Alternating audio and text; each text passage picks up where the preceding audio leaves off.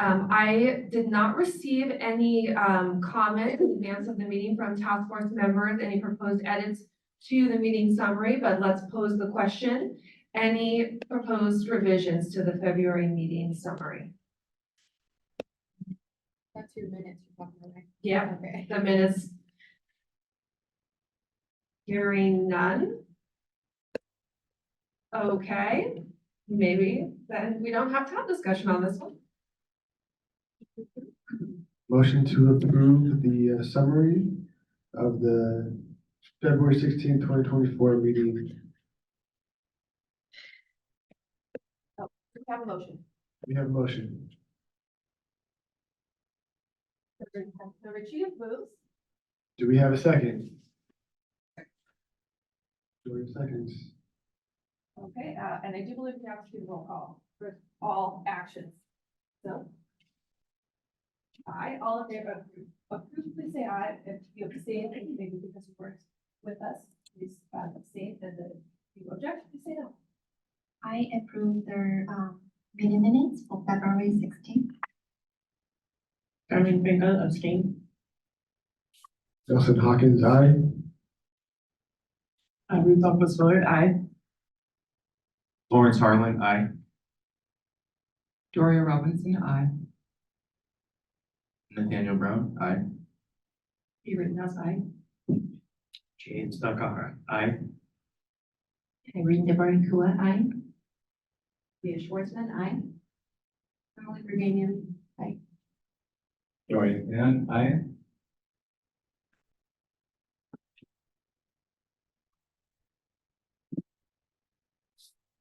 Now let's see if there's any public comment on this topic. Megan, would you assist us with guidance through public comment?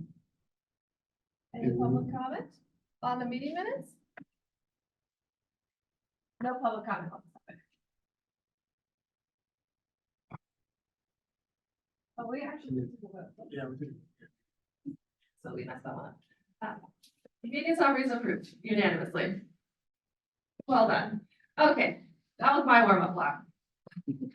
Next item, Strategic Growth Council staff report. Camille.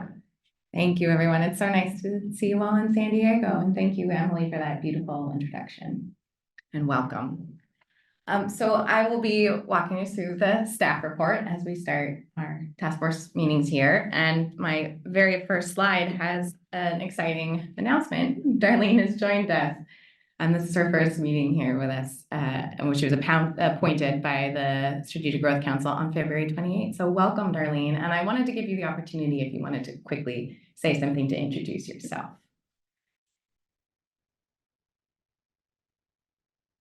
My name is Darlene, and I'm from Visalia, which is Central California, and I'm very happy to be here. I did leave off my bio that I was a founder of Okeechobee Farms. It's pretty important part as this is going, but we've expanded, and I'm very happy to be here. You'll learn more about me as we talk, but I know we're pressed for time, so I'll leave it at that. Thank you very much.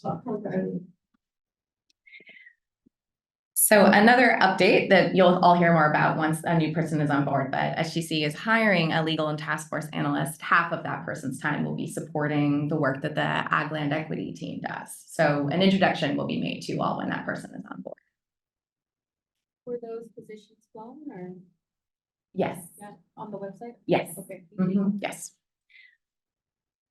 A quick reminder that the ethics training is something that's required of all task force members. This should be familiar to you all from when you were first onboarded to the task force. I know some members have already completed it. If you haven't yet completed it, please do. And just let any of us, Megan, Tessa, me, Sean, any of us know once it's complete, and we'll just mark down that you have there. So if you have any questions about this, please feel free to reach out to us. We can distribute this link or answer any other questions. But if you'll please keep that in mind as something to do before the next task force meeting, that would be great. Regarding announcements, so I won't repeat the things that were in the briefing packet. There are a few items there, so if you'd like to take a look, please do. If ever you have questions about those things or want to bring them up in the meeting itself, happy to do that. But otherwise, I'll direct you to the briefing materials to see some announcements, and thought we could use this space to ask if task force members have announcements related to the work of the task force. I'll quickly say before sort of passing that over to you that if there's ever anything you'd like to include in the materials, if you could get those announcements to us about 2 weeks in advance, that's when materials go through ADA compliance and everything else. So we'd be happy to include any of your announcements in the briefing materials themselves, or we can use this space to make any announcements related to the work that you're doing on this task force. So I'll open it up here. Does anyone have something they'd like to share?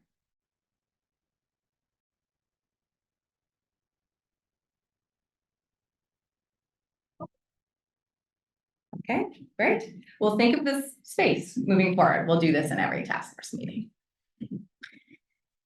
Here is the task force budget, which at the last meeting, the February meeting, task force members had requested that we share a budget update as part of our staff report every time. So this is the way that we're anticipating sharing this with you moving forward.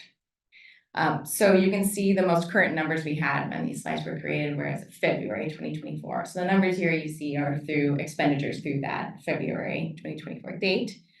What I'd like to particularly draw your attention to is the local assistance line, which, as was mentioned in the last meeting, that term local assistance we're using, we're advised to use that as a term that's really pretty broad. So it could include grants, it could include funding pilot projects, it could include particular kinds of research contracts.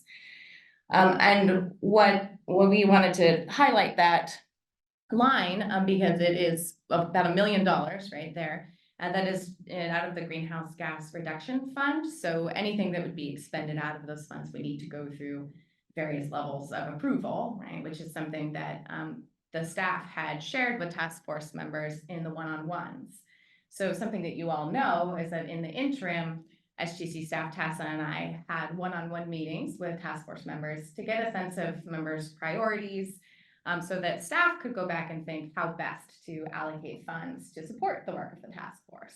So I wanted to take a moment right here to share a little bit about what we learned through that.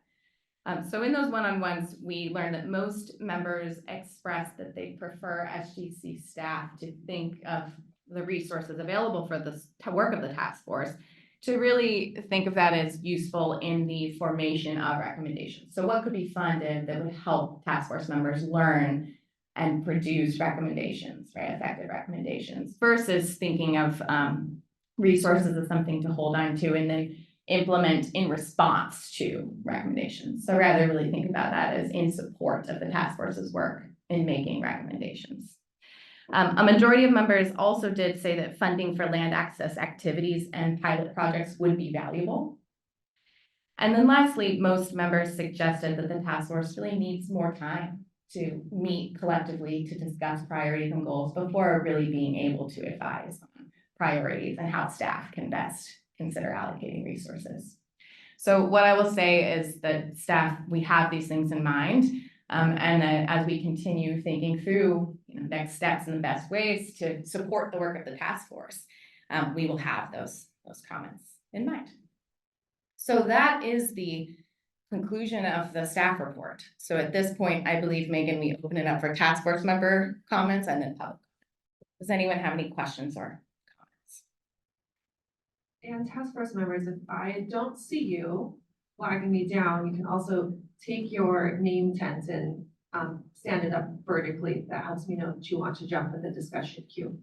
But any questions or comments or reflections for Camille and staff on staff report items? I was just curious if we can just get this emailed and then can you share what the total obligated, what does that mean? Great question. So this is in the briefing packet. So you should have it there. I can email another way, Emily, if that's, Yeah. you have it, okay. So the total obligated means the total amount of funds that have been basically already spent on something that hasn't been fully spent down, but we have an obligation to that contract, if that makes sense. So a contract has been established for a certain amount of money, and then those invoices come through sequentially throughout the life of the task force. So out of that obligated fund, you've spent so much, but you should plan to not have that money available to you in your budget because it has already been set aside as a contract that continues for the life of the task force. Does that explanation make sense? Assuming the new hire has been obligated. Exactly. So the personnel line is fully inclusive of that member. So about your first point of, that local assistance Yes. being for the, research mainly, for the task force. But the second point was the grants and pilot projects might be valuable, but was that like a, do we have kind of a gist of like how we're gonna, break that down? Or, That's a really good question. So what I will say is that there was a general consensus among members that producing insights during the life of the task force is valuable. There's also a general consensus that funding for access-related activities and pilot projects are valuable. So there might be, SGC staff will now take those two insights and think of ways that we might best be able as staff to produce a plan moving forward that would meet those priorities. just wanted to clarify that, thanks. Thank you for the question. Could local assistance include land acquisition funding? That is a good question. Again, it's restricted by the greenhouse gas reduction fund requirements and needs to go through various forms of approval. So I don't know the answer to that in the sense that it would have to go through a few interagency kinds of collaborations to know the limits of that funding. We can take that as a question for follow-up. That's a good point. Yes, Emily will look more into that. Forgive me if I'm misremembering, but I recall that the local assistance and the research and TA money was one. And so now I'm seeing it split out, so we've got a full million to play with. That's a really good point, Leah. So the reason why we split this out, and this was something that Tessa and I tried our best to capture in the conversations, but I think was a little bit confusing. There was already in the budget money for research and technical assistance separate from the 1 million in GGRF funds that we had attributed for local assistance. So we likely won't have to use any of the local assistance. Sorry, we likely won't have to use any of the local assistance funds towards research and TA. We feel like that's a full number. Well, I'll say that SGC staff are thinking of this as a set of resources that could be leveraged to support the work of the task force. So as the task force begins to determine its priorities and its needs, I think there's some flexibility in that. But what I will say is already budgeted, we have $270,000 for research and technical assistance. So to the extent that we can draw down that line to support those needs, we would do that. And I understand we're gonna be having a conversation around, and maybe a subcommittee around the local assistance funds. I'm wondering, when we're gonna have a conversation around diving into what we're gonna be doing with research and TA. Great question. So one thing that we'll tell more about today when we get to the suggestion to create a subcommittee is that it will be very important for that subcommittee to be thinking of its recommendations and its insights as broadly related to the final recommendations in order to avoid any kind of conflict of interest consideration. Any kind of contract that the state establishes could set up a 1090, section 1090 conflict of interest for the task force member. So it's really important that SGC staff be the sort of administrators of these funds.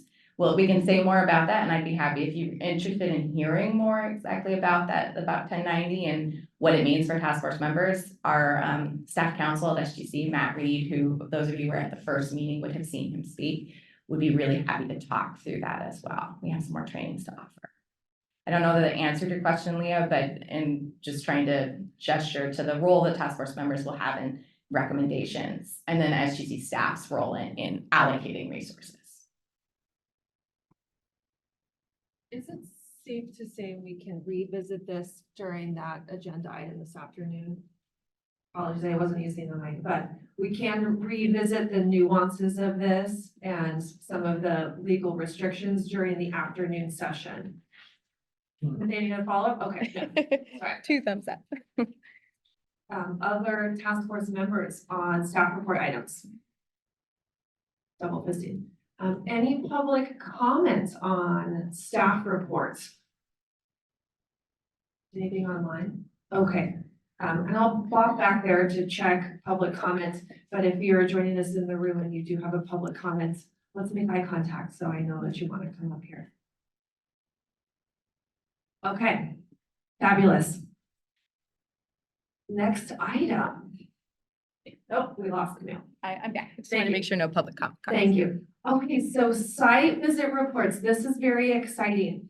Yesterday, we have, most of our task force members are from other parts of the state. So I think 90% of people flew in. And because this is our first time meeting in the San Diego region, we wanted to take advantage of that. So we were able to organize site visits to 5 different farms. We have Kukama Produce, Pama Tribal Farm, Project New Village, San Pasqual Valley Agricultural Preserve, and Tijuana River Valley Incubation Plots. We were able to send 1 or 2 task force members to go visit these spaces and meet with some of the folks who operate those farms and really get a sense of, they were able to spend maybe 1 or 2 hours there and hear about the host experience with land access and tenure and their pretty much experience working the land in San Diego. And we are using this opportunity now for our task force members to share out their experiences and then provide us with some of their insights and their key takeaways. So I think we're just gonna go in alphabetical order by farm name here.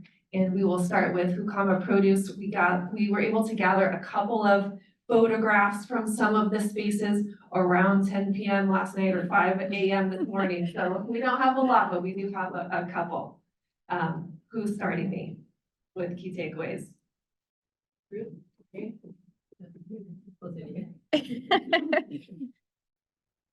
Well, we had a great visit at Kukama Produce with Byron, the owner, our co-owner. You know, one of the takeaways for me was the ability to scale up a business really depends on the security of land tenure. So the Byron and his family had been leasing from one owner, and then there was a transition where that owner sold it to a second owner. And he described the first owner saying, kind of every couple of weeks, okay, I'm gonna sell it, and kind of get ready for that. And then when it transitioned to the second owner, it actually turned out really well. The second owner was very supportive, and that allowed them to scale up to more acres, but they wouldn't do that until they knew the tenure of the land. And we actually asked him when his lease was up again, and he said in 2026. And we asked if there was a plan for that, and he was kind of unsure, like, he was like, well, I'm assuming it's okay, but just to illustrate how, it's hard to make plans. Another take home for me was, the competition trying to buy land. So when, his family had come originally from Zimbabwe, and then the last farm that we'll hear from that Theo went to, his parents started out with small plots there and then eventually moved to this other piece of land.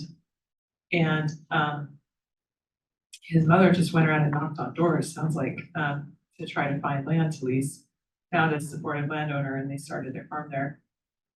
And they grow mostly mixed vegetables, sell to farmers markets, food banks. He mentioned food banks as a really important source of income, and having contracts with food banks is very important. And so we asked, when people try to buy land here, why is it hard to buy land? And the competition with developers for housing was the main thing, that when a piece of land is up for sale, of course, that immediately a developer will buy it, and then it's hard to compete with the developer to get the money ready up front. So, and this is something I've heard in Fresno as well from small farms, is that you might be able to get the money together to purchase the land, but it takes you longer. And so in the meantime, the developer already has the money, maybe they have cash, they just come in and do the purchase. And so, how do we support buying land to produce food in an economy where housing developments are increasing and corporations can't just easily buy land having a small farm compete with that. So he mentioned the need for support, a lot of different kinds of technical assistance and financing. But I think like the main takeaways for me were the competition with developers, how to address that. And, just, you know, we all know this, the need for land security, land tenure to really scale up production and grow your business. Do you want to add to that, Irene? Oh, Well, no, I think you kind of covered most of that, and I know, the application process has been really difficult for him for some grants. And his desires to own, he said about 10 acres, right? That would be his wish, but definitely land access is the biggest challenge. He's really grateful, yeah, for the food box programs and other programs. I had notes but they're in my personal phone. And we also have like 20 minutes worth of video with him. So it's a nice little documentary we did. I think you covered it all. The farm in Ramona. and he was part of a group too. I forget what the. Yeah, that's right. So there were other farmers that were also selling together to the food bank and that were part of a group. Essentially. And it sounded like they had also had similar experiences, and some of them had actually lost land, were currently looking for land. Did he live on the farm? Yes, yeah. And he's very grateful for we didn't ask how much he pays, but he says he has really good lease. Housing on the property. There's a lot of horse corrals in the area. And that's the farm that he leases from, is actually, the owner keeps horses. So it's interesting to drive around because he's got basically, what, 6 acres or 2, I think it's 6 acres or 2 acres on somebody's land where they have all their horses, so all different corrals around. And then if you drive around that area, there was just a lot of other farms with horses. And it seems like that was their strategy, was to be able to get a smaller piece of land on somebody's recreational horse. Look, I'm not describing that very well. You know, people that keep horses for recreation. And they have 2 children that also want to be farmers. Small children, so that was really neat.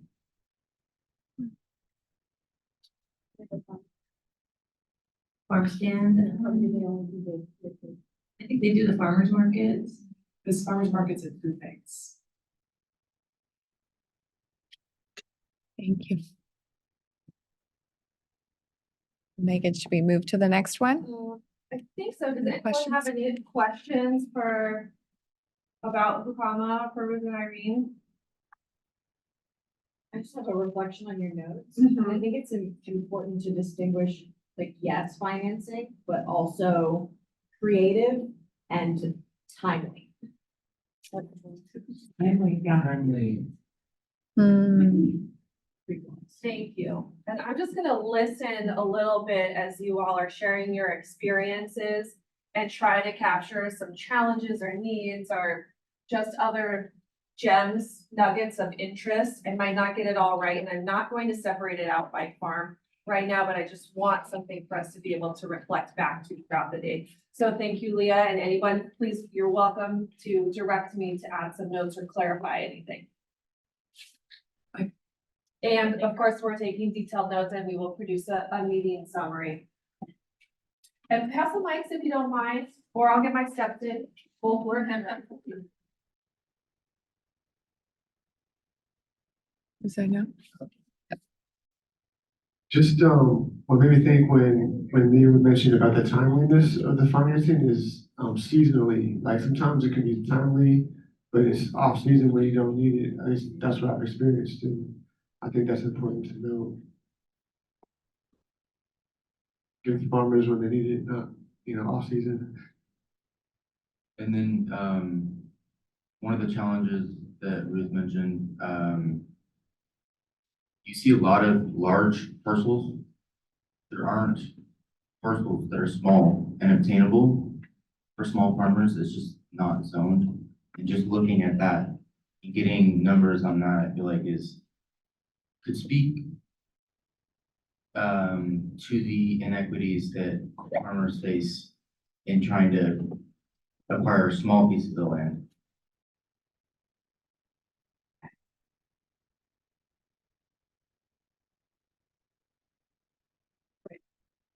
I think we only have these pictures. Let's I can check forward. Okay, Oh, don't worry. forward. I'll These just, yeah. pictures. Hmm. I'm glad you. Green. I'm glad you brought that up because that is a daily issue here in San Diego and I'm sure in your hometowns, but yeah, the developers, this is something we're experiencing with KDLC having that competition and, you know, they do have that nice dollar behind them, so it's intimidating, you know, going up against that, so I'm glad you brought that up. Doria, would you have to Doria? Also, thank you. I just wanted to follow up really quickly on that, on this idea of small parcels and small parcel availability. I know that there are projects out there where there'll be one landholder that has a lease for a large parcel, but then they'll divide it for smaller farmers to kind of like sublet it. It'd be great to learn more about those. What are which ones are working? What are the problems? Because that may be also an area where we can kind of look at it as a solution.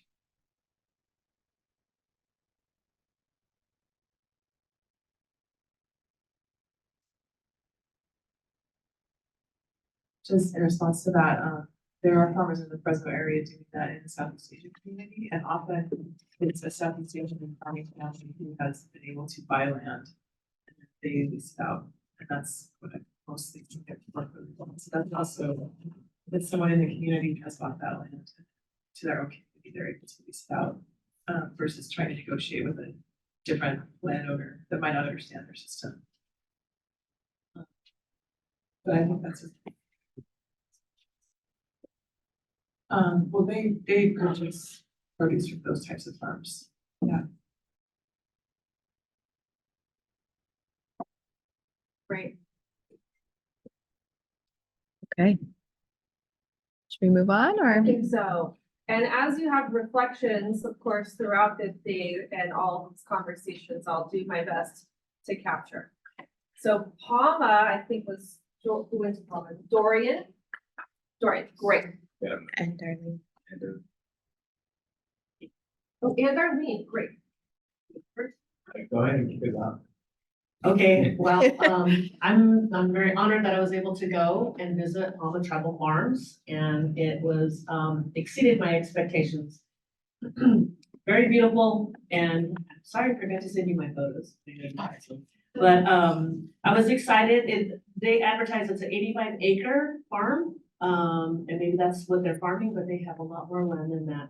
So they don't have, some of the issues that we've heard about this morning as far as access to land. However, they have been dealing with a lot of different things. But you know, like, for instance, if they are able to acquire land, where's the water gonna come from? Do they have a well? Do they have funding to, you know, get a well done? They deal, as a tribe, they deal with a lot of political type of issues, and that maybe like they were able to acquire some land, but then other neighbors may not have been as friendly to let them buy from them. But anyway, getting back to the farm, they're growing olives, and these are like from the ground up. So it'll take them about maybe 5 years or so to start producing olive oil or other end products. They also have a lot of grapes that they are producing wine. And let me see what else that they have. They had citrus, and that was an existing farm that they were able to acquire. And so they do have a farm manager that is working with different kind of citrus. And also they have a vegetable garden farm. And yeah, she called it a garden, but it was pretty big. Yeah. And a lot of different fruits and vegetables. And she is providing like CSA boxes for tribal members. And at one point they were selling them, I think, but right now it's strictly to help feed the tribal members. So in that, food sovereignty for their people, which they also discovered, as our people did, is that during the pandemic, when there wasn't, a lot of food on the shelves, grocery stores, et cetera, that they started really making a effort to producing food to feed their families. So yeah, and then we're able to go, see all these beautiful pictures and like and they're learning. That's what was exciting, is that they're learning how to do these things. And they were able to acquire some old gray, I don't know what you call them, stalks. But they were like already big, the trunks are big, and they acquired them and they replanted them and they are growing. I mean, they survived the transplant. And so they were excited about that. They're very excited. That's what I liked about it. They were excited, they were devoted to the work that they were doing, and very interesting. One of the tribal council members joined us for our initial meeting, so that was also good to hear from the perspective of the tribe overall, and then hear the passion of the actual farm staff. And I'll let Dorian talk. Thank you. Yeah, I don't think I'll add too much. I think I do want to emphasize that it was a very beautiful site, and it was just wonderful to be in their presence and see how much love they have, I think, for the work that they're doing. As Darlene mentioned, that they're a small federally recognized tribe, and so they're also trying to acquire their land back, especially land that is adjacent to them, so within the valley.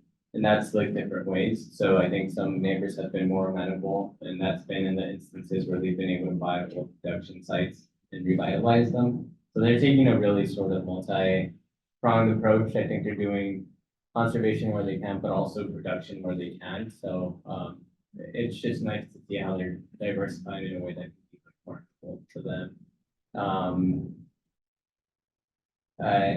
And yeah, I think the one thing that I heard is water and access to capital. I mean, I think bidding everywhere it's just a really competitive game. And so there's, sort of pointing to some parcels that were like, this would have been a great acquisition. It would have really fit in with vision, the tribe, but we were just outbid by so much, pieces of land going for like 14 million or something. So I think there's that piece, and I really appreciate how they're really thinking of it in a really large and integrated way. I mean, really taking into consideration their whole community, the whole valley. And yeah, they're early on. I think right now, so a lot of the olives, a lot of the vineyards are still sort of maturing. So I think that's something that they're also looking into developing into the future of like, how do we have sustainable access to markets? For example, they have avocados, which, is hard to market sometimes in California just because of international competition.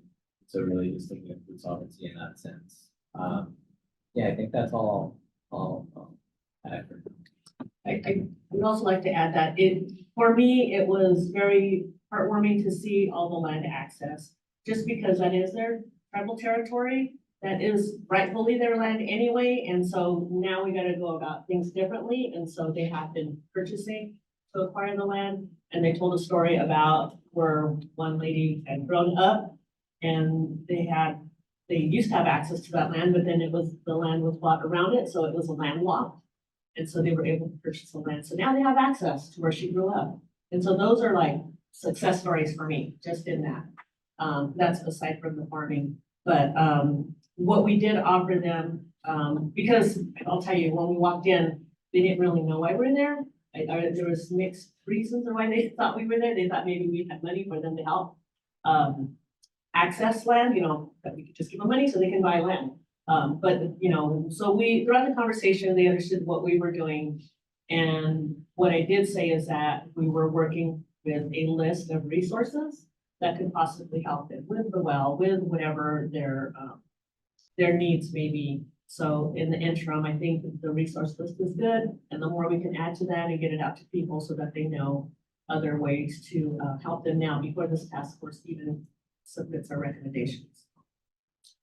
One more thing I'll add, sorry, yeah, I think you got me going too, is,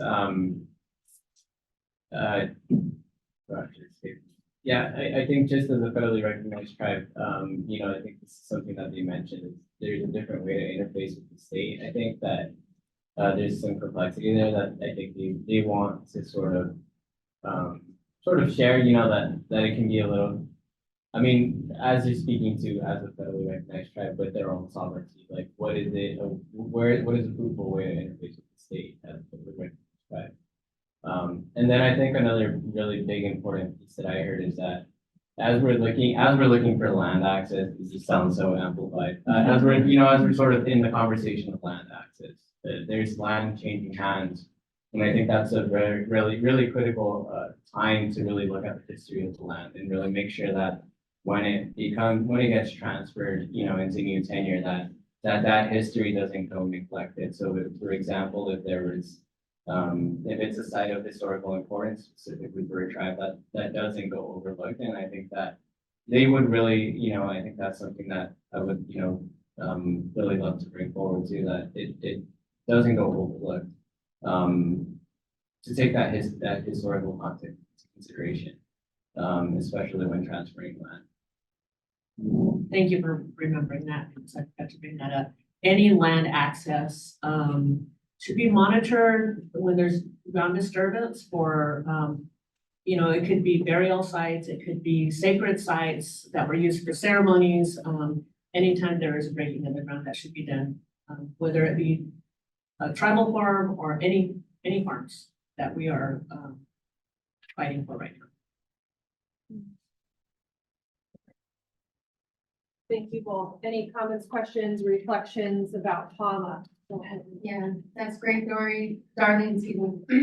And because what Ruth mentioned earlier with the developer competition, once we either, you know, we don't win that competition, then it is developed.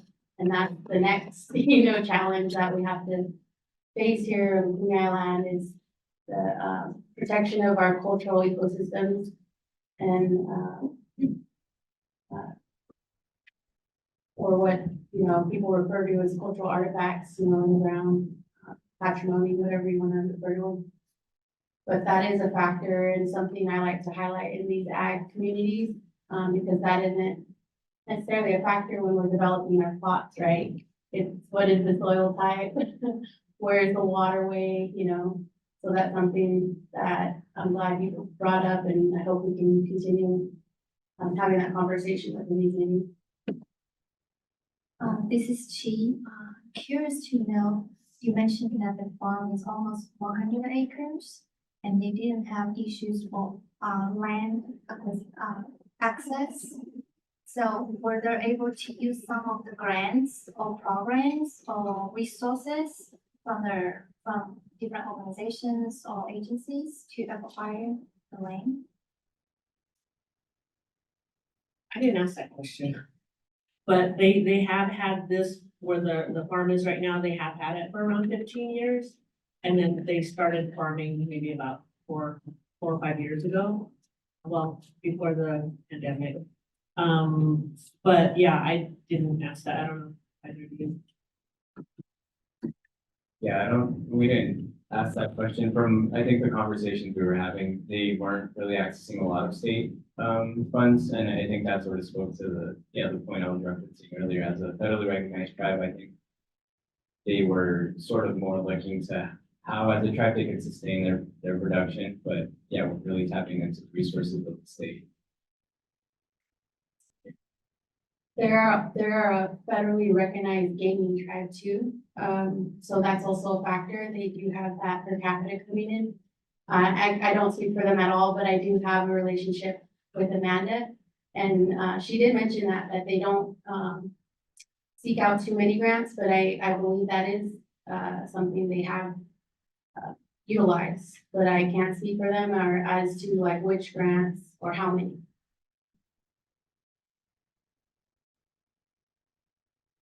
Victoria, please go ahead.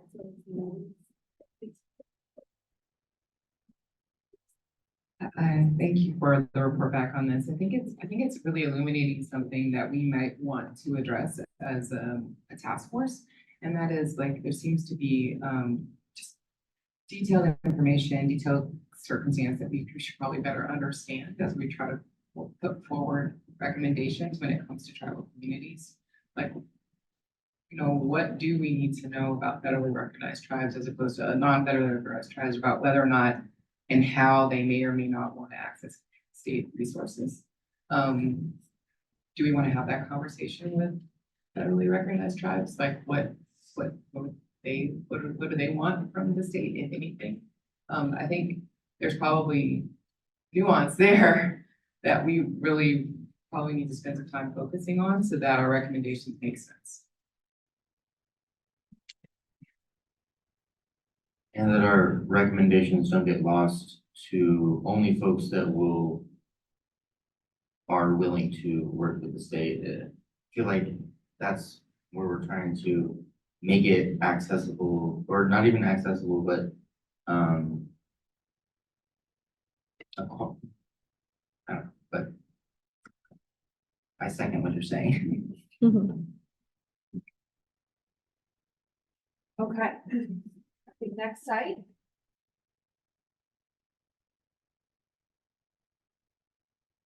Chicken Village. Thank you. Yeah, so Sean and I, Sean Kennedy, we went to Project New Village. It's located in, they have a community garden. Project New Village is a resident-led, Black-led organization, and they have a community garden in Southeast San Diego. And it's an urban garden, and so we met with one of the founders, the executive director, and one of the founders, Diane Moss. And yeah, she sat down with us under that little canopy there, you see in the picture. And you know, told us kind of the history and the struggles. As you can see, that's their land. So it's a corner of a city block in San Diego. So they do have land access issues, and they do, like Nate was saying, you know, they do see land that's available in the city. One of the struggles was working with the city council and versus working with, you know, private foundations who are able to access land for. The city government is a little more difficult for them to work with when they see that land's available, and it's kind of been from their perspective, it's been pushed aside. That they've been pushed aside to more of parks and recreation and working directly with the city council, and that creates a barrier because it seems like there's no structure in place in the city government, or mainly the city government, to speak to community gardens and land access. So that was a struggle for them. I mean, I guess one of the big takeaways was just I wrote down just perseverance and resilience. It's community led, and it's land, but it's also it's just people and the will to provide a service as well to the community. That's kind of the goal for them, is to provide, and it doesn't start with land, and the goal is for healthy food in an environment, in a location where the community members, the residents, don't have access to vegetables and healthy food. So that's kind of the founding, was more access to healthy diet to grow for the wellness of the community. And they do have goals, bigger projects as well. They want to turn this city block. They are going to build basically a supermarket. I wouldn't say supermarket. They're going to build a market for their produce, and maybe a community living space as well. So they're looking to get more land to grow the vegetables. And other projects they work on is like a mobile farmers market type thing, or produce market, where they have a vehicle that goes and takes the food directly to the community as well. They rely on grant income, which is a concern, for sustainability in the long term when the grant income, it may not always be there. Yeah, so it was a great visit. Sean, do you want to add anything? No, I think that.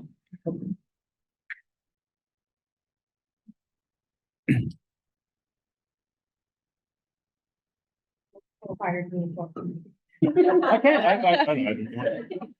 think, the other key thing, that Diane mentioned was they don't sell cheap food.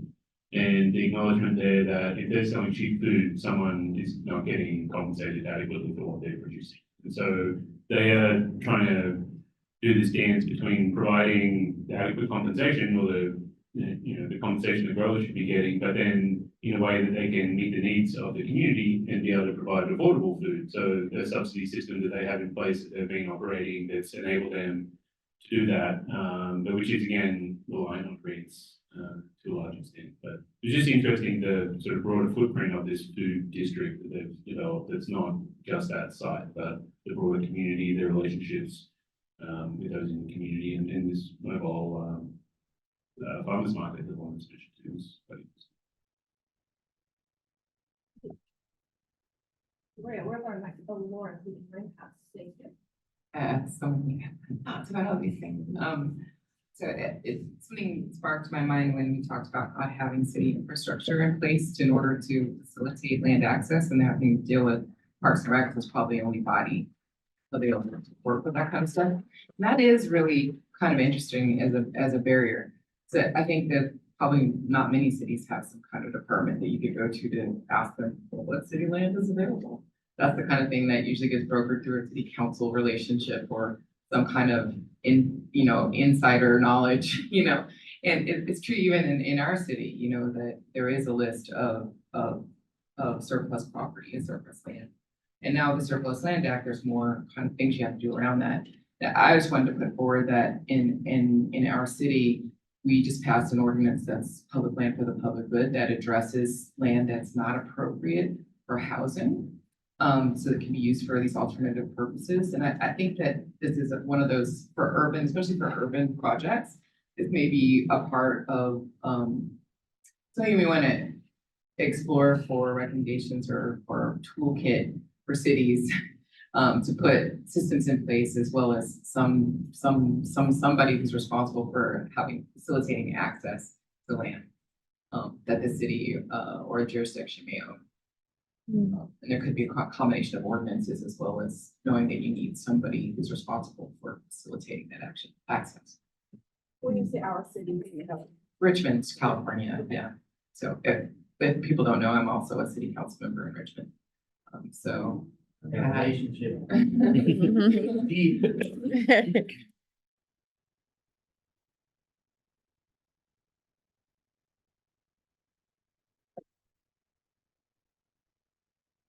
Were you able to find out how this group acquired their homes?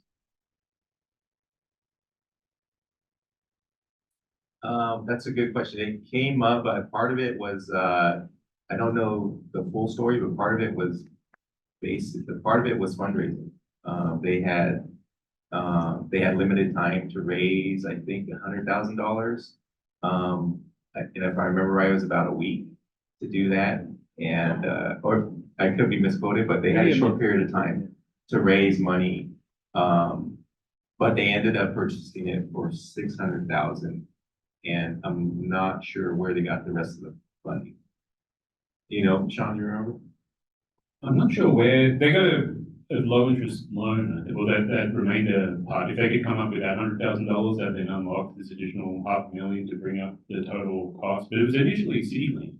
They were on there, I think, for a 5-year lease initially, but then one day there was a sign put up that this land is for sale, and no one had consulted them at all. It was just to be sold, and so they, in this scramble, managed to access the necessary funds to make that purchase. But she called it a miracle that they were able to access that amount of funding in that short window. But basically, yeah, as I said, the land was city land that was to be sold out from underneath it.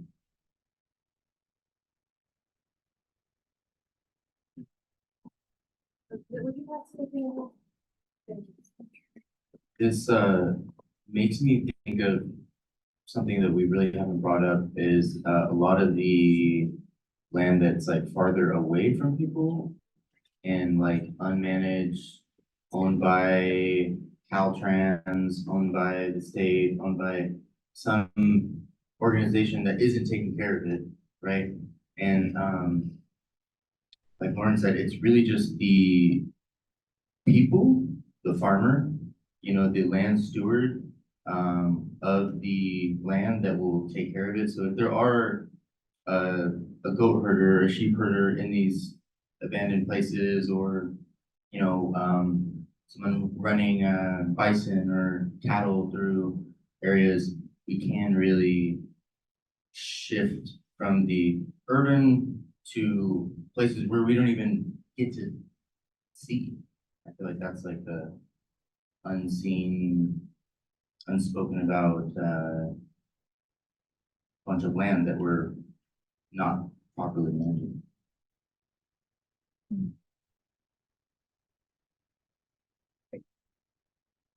Okay, I think last I visit Sia.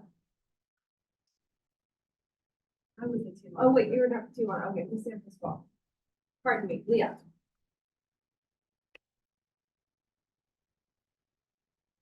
So I had the.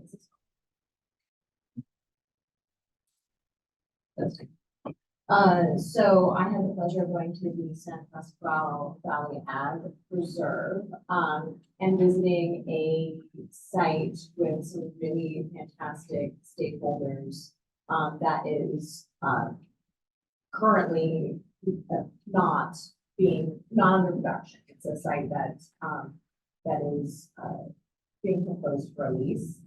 I first kind of want to introduce the stakeholders of the site visit because it was really wonderful. Our main host, Ellie Igo, managed to wrangle all of her friends to attend. And so I kind of want to talk a little bit about the site, the location, the specific land access situation, but then also these stakeholders and I think their brains a bit. So we had Ellie Igo representing Food Chain Cooperative, but also of Solidarity Farms, and Jose Carreras, who is also with Food Chain Cooperatives. Those were our farmers.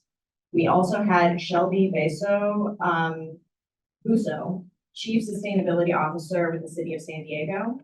We had Michael Blackman of the County of San Diego, who runs their PACE program, the Purchase of Agricultural Conservation Easements program. Michael Blackman.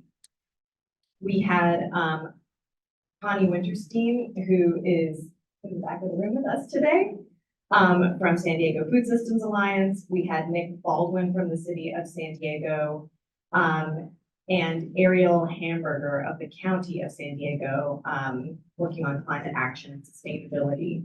So we were able to have a really interesting conversation both about the site itself and also about the opportunity for public lands for land access and equity. The site itself is, there is currently a lease in development between the City of San Diego with our counterpart Nick Baldwin to find mutually agreeable lease language to serve the Food Chain Cooperative, which plans to have an incubator farm on the site. Kind of have their main base for an incubator farm on the site. It's got really great frontage across from another farm stand. And there's an opportunity potentially to bring them into the cooperative as well.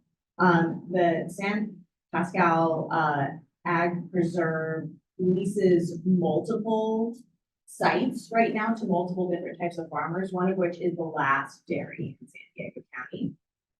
Also, the Safari Park has leases part of the land in the reserve as well. And you can see the balloon, if you know the park, you can see the balloons from their site, go up and down.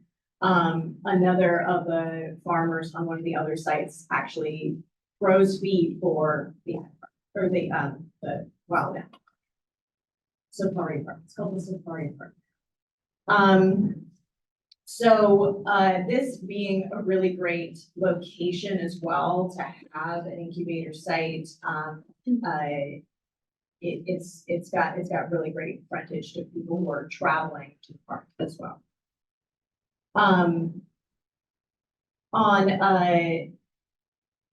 So Ellie wears many hats, and, her lease is currently ending for her Solidarity Farms hat, and she is actively on the hunt for new land for her own farm personally, as well as being the director of Legislature Cooperative and working on this particular lease on this property. We have willing participants. Oh, sorry. California Farmland is helping negotiate this lease. So with my other hat, I wrangled this site visit because I was interested to see the property that I'm helping facilitate. So our counterpart at the city of San Diego acknowledges that the template leases that are being used for the ag preserve are a bit Frankenstein at this time, which is really common for cities and counties. They just kind of build a lease and then things come up and you start adding and adding and adding to it. By doing this, it makes these leases quite cumbersome and hard to maintain compliance because there's just so much for a farmer to follow. So part of what we're trying to do in working with Legislature Cooperatives lease is hopefully build a template that has a little bit more farmer-friendly language and structure to the lease. The dairy on one of the other sites has a month-to-month tenure. So they acknowledge that these things, like, they've been there for a really long time and if you talk to them, apparently they don't feel the insecurity of that, but they also have expressed, this is through Ellie, there is difficulty planning with that. So it's a really important kind of opportunity to be seeing how a city might be able to bring their leases and their language into a place that is more accessible to more farmers and is better able to be communicated to farmers what is asked of them, and they're really receptive to understanding a little bit more of the pressures that farmers might face. And we're kind of a little bit at the beginning of that negotiation stage. So with that, how much time do I have? Because we had a great conversation and we went over time in our site visit. We can go maybe like 4 minutes, 5 minutes. Okay, so so these different stakeholders that we had in the site visit was really interesting and great because I started to kind of pick their brains about like, well, you are the ones on the ground who have the city and the county both have lands, right? They have lands, they make them available in different ways or not. What do they need? Because we had all willing stakeholders in front of us. What did they need in order to make more lands accessible? In most cases, those are going to be leased lands, but there's interesting differences between kind of the city mandate around leasing and the county mandate around leasing, and whether there is a mandate at all. So that was one of the first things that kind of came up was perhaps if, and we were thinking it had to come down from mayors, but maybe it could come down from the governor, is that there's a directive, a mandate to utilize public lands for public use. There is apparently an land inventory audit that is happening for affordable housing. And so this was an interesting thing that came up. If they're doing that audit and understanding what lands are usable for affordable housing, I imagine that that same research could be utilized to understand whether or not those lands, if they're not good for affordable housing, perhaps they could be good for agricultural production, and or it's a time to have a discussion about the dynamic tension that exists between affordable housing and ag. And I really don't think that those two things have to be at odds. I think there are a few barriers that we identified.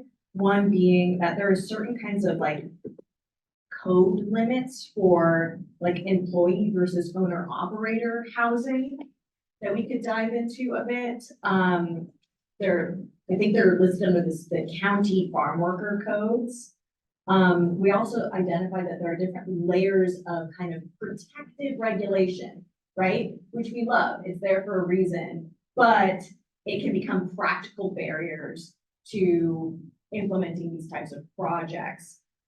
Also, you know, there's a lot of these regulations are built for large scale agriculture to kind of rein in large scale agriculture, and that ultimately impedes the ability of small farmers to invest in land and farm worker housing. Smaller farms can also be an opportunity for affordable housing for farm workers. Larger farms aren't always as able to do that. So I think if we remove some barriers, these two things could be cooperative. We could potentially utilize that audit to identify county lands that might be available for these kinds of joint projects that would be two birds with one stone. There was discussion around needing more funding for data on climate smart planning. It's hard to, all this money, a lot of it is coming from climate smart planning, but we do not, in my own work, I'm experiencing this, we do not fully understand the like payback period for investing in certain climate smart practices. So, and this is an avenue for financing and projects for land access, because there's an undeniable connection between stewardship and long-term tenure. We also talked about like the PACE program, right? And different kinds of ag conservation easement programs can be a land affordability tool, but I think it was discussed here, I think we could talk about it, but basically, you know, the competition for land, you can't move fast enough. And then you want to add on an affordability tool like an ag conservation easement. So Ellie was talking about how they were going out for a couple of different properties and they got bought out from under them while they were trying to engage in this type of a process. Because there were foreign investor cash buyers. So the PACE folks mentioned, like, in that discussion, you know, Ellie doesn't even know how much she might expect to get that would, whether she can actually entertain a certain property. So there being some kind of a automated APN to get easement dollar estimate so that you even know, and then perhaps, and this is for so many, I think this would remove so many barriers, but there being with some of these financial tools and ag easement tools and like the PACE tool, pre-qualification process. Pre-qualification process, so you are more competitive. And then of course there was a conversation, right? Which is like, okay, you're going out for an ag easement, but most institutions that are providing ag easements can only do a few projects a year. So your little project gets put farther down the list, and the larger projects are the ones that are invested in. But then of course, bigger the project, bigger the land price, even if it's got an easement on it. And then you have to get creative with, you know, community shared property or other types of structures. So I have more notes and like there were a couple like AB 1757 and like the 3030 and natural work, like we had some really good juicy stuff. So I want to like, I bring that in big videos. Ooh, I get, yeah. So maybe we can bring the videos, we can work to get those organized during lunch break, but I want to save time for Thea to show up the last site visit and chicken on public comment, and then we can do a chicken on time. But Leah, would it make sense for you to bring some of those additional insights into the roundtable discussion when we get to resources and farmers? Sure. Perfect. Okay. Thank you. Could I just That was really great add stuff. just to that point, Leah? I would love if we could, if anyone wants to write anything up from their site visits, and we can look at putting that on the task force website or anything, because obviously so much more than we can share today. Yeah. But if there's other ways of sharing it, we'd love to do that. I'm going to repeat that just so folks could hear. Sean was inviting task force members to prepare brief write-ups from their site visits and also share additional photos or videos, which we can house on our project website so that it's available for everyone to see. Okay, thank you, Leah. I'm just gonna move us along and pass the. Yeah, that was fine. Big 10 minutes. Great, all right, so I went to the Tijuana River Valley Incubation, well, it's a part of a community garden. Such an interesting visit, and it really is very connected with a lot of the other sites that were mentioned previously. We were able to talk to both Jeanette and Eric. Eric runs Pizza Farms, which is, this is the largest community garden in the county of San Diego. It's 210 community-sized plots, so, you know, a small area, but they're all full. And then there are several sites where the Resource Conservation District, that's Joel there on the second from the left, Joel Kramer and the San Diego RCD have worked to secure some larger plots. Eric has been there since right around the pandemic, so he started farming there full time on one of the first incubator plots. And then recently the RCD was able to secure a tiny bit more land there to increase the size. So both Jeanette, who is an amazing farmer, and Eric have some of the larger plots there. We're talking about quarter-acre plots. So Eric and Jeanette both have 2 quarter-acre plots, so half an acre total. The problem with this site is it's the Tijuana River is right in the background there. You can't really see the tree where the trees are in the background. The Tijuana River is sort of forms the border of this community garden, and has seen in the span of 2 years 2 major flood events. And whereas there weren't previously floods that are as frequently, they are now expecting that this is going to be a regular event, that it would flood. And it isn't like a small amount of water. This is flooding up to, to where they can't return to their site. They have to do soil tests and they're losing their entire crops. So that's happened several times, and it's very difficult for particularly Jeanette to think about how to keep doing this. She also they had an option to move to some of the sites near Ramona where Ruth was talking about. But Jeanette was talking about how the value that she has in this situation is the community. And she said she really likes to be able to work alongside Eric. Eric helps out Joel with the RCD, who they don't provide any kind of technical assistance per se, but they're there. They manage the lease for all of the incubator plots, as well as the smaller garden family sites. Those are 3-year leases from the county. So the RCD is kind of an intermediary there, which makes it a little more stable, as they've said. So we first visited these amazing sites, and then it's at an intersection. They have a farm stand, pizza farm stand, and the incubator sites have a farm stand on the corner. It's a 4-way stop. And it's set similarly to what Ruth was saying about in Ramona, lots of equestrian farms, so very smaller scale, but probably 10 to 20 acres horse farms, and then a subdivision. And then diagonally across that farm stand is an empty, beautiful lot of about 50 acres. And there used to be a farm there that was certified organic, Susie's Organic Farm, and they couldn't make it work for reasons we didn't talk about.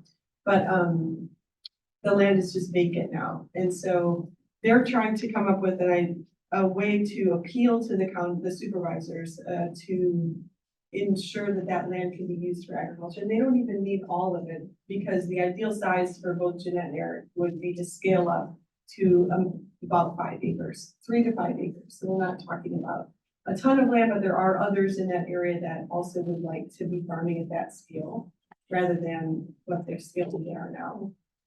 And their competition is soccer fields. So, and turf sod.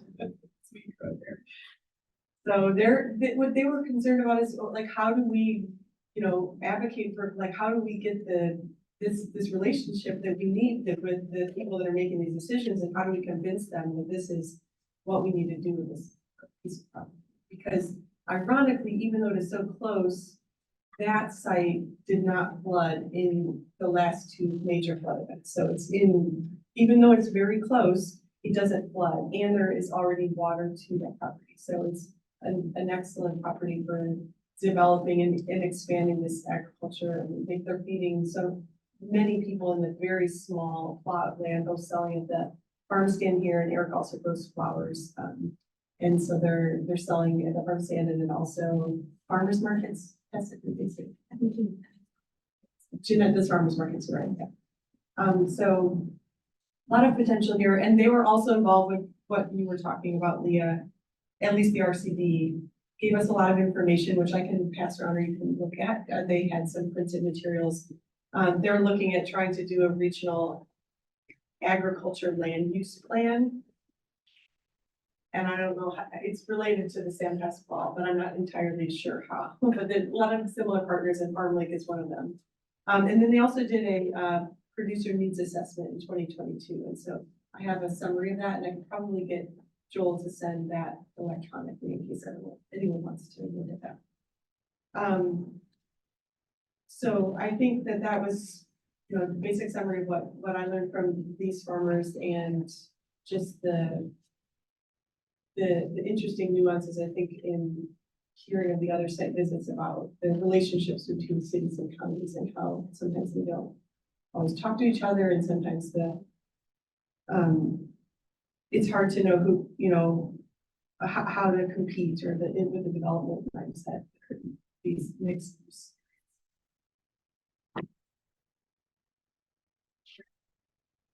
Questions, comments, reflections for either Thea or Leah? Short. Did you want to add anything? It's really good. I think you covered it pretty well. I think just one comment that Joel did make is that. What's that? Oh, yeah. One comment I just wanted to emphasize that Joel did make was that this site was really large, this county land that Thea was just talking about. And they wanted soccer fields on it. It was probably big enough for maybe 4 or 5. And they wanted one single use. So I think that was a theme that was mentioned earlier, even though both the developer that Joel was aware of and the farmers, neither of them wanted the whole site. So it was just kind of that challenge that comes up again and again, even when there's compatible multi-uses. Might not be, what the city is ready for or prepared to handle.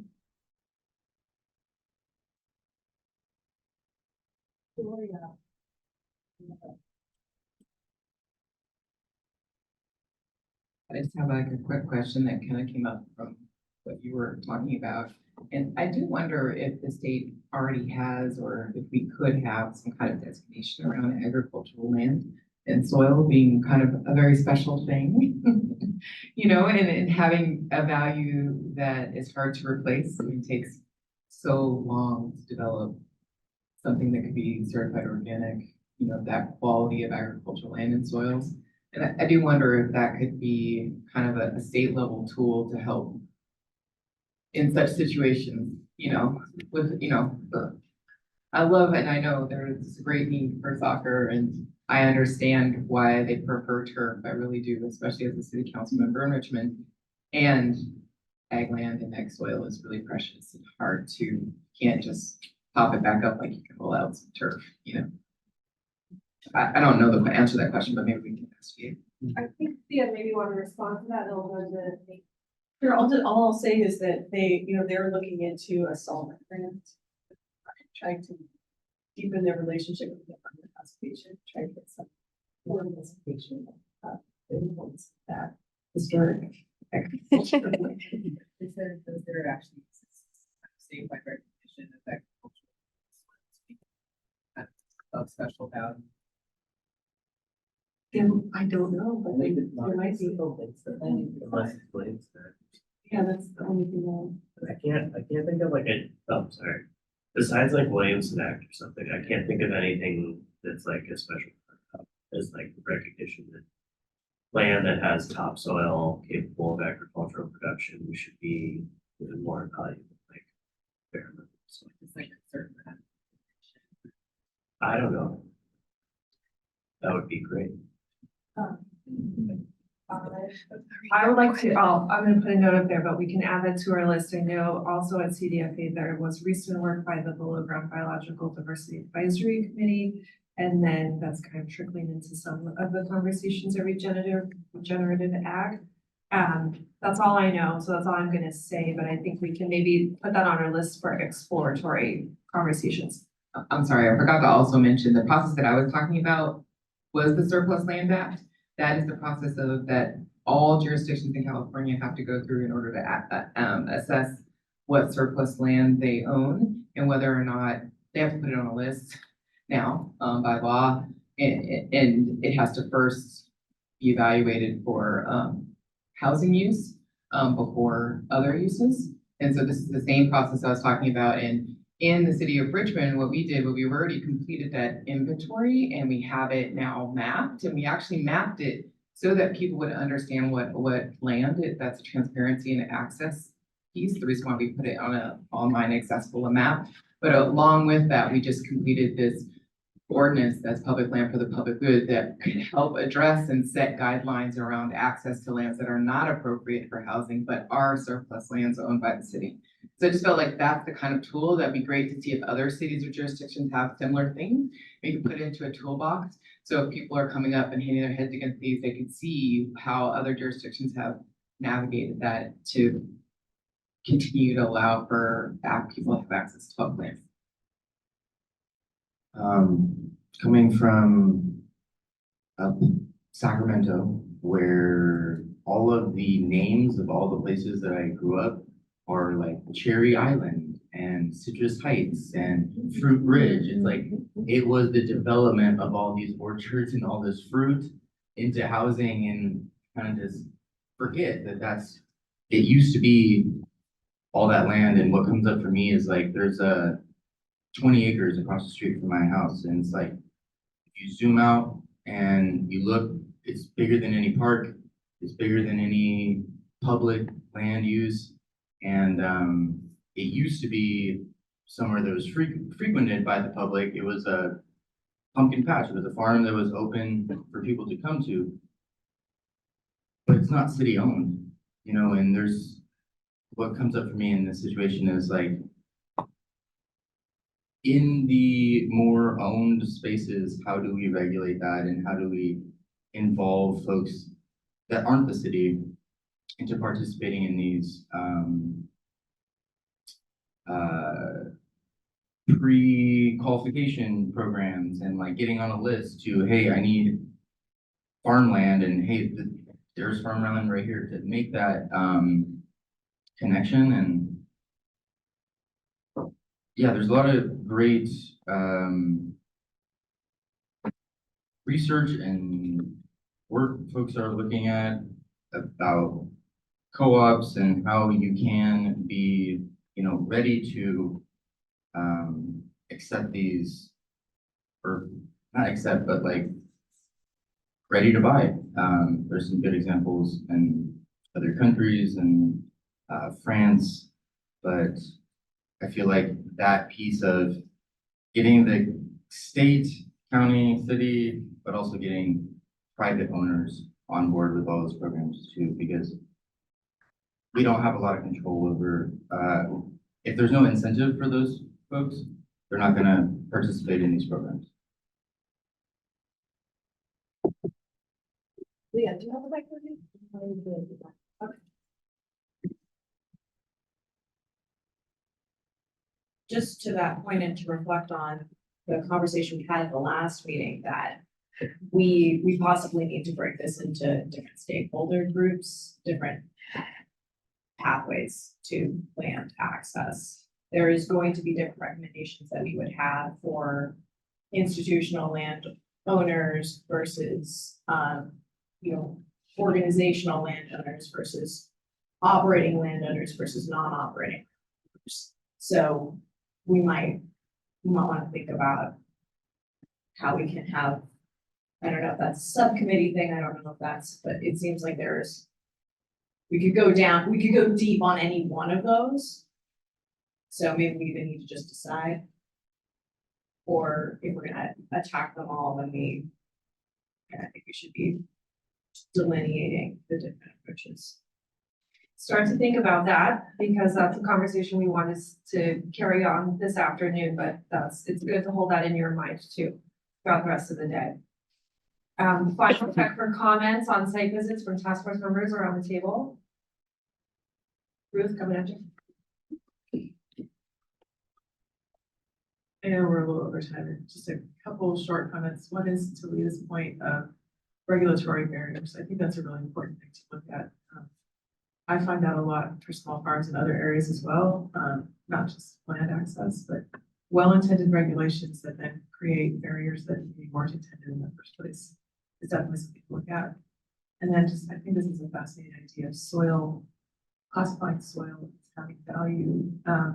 There is the NRCS, USDA NRCS has a soil classification system. I think it's 1 through 8, where 1 is, but class 1 soils are the best for farmland. But that's based on the underlying characteristics of the soil rather than how it's been stewarded. Could there be a soil classification for stewarded land that's been built up that it now has some added value for farmland? No. But there are things like that that maybe could be referred to. That's it.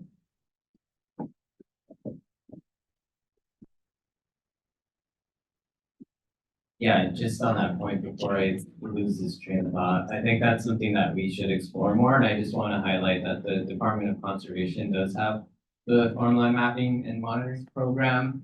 So that actually has, right, like the classification of certain prime soils, but then there's also another category that's farmland of local importance, and that's more discretionary to the, I think context specific to the county board of supervisors is able to actually name a farmland of local importance that might not even be considered prime soil, right? So it's like, we don't really have to meet the standard of prime soil, but it can be of local importance or of importance to the local economy. I think that's something that we can look into more, just to, really use that tool, because I think that's a great idea.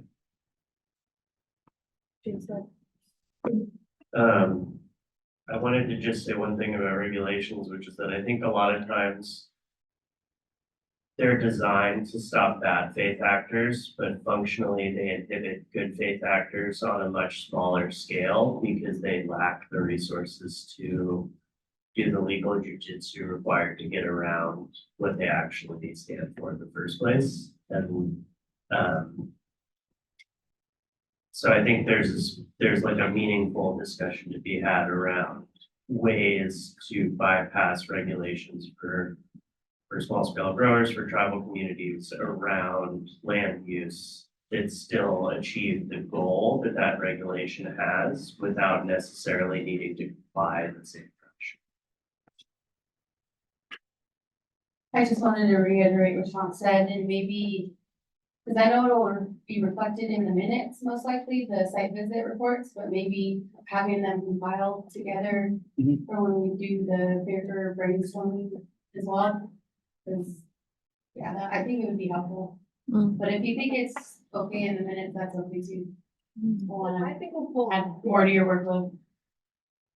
I think we can pull together some more detailed notes, and then for folks who are willing to share additional photos and videos, send them our way at your convenience, and we'll work on collecting that, and we can make an announcement when it's posted to the website, and of course, we'll message task force members.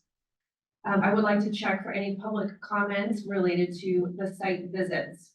If you're joining us in the room, come on up. Please be very careful of this cord. Here, let me. Okay, thank you. Hi, everybody. My name is Darlene Ruiz. I am part of the UC Cooperative Extension Office here in San Diego, and I am a staff research associate. Just to add a little bit to what has already been mentioned, in terms of the lease terms and contracts, I do want to emphasize that they do need to be reasonable. I know, Ruth was mentioning the example of, you have some people who buy land and then they lease it in smaller, lots, but a lot of times these people are not in touch with farming. They don't know what's reasonable, and so they oftentimes will go for the highest bidder. They don't really care, they're like, it's month to month, rather than what makes more sense for a farmer, which would be longer terms. So that would be one area for sure to highlight, because a lot of times they say, well, I can rent it for people to rent their trailers or their food trucks and park it there, and I can earn more money rather than actually being willing to work on something with a farmer. And then in terms of regulations, I also wanted to just bring up the HOA limits are often a restriction. So there are, for example, in Ramona, a group of like boutique wineries, and they're very restricted as to like doing tastings or expanding and diversifying their businesses because of HOA limits. So I did want to also just highlight those items. Thank you. Others in the room? Come on up. You're welcome to just kind of form a casual queue right here. Thank you. Good morning. Good morning, everyone. My name is Chandra Richards. I am the new Land Equity Academic Coordinator working at UC Cooperative Extension, based out of Southern California.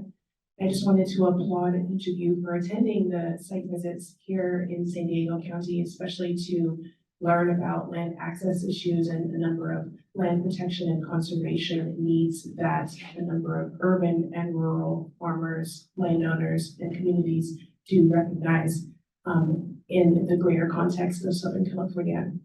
I am working in line with the Climate Smart Land Management Program, which is a grant awarded through the Department of Conservation. And so I will be working alongside you to really support Southern California and provide strategic initiatives when it comes to the California next generation of land managers. So I am really grateful for your conversation and discussion. Thank you. Thank you. Thank you. I believe that concludes public comment in the room. We don't have any members of the public online for public comments. So echoing what the last commenter just said, thank you everyone for making the time and space to attend some site visits. And I know that they probably won't hear us, but can we applaud our site visit hosts? Because they're really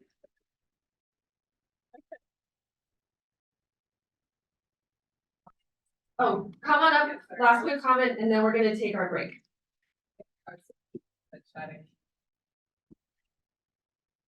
Hi, I'm Connie Winterstein from the San Diego Food System Alliance. I am the Land Access and Infrastructure Director. I was able to join Leah yesterday. It's a really great site visit, and something she touched upon, and I just wanted to highlight was really the lease terms. She mentioned someone was on the dairy farmer was on a month to month. But the city was able, I think it was initially 3 months, and then it went from 25, I think it's 25 now or 15. So that seems to be just a really important issue, is keeping that longer.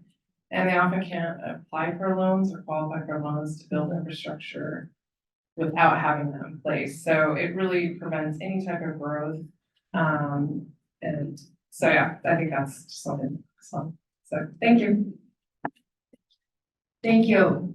Okay, let's take our full 15. It is just about 10 a.m. So let's get started. Please come back and settle in at 10:14. We will relaunch at 10:15. Reminder, do not go out this way. No doors this way. Refuel guests who are joining us, please, you're welcome to have some fruit or nibbles in the back. 15 minutes, folks.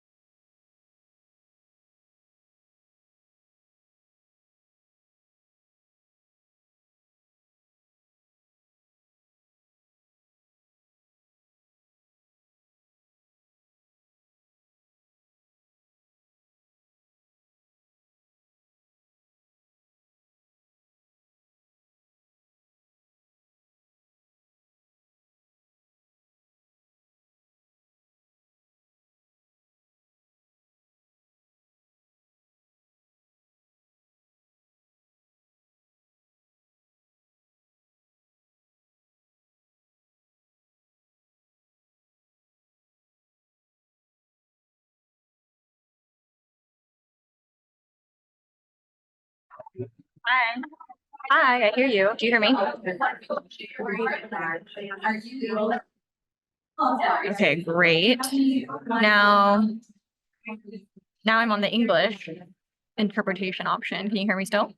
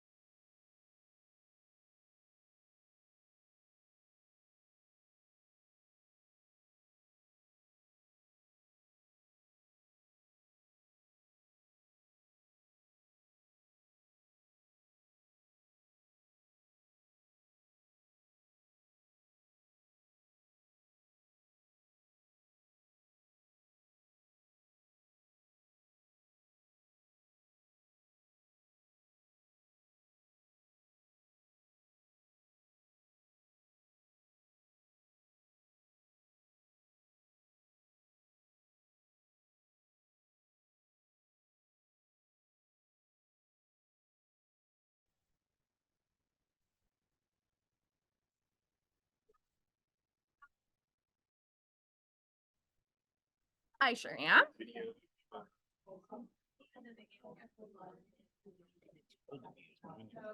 Oh, really? Oh, really?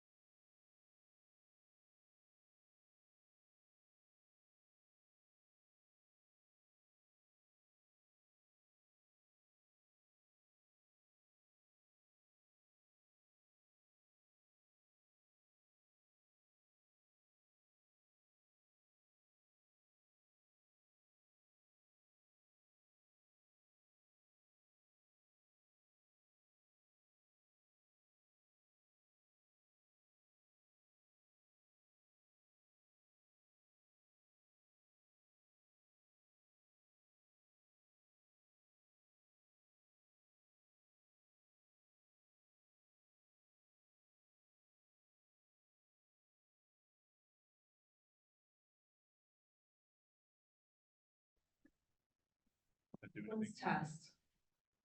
Nope. Okay, so we got one technical issue solved. If you're joining us online, we now have interpretation available.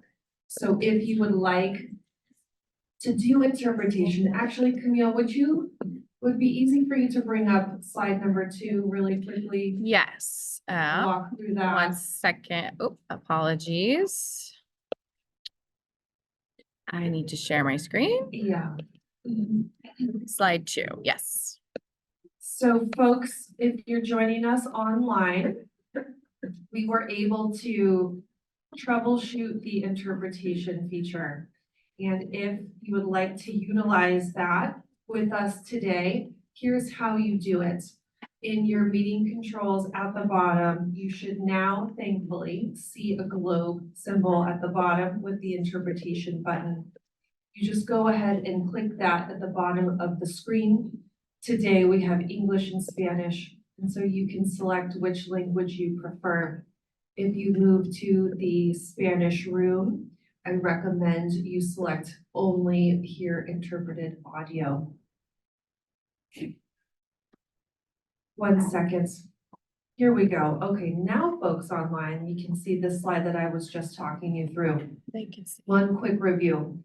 If you're joining us online, we now have interpretation available. To access that, please click the globe at the bottom of your Zoom screen there, and then select the language you would prefer to hear. Today we have English or Spanish. And if you don't want to hear both languages at once, you'll need to also select mute original audio. Thank you for your patience this morning as we worked to figure that out. Okay, here we go. Let's move into our next session. We're calling this roundtable discussions on the resource landscape. Quick reminder of how this is going to work. It's a 2-part session. We will take a lunch break halfway in between. We are going to start with an overview by staff of the resource matrix that they put together. It's an analysis of existing programs that are out there to support this space. And that is going to be around 10 or 15 minutes. Probably try to keep questions on this to a minimum to be respectful of the time of our invited guest speakers. We can come back around and pop open the resource matrix later this afternoon if we want to continue to explore it. So after staff overview, we will then invite our first roundtable discussion with resource providers. So we'll hear their perspectives. We have 2 folks joining us in the room, 2 folks online. I'll introduce them in a moment when we get to that time. We'll take lunch around probably 11:40. We might push lunch back 10 minutes. We'll see how the morning goes, but we will take the full hour. And then we will come back for part 2, the farmer perspective roundtable. Okay, great. I would love to turn it over to Tessa. Hi, everyone. Yeah, so I'm going to give a quick overview of what we put together here. And this is just kind of an introduction into the roundtable. It can get you all thinking about resources and what we can be asking of our guests. And then later we can revisit this during the work planning discussion as well. So what is this resource landscape? Like we had mentioned at the February 16th meeting, task force members directed staff to provide an overview of the existing set of resources that are already out there in order for task force members to then be able to build on what exists rather than recreating the wheel. So through a little bit of research over the past couple months since the last meeting, we identified 53 resources. You can keep clicking through this. 53 resources related to agricultural land equity.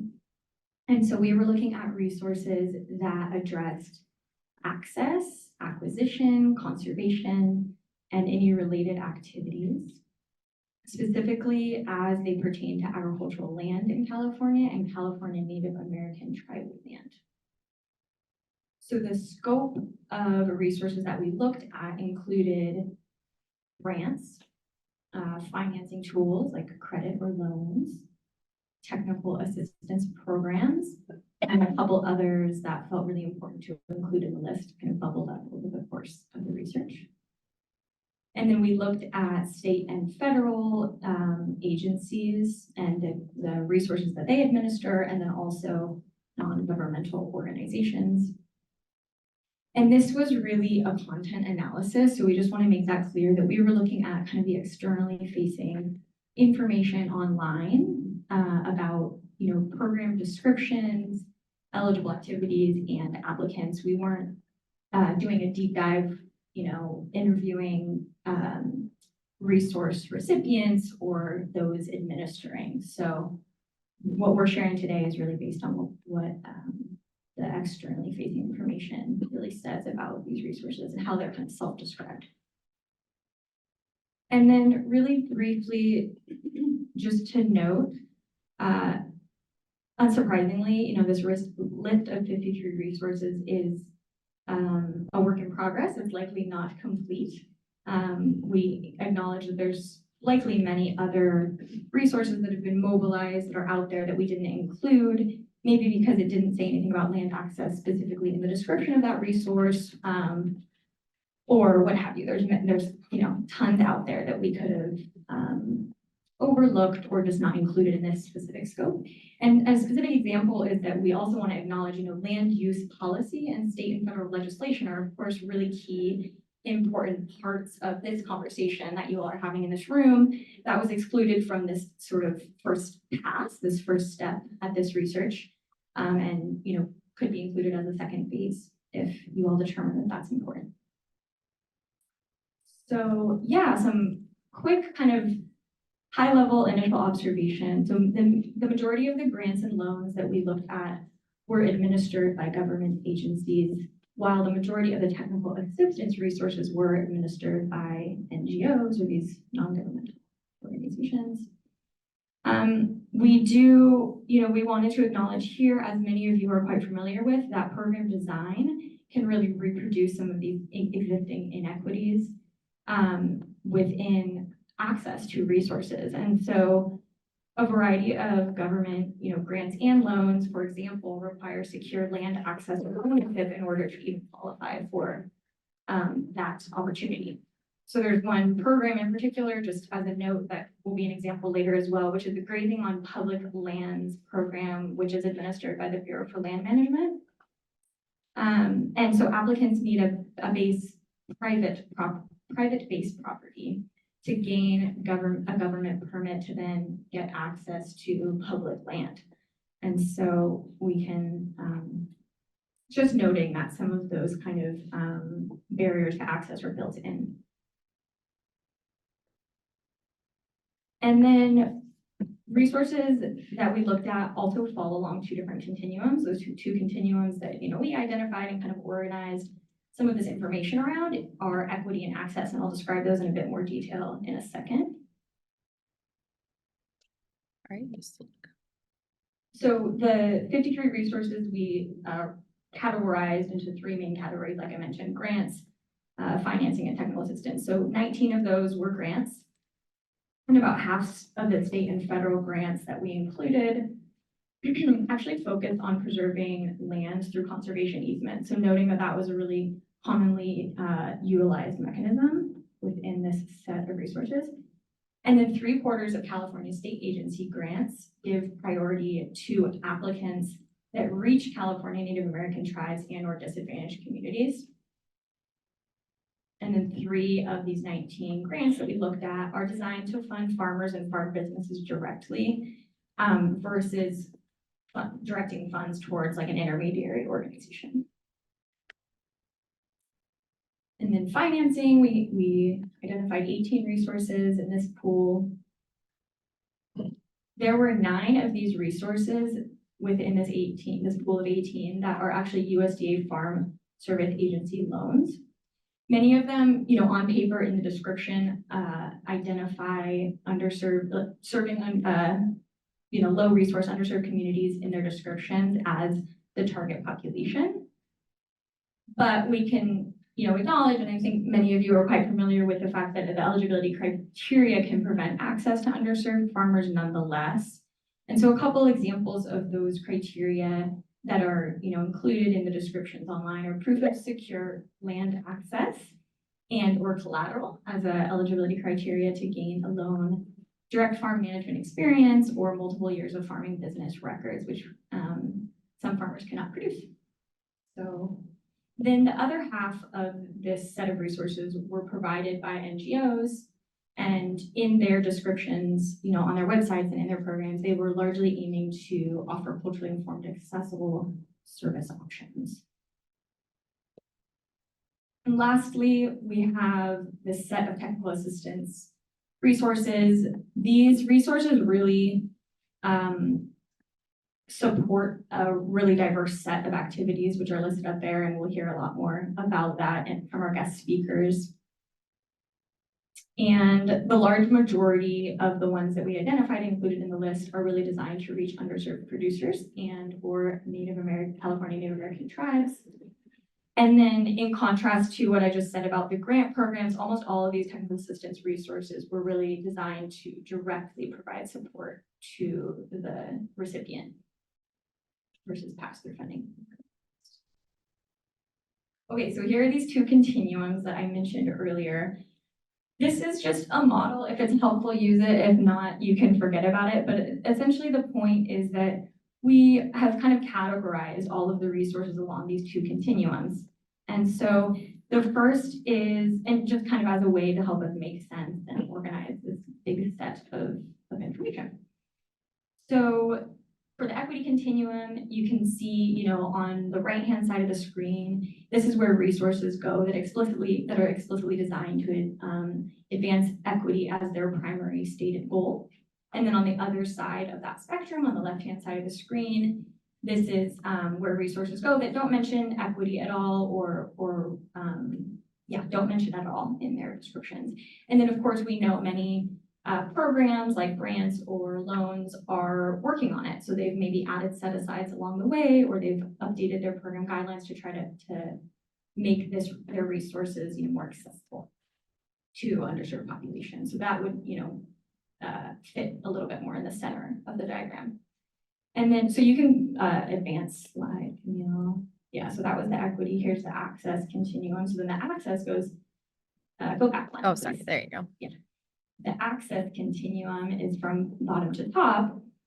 And so this, this continuum considers to what degree each resource aims to support land access, either directly or indirectly. And so at the top, we have resources that support concrete material changes to access to a certain piece of land, or to the stability of tenure, or maybe who owns that land, so acquisition, or availability through a conservation easement. And so this end is just, where we see really tangible changes to that land. And then at the bottom there, this is where we see resources that support planning activities or capacity building activities that ultimately are needed or may lead to these more concrete material changes, but they're not necessarily designed to do that right out the gate. And so, you can click through because there's some, So, oops, sorry, go back one. These are just some examples. I'm gonna just leave this here in the interest of time, but these are just some resources that you can go ahead and look at on the list, and we've kind of placed them along this diagram.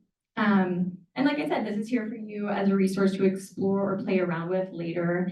And it just kind of allows us to assess resources on both continuums and get a sense of, at least from these initial 53, like what the landscape kind of looks like. Continue that, Tessa? Continue, okay. Okay. Thanks, Tessa.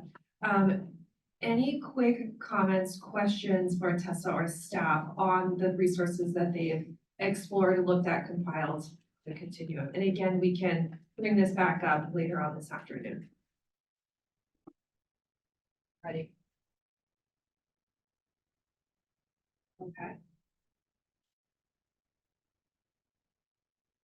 Great. Thank you for that, Tessa.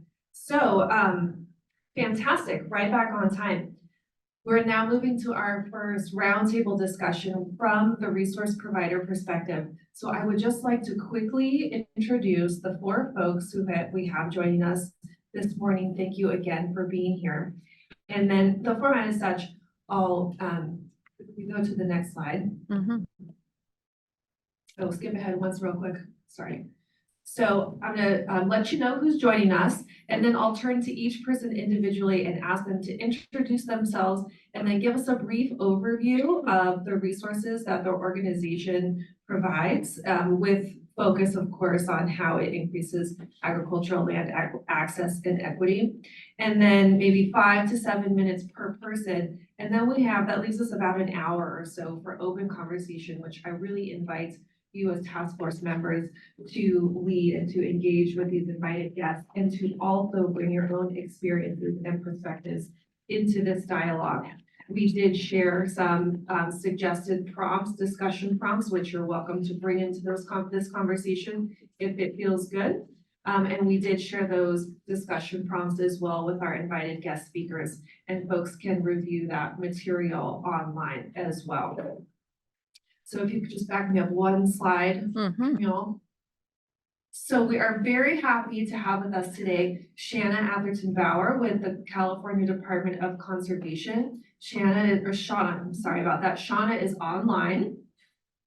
In the room right up front here, we have Anthony Chang with Manzanita Capital Collective.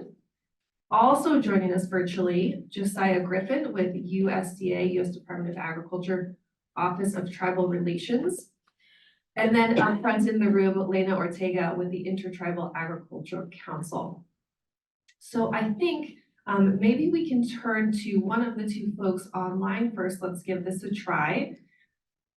Shauna, are you with us? I am here. Can you hear me?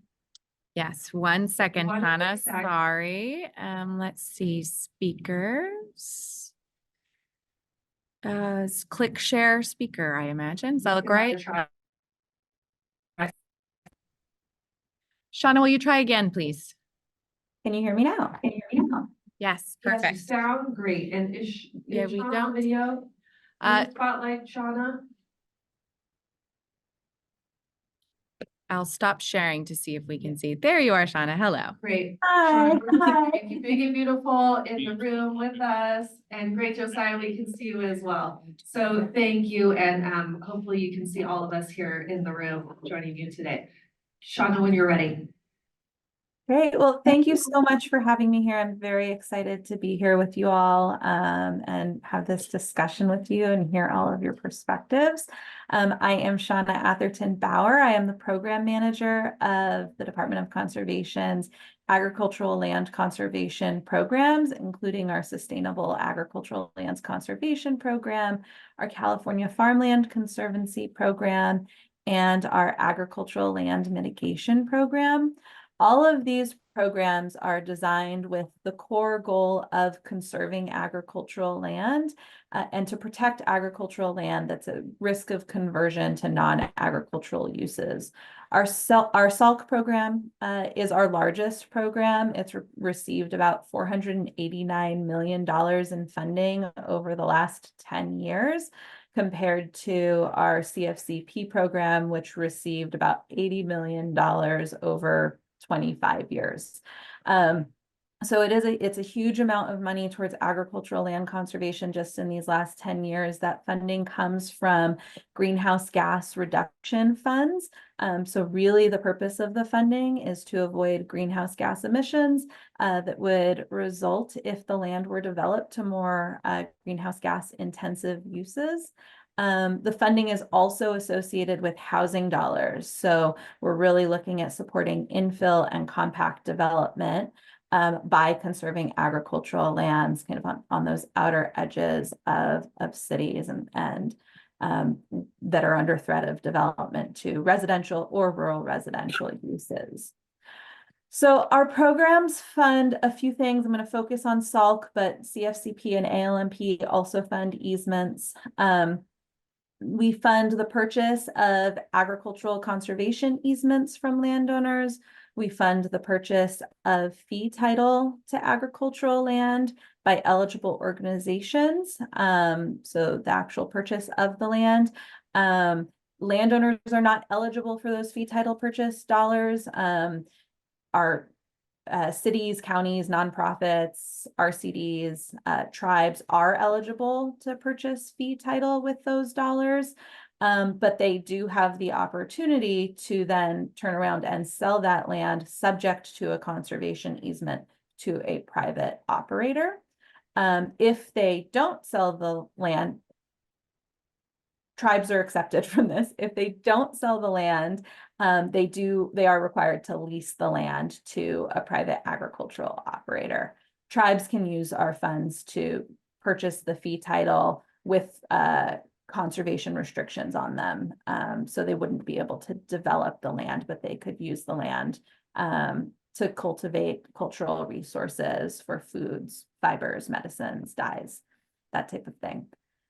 So those are our two primary things that we fund through the SALC program.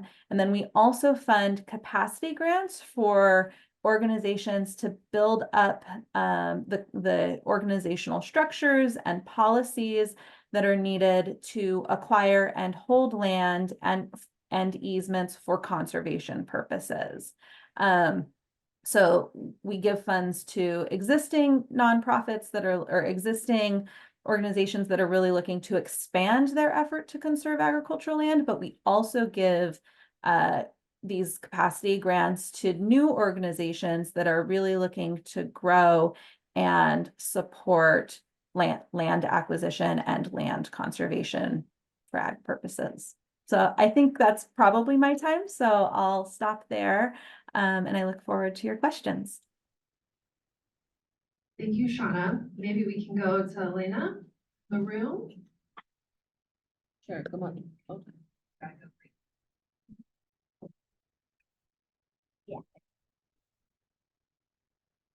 All right, my name is Lena Ortega. I'm a citizen of the Puchan tribe of the Fort Yuma Indian Reservation out southeastern California. And I am the California Technical Assistant Specialist for the Intertribal Agriculture Council. So we are sort of the boots on the ground, meeting with tribes. Specifically, my role is here in California with all 110 tribes that are here, federally and non-federally recognized tribes. So my job is to go out, meet the people, figure out their priorities and concerns. Essentially, I get really invested into their projects, their food sovereignty projects or their conservation projects, and just trying to, I guess our role is we're like a walking resource, and we try to provide direct assistance to USDA programming after we're figuring out what their priorities and concerns are, also with state and private funding as well. So once I learn their projects, what they're trying to do and accomplish, I then start trying to figure out how to, send whatever information that I need to them so they can apply for specific grants, or figuring out how the USDA can help them with the hoop house, their EPUT program, or just their conservation needs if they're looking to restore their riparian area, or other areas on the within the community. Some of these tribes don't hold any land, so they have a hard time in their community trying to lease land from private owners, or trying to find funding to purchase the land that they're on. So a lot of the programs that that I have recommended in the past is the previous speaker, the SALC grant. So that has really been helpful, along with other grants and opportunities out there, but there are eligibility requirements that tribes and tribal producers do not meet. And so they can get so far along in the process, and after that, then it's like, we did all this work for nothing and we can't actually acquire this grant funding or whatnot. So yeah, I think that's a little nervous, sorry.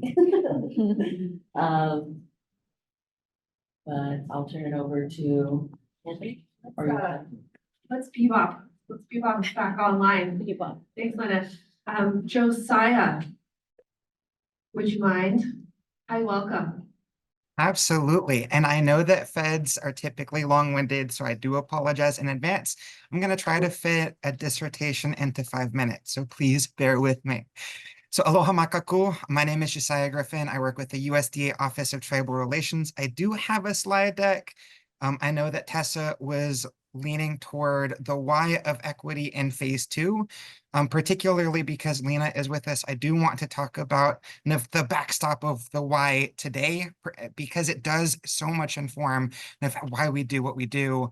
For anybody in the agriculture industry, you know what USDA does, right? We've been around since 1862, but if we were established with Indigenous perspectives in mind from the get-go, the work that we do today would likely look very different. We've got 190 programs, over 19 agencies and staff offices. And the Office of Tribal Relations sits in the Office of the Secretary as the front door for Indian country on tribal considerations and helping to manage our nation-to-nation relationship. We also do a lot of navigating and negotiating with our partners internal to the department on how we can address some of those issues that Lena was starting to talk about. And that work takes a number of forms, right? We meet with tribal leaders, we advocate, we have the cooperative agreement that supports the work that the Intertribal Agriculture Council is doing to build out technical assistance. We also have a cooperative agreement to purchase native foods from across the country, including from Seca Hills, a company of the Yocha Dihi Wintun Nation out in California, to raise awareness. Because Indian country ag is a $6.5 billion industry, but we don't often think about how that looks like in practice and what that means for our work. So the work of this USDA is really split out into 3 different areas of addressing barriers, as Lena mentioned, looking at tribal self-determination and incorporating Indigenous values. That takes form in also a number of different ways and ties back to a series of different executive orders and initiatives. I'll make sure that this slide deck is with Tessa. But as we're thinking about why that matters, right, this work is on the back of a history of federal Indian law and policy. When I grew up in California in the Mojave, I learned about the missions and how war and treaties were enacted and tribes from that context. But we never really learned about our relationship from the federal government with tribes across all of these different areas. And often it goes into highs and lows of how the federal government speaks to or recognizing tribes. From war making to assimilation, which I'll talk about a little bit more at length, to re-recognizing tribal governments and calling them to create constitutions, to saying, we don't think that those constitutions really matter, so we're just going to no longer recognize tribes, to again, recognizing that tribes are in the best place to identify and manage the needs of their people through self-determination.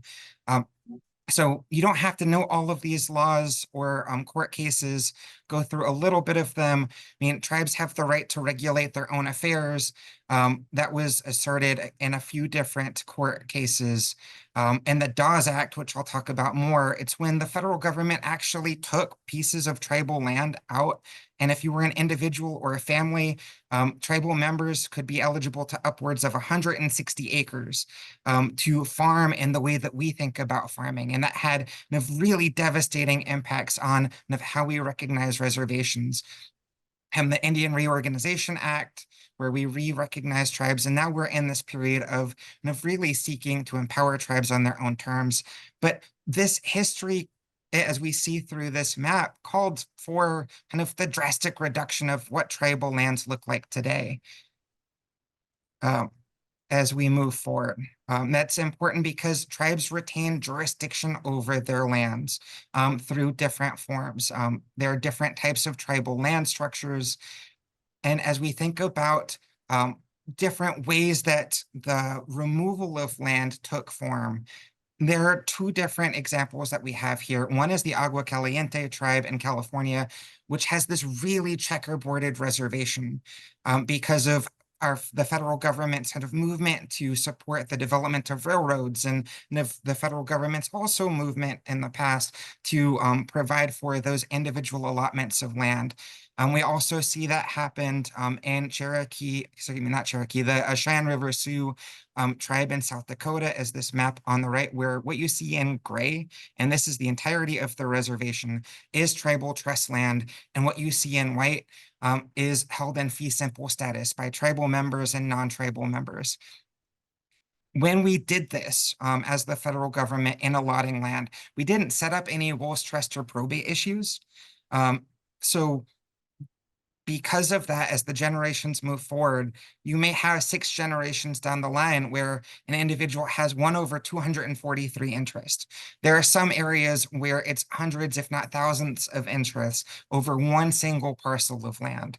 So tribal members are eligible in practice for any of the programs that every other individual is eligible for, independent on whether they're on trust land or off.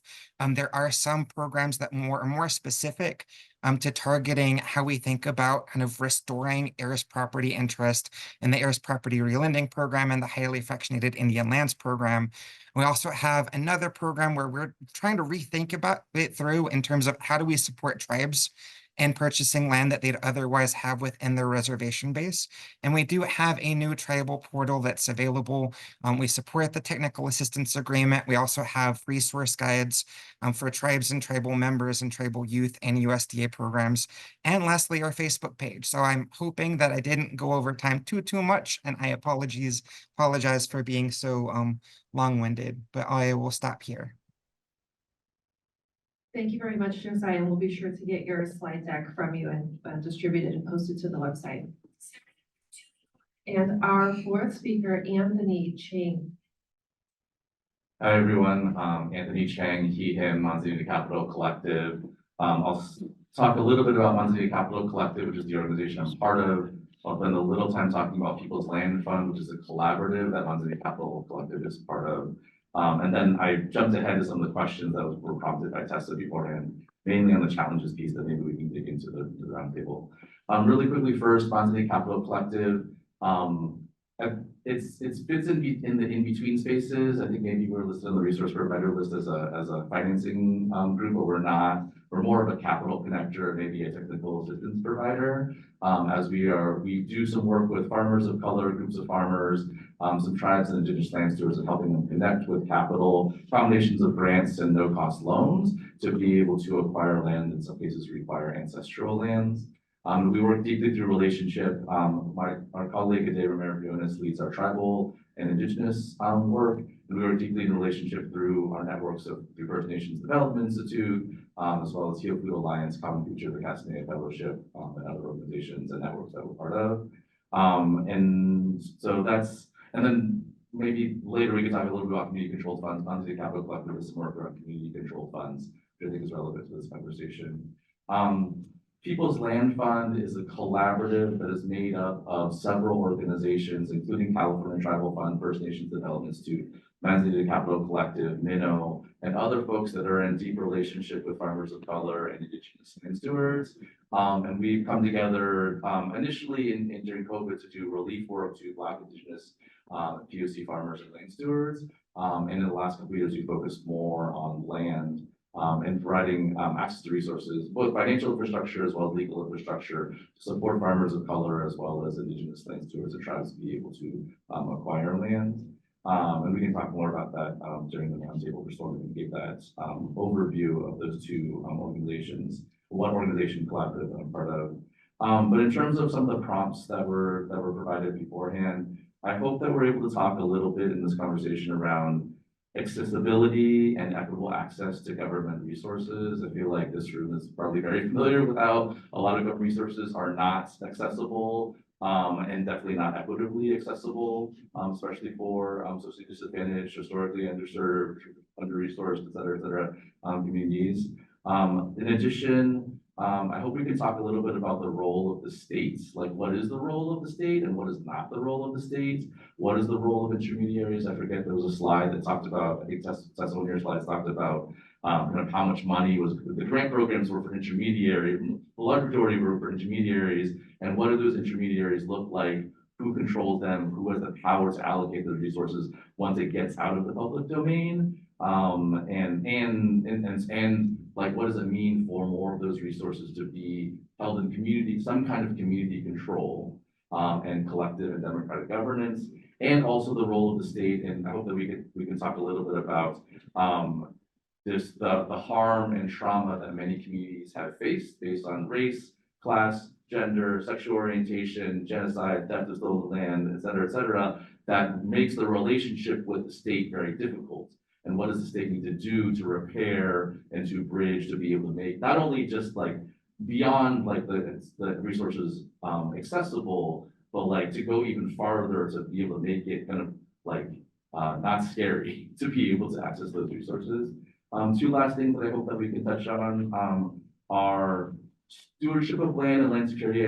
I joined very late in the like summary of some of the site visits, and I feel like there's a little bit of a like completely understand that many farmers are on leased land, many on kind of very short-term leases that are totally like not tenable for like a viability of an enterprise. And there's something about stewardship of land and land security, which doesn't have to look like private ownership, but I think that's how many of the farmers and land stewards that we're in a relationship with, like, that's the only way they conceive of being able to have the long-term stability and security that they need. But private ownership, community ownership, collective ownership, ag land trust, tribal trust, what are the very many ways that like folks can be able to access resources and be able to have that long-term land stability outside of like leasing in a kind of capitalist economy. And the last thing that I hope that we can touch on is completely understand that many of the resources that are available publicly through NGOs, et cetera, are set up for farm businesses, people that have market-based enterprises that grow something and sell something, or raise something and sell something. And it seems really important to have as part of this conversation that many folks that are farmers, many folks that are land stewards have hybrid enterprises.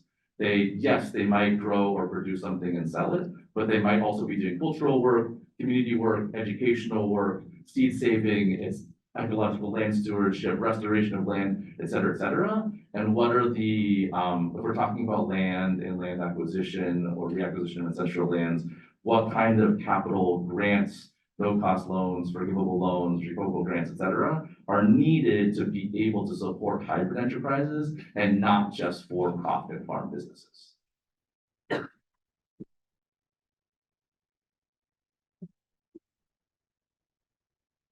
Thank you, welcome. So at this point, I want to turn it over to the task force members to consider which conversation thread you want to explore first. This is not meant to be a formally moderated discussion panel. Rather, it's a roundtable discussion amongst task force members and our invited guest speakers, the two joining us virtually and the folks in the room.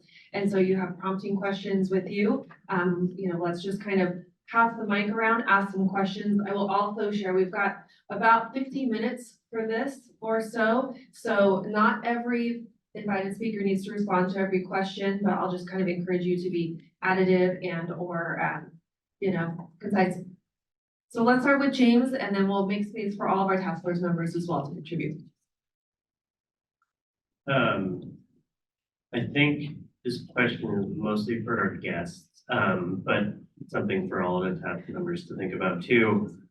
I was writing it down when we were going over the site visits, but this is just a question, and if nobody feels like they have a compelling response or want to like chew on it more, all good. But I'm curious, the question I wrote is, could the state do a better job brokering land succession between values aligned sellers and growers versus the status quo? Like, is there a need for like a state kind of broker to help connect? Or is that something that could be better handled through kind of maybe not the existing status quo, but like another version of that kind of leverages more of those intermediaries? Because I think on one level, there is a real challenge of state funding getting absorbed in between where it's supposed to go and where it's coming from. But at the same time, when we were looking at that map, like the majority of people doing technical assistance with, in different regions with communities are not government agencies, in many cases. So open question, maybe guests first. And Shauna and Josiah, I don't know if you can hear me, I'm not used to breaking the rules here. Shauna and Josiah, please feel free to unmute yourself and jump in the discussion queue whenever you're ready. We'll do our best to navigate.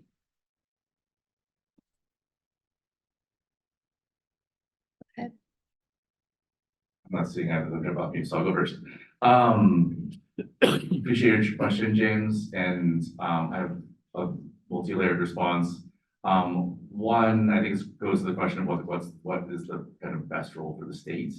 And my individual opinion is like the state not in that role of trying to broker, but how to allocate resources, public resources by the state more effectively, so that the end kind of like users, beneficiaries represents what I think this task force is all about.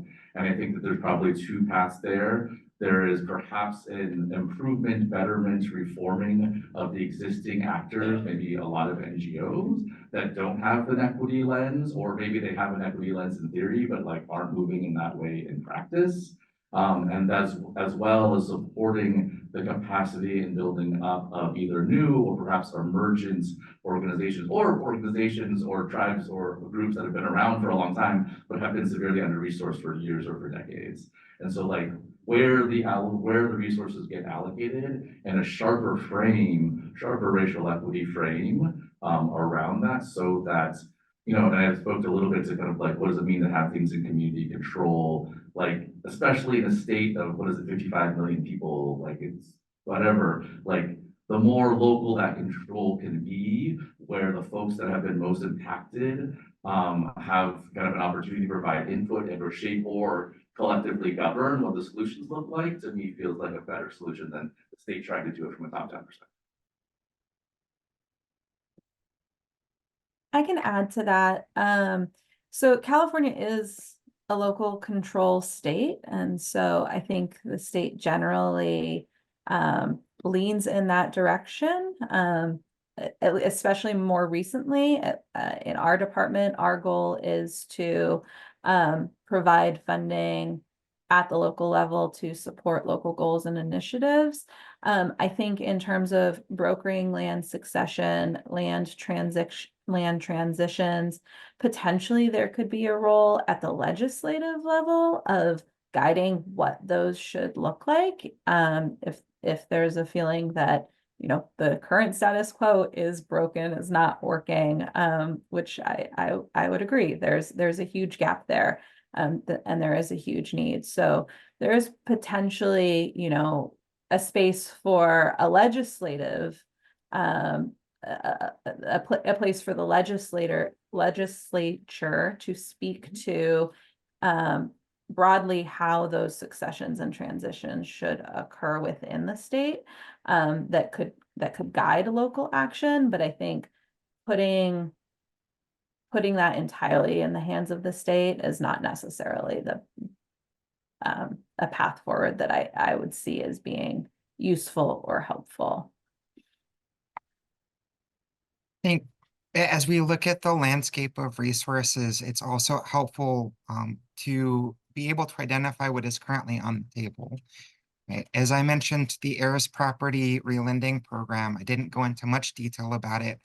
But for Indian country in particular, there is a Native Community Development Financial Institution, Akapitan, that is one of our intermediary lenders. And so they are able to provide loans to heirs that are interested in consolidating their fractionated land ownership interest. And the loan could effectively be used even to develop a succession plan. We also recognize that there are Native organizations that are working at a national level, may also be working at a local or regional level, like the Indian Land Tenure Foundation, which has been kind of working across the board over the last 20+ years to help tribes and tribal members rethink this in earnest, and what succession planning and land tenure might look like for them. And so as we're thinking about this, there may be an opportunity for different players that are already working to come to the table collectively. Sorry, I should look to you.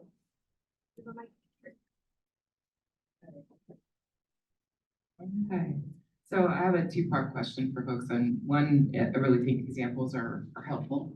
So I wonder if you can first give kind of a quick overview of an example of how your organization or agency has helped in a specific project with a land acquisition. And then as a part of that, can you also highlight what were the gaps and bottlenecks that project faced, and what you used to address the challenge, or what should have been in place to address the challenge?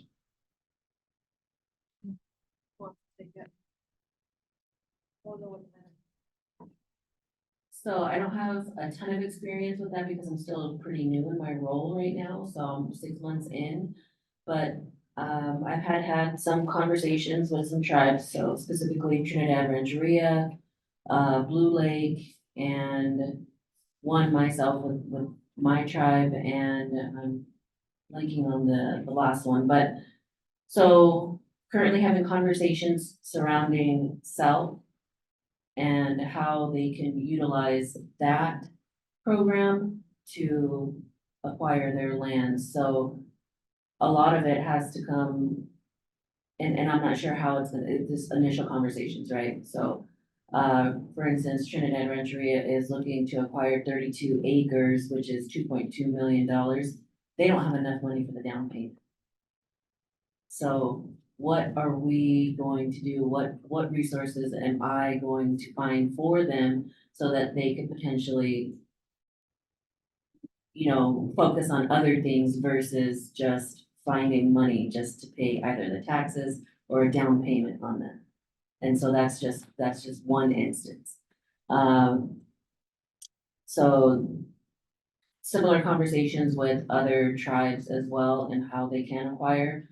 Hoopa Valley tribe, they have one of the only active native, blanking on the name. So the Klamath Trinity RCD is one of the only active native RCDs that are around at the moment. So they're looking to acquire land, but they have so many other projects with the schools and their food sovereignty efforts, their community garden and trying to feed the people. And they just don't have the capacity right now to have the conversation with this program, but in the future they will. So it all comes down to people and their capacity, and then finding the funding so that they are able to work these programs. I can jump in and add, I have several caveats. One is I can give an example, but I'm not, haven't been given permission to talk about this publicly, so I'll be a little bit vague. Also, I forgot to name in my introduction that a lot of the work that Mountain City Capital Collective does is not with public resources, it's with private philanthropic dollars, which I think is helpful to have these other reference points, perhaps with more flexibility operating in in a different sphere. And the last thing, this particular example that I can give is collaboration between both work that Mountain City Capital Collective has done, as well as People's Land Fund as part of that collaborative. But we've worked with a tribe in California to reacquire some ancestral lands because the tribe was not interested. They're interested in reacquiring those ancestral lands for cultural use, not for any kind of market-based use. They're not trying to grow and sell something. It didn't make sense for there to be debts for the acquisition of this. And then on top of that, my colleague today would know this much better. I think other panelists here would know this much better than I would. But my understanding is that there's also a question of what would make most sense in terms of long-term holding of that land, what entity or what entities. And because they were not clear if they wanted to have it in tribal trusts or perhaps owned by individual tribal members that could move into tribal trust and or other alternatives, what People's Land Fund Mountain City Capital Collective was able to do was help raise the over $1 million in philanthropic dollars needed to acquire those ancestral lands. What People's Land Fund did was create a legal structure to be able to acquire those lands because it's on the market. Someone was talking before, I think maybe Leah, about when something comes on the market, you just gotta go before it gets bought by somebody else. use philanthropic dollars, use legal infrastructure of people's land fund to acquire, to hold it until the tribe could figure out exactly what they want to do. They're stewarding the property right now. We have an agreement and understanding with them about how the property will be stewarded. But the intention of PLF was just to serve as like a temporary holding place in relationship with the tribe to be able to move into whatever form they wanted to be able to steward the land.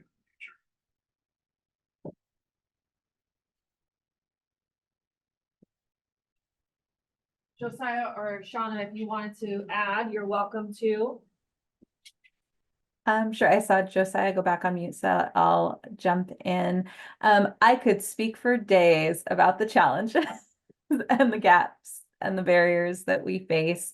I'll speak, so we are, we've been working really, in a focused way on improving equity within the SALT program over the last 4 years. That seems like a long time in some respects, but in others is very much not. It's a short amount of time. So we don't have any projects that have been completed yet that I could speak to as examples of successful projects. We have a couple of projects that are just getting going, just getting started, and we will see if they reach the finish line. I can speak to one of those, which is our project with the North Fork Mono Tribe.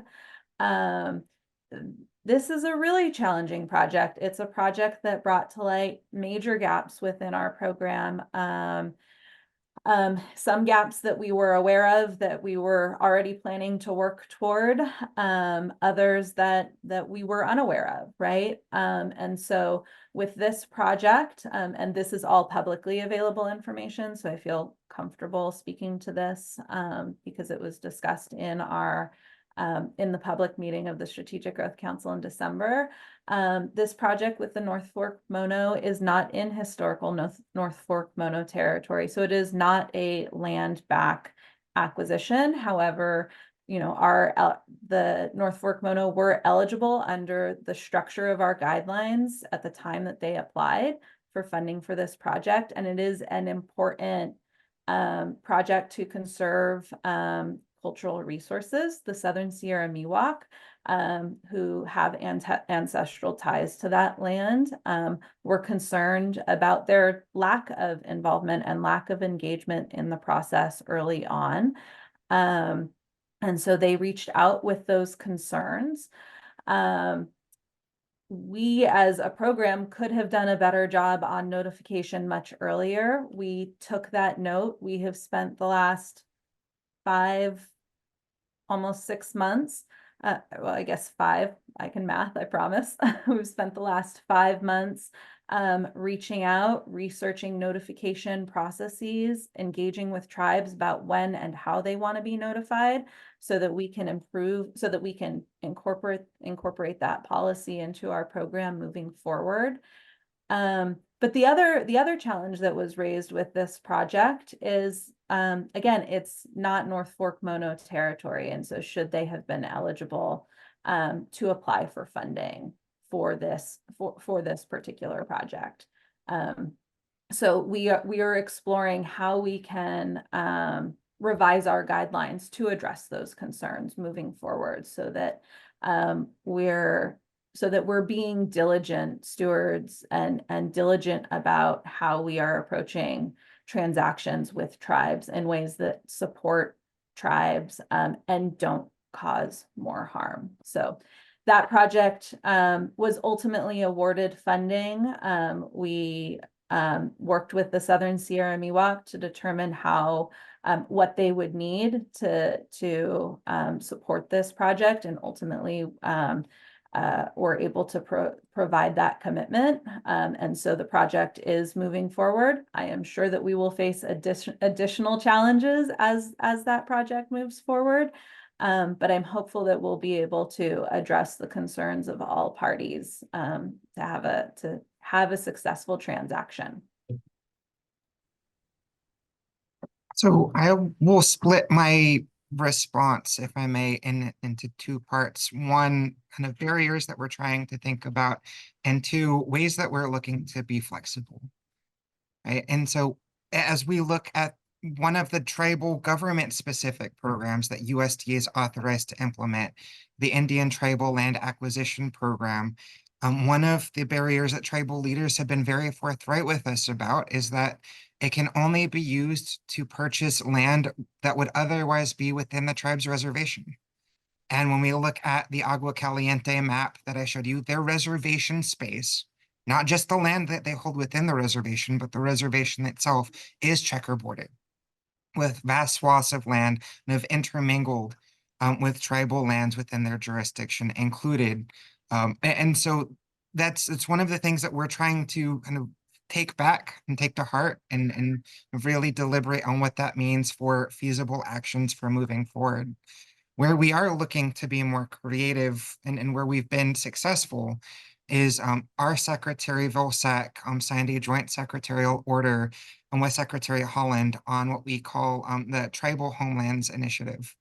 And that's a challenge to us to think about how we can support not just kind of conversations about moving land that USDA and DOI holds back to the tribe, but also how we can better partner with tribes on the land holdings that we currently have. And we recognize across the country that most of the land that we now think about as national forests and grassland was once tribal land. And what does that mean moving forward? And so over the last 2 years, we were able to announce 120 new co-stewardship agreements. We often talk about agriculture just in the ag production sense, but many tribes look at their forests as opportunities for hunting and gathering and subsistence rights. And so in 2022, as a real example, we were able to kind of negotiate and announce one of these co-stewardship agreements was with Tule River with the Sequoia National Forest to support their food sovereignty interest and being able to access and help to co-manage some of those Forest Service lands.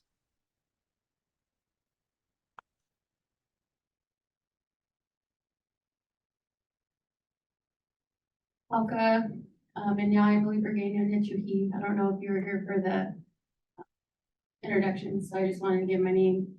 My name is Emily Bergano. And to discuss the SALT, I think it's a great opportunity now that it's becoming more available. There are, some barriers there. My tribe came across a few, and I guess my question really is like, how can we amplify tribal sovereignty rather than determining how tribes utilize these lands that we're trying to acquire? Because one of the contingents or the conditions is the tribes can't build or develop on these areas. And that's assuming that we're going to affect the ecosystem. When really we should be supporting the development and tribal sovereignty to improve their land management practices with development. And that doesn't necessarily mean developers, right? That development looks different and can look different for some of us. So I just wanted to mention that. And like all these buzzwords are going around conservation.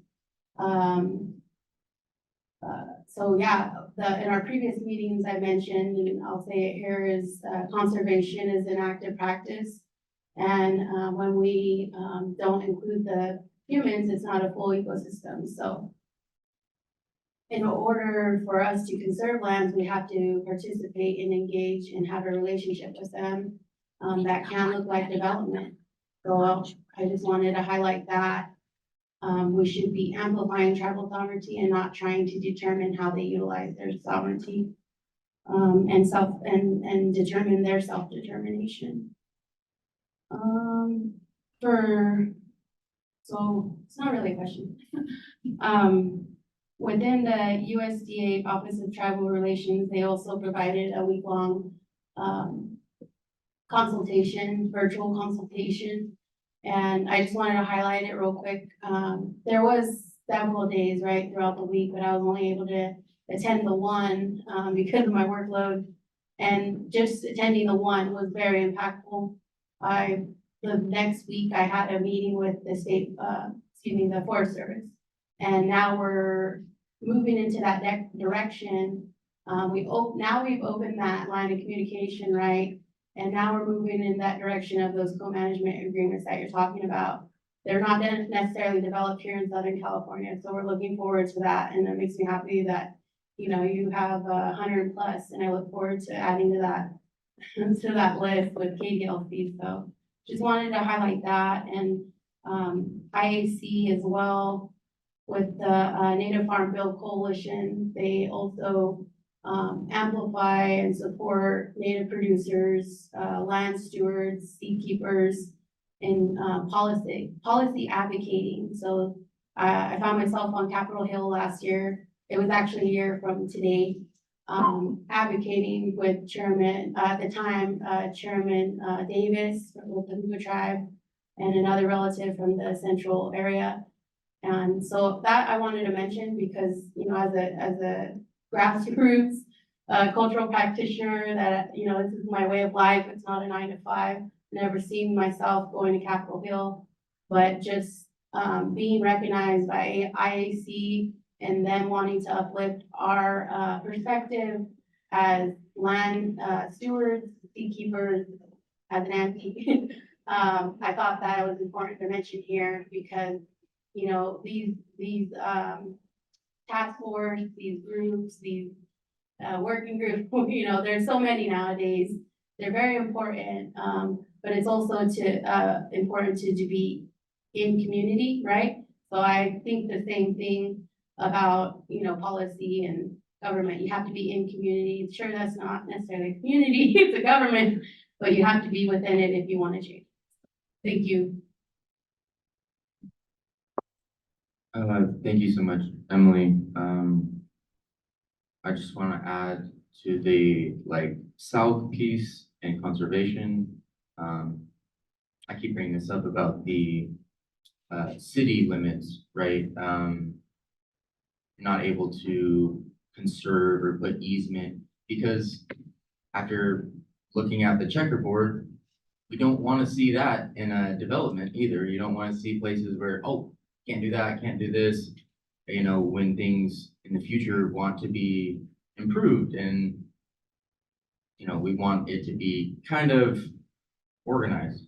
But in this thinking, in that line of development, we push the resources to conserving only out farther and farther away from the communities that we're trying to serve and that are underserved. So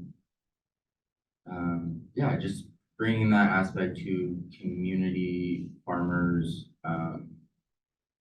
versus commodity farmers and how are we conserving, how are we, looking at conservation, because it is a big buzzword.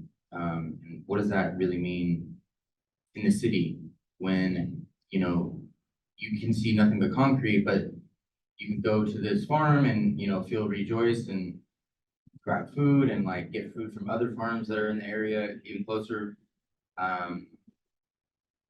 Yeah.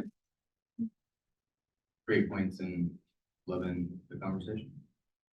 Thanks, Nathaniel. If I may just kind of take your comments and Emily's comments and rephrase them and put them in the framework of your goal of developing these recommendations and taking advantage of the fact that we have these additional minds with us this morning. And that piece about being within community and being within, Capitol Hill politics to perpetuate change and conserving those resources within community.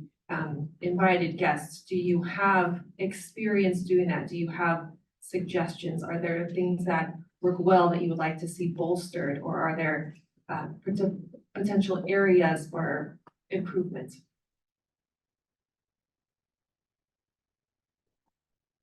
Josiah, Shauna. Go ahead, Josiah. Thank you. So I appreciate, and I apologize that I missed your name, but the commenters of recognition of the consultations that USDA hosted in late April.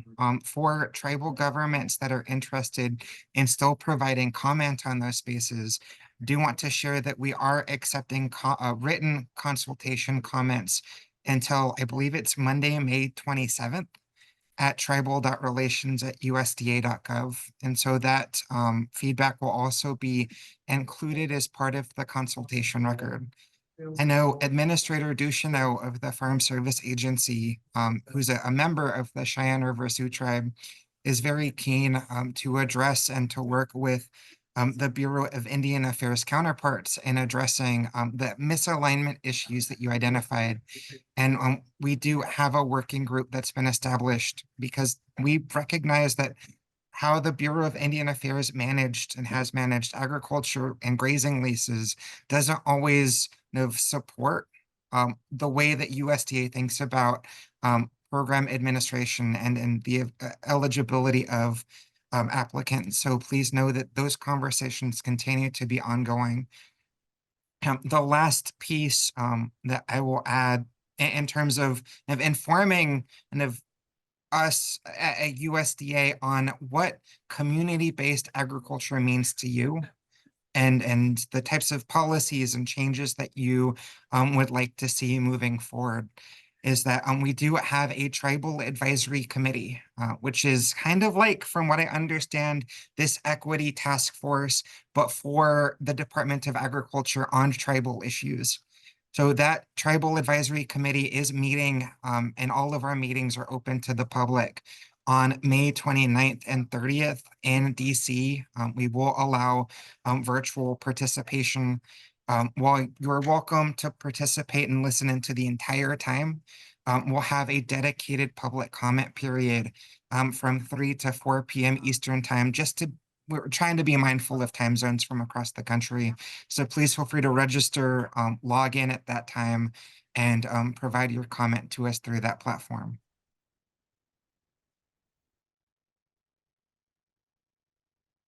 So I wanted to speak, so I have a couple of thoughts internally about how we've thought about this. These are not new questions for us.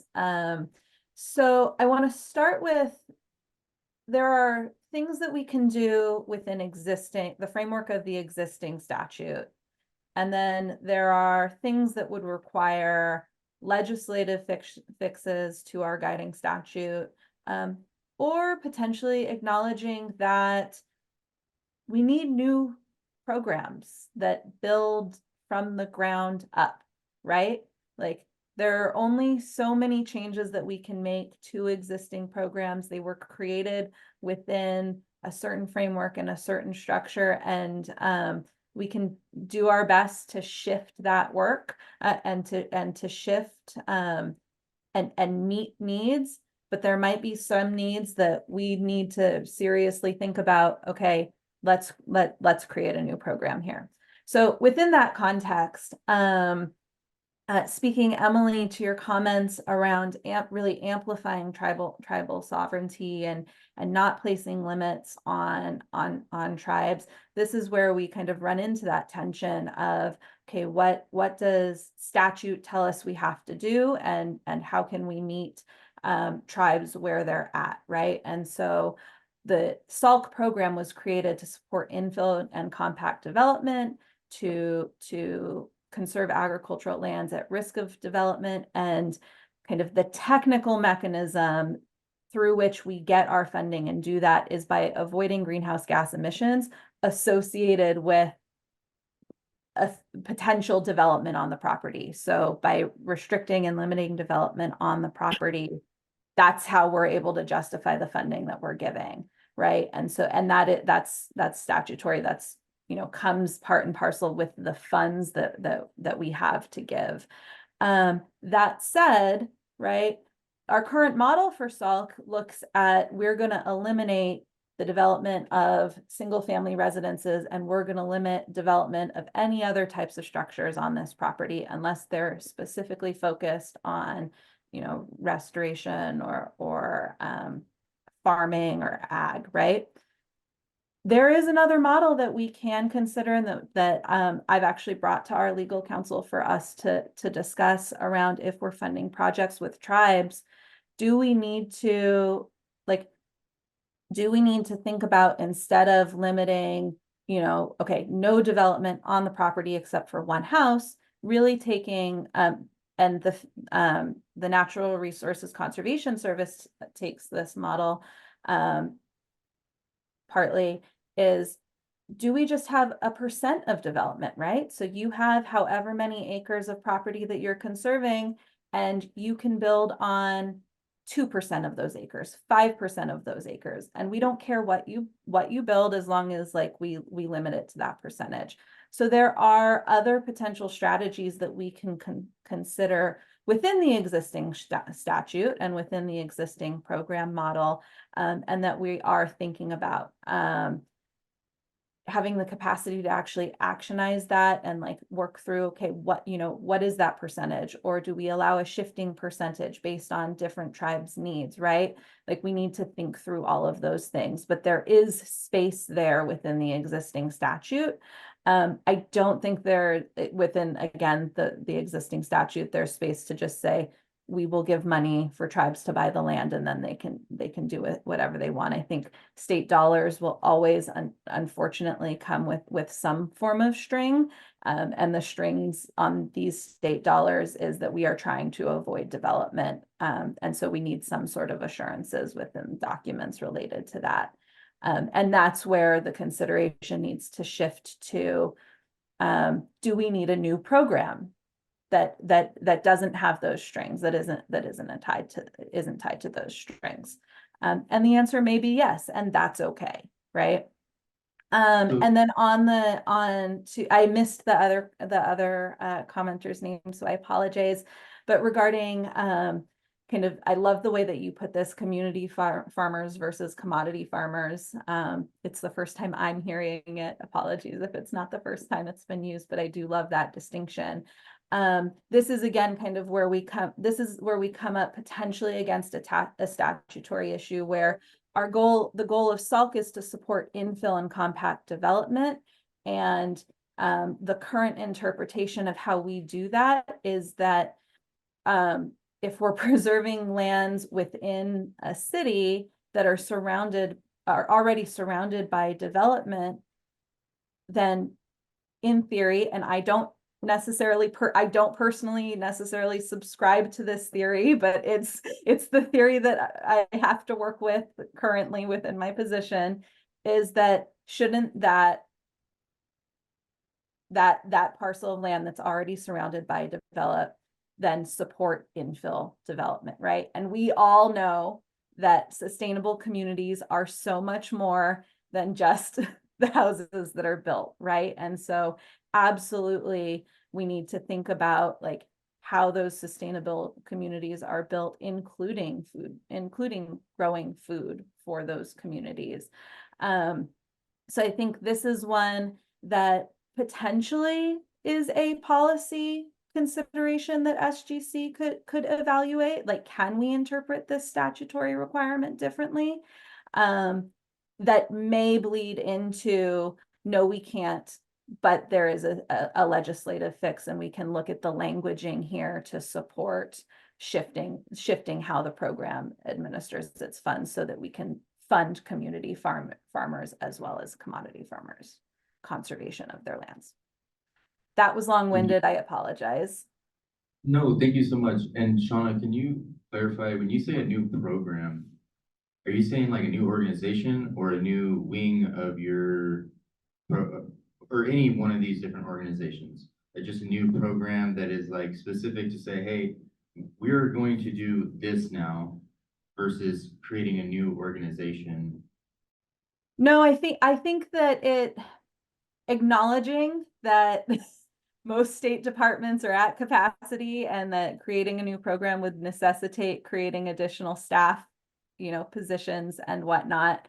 I think creating, when I say creating a new program, it would probably be housed in one of the existing state departments, depending upon what you want the focus of that program to be, right? Like Natural Resources Agency recently had its natural and working lands. I'm going to completely butcher the name, but the tribal grants that they awarded, that did not exist before. The state acknowledged a need to begin remedying those past wrongs and provide funding to tribes to acquire land. And so they created that program wholesale. So in that case, it might just be adding more funding to that program or providing continuous funding to that program, right? There might not need if that is the goal, we might not need to create a new program because we already have the structure there. It's then putting funding into that program. So it really depends upon what your goal is, where you would house it, but I don't think you would need a new organization necessarily.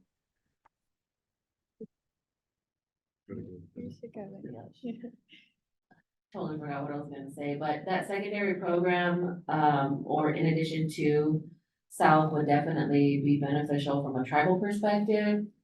I don't think creating an entire new department is beneficial. That's more funding, more people, when all of that can just go directly to helping the people or helping tribes. So maybe changing the language to add that into the current program. I mean, as Emily stated, this is our life. This is our livelihood. This is what we do on a daily basis. We don't want to go and acquire a piece of land and have to go somewhere else to live. Like, why can't we live on the property that we're tending to?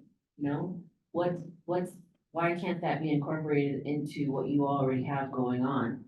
And then I think you spoke about the Indigenous Animals Grant.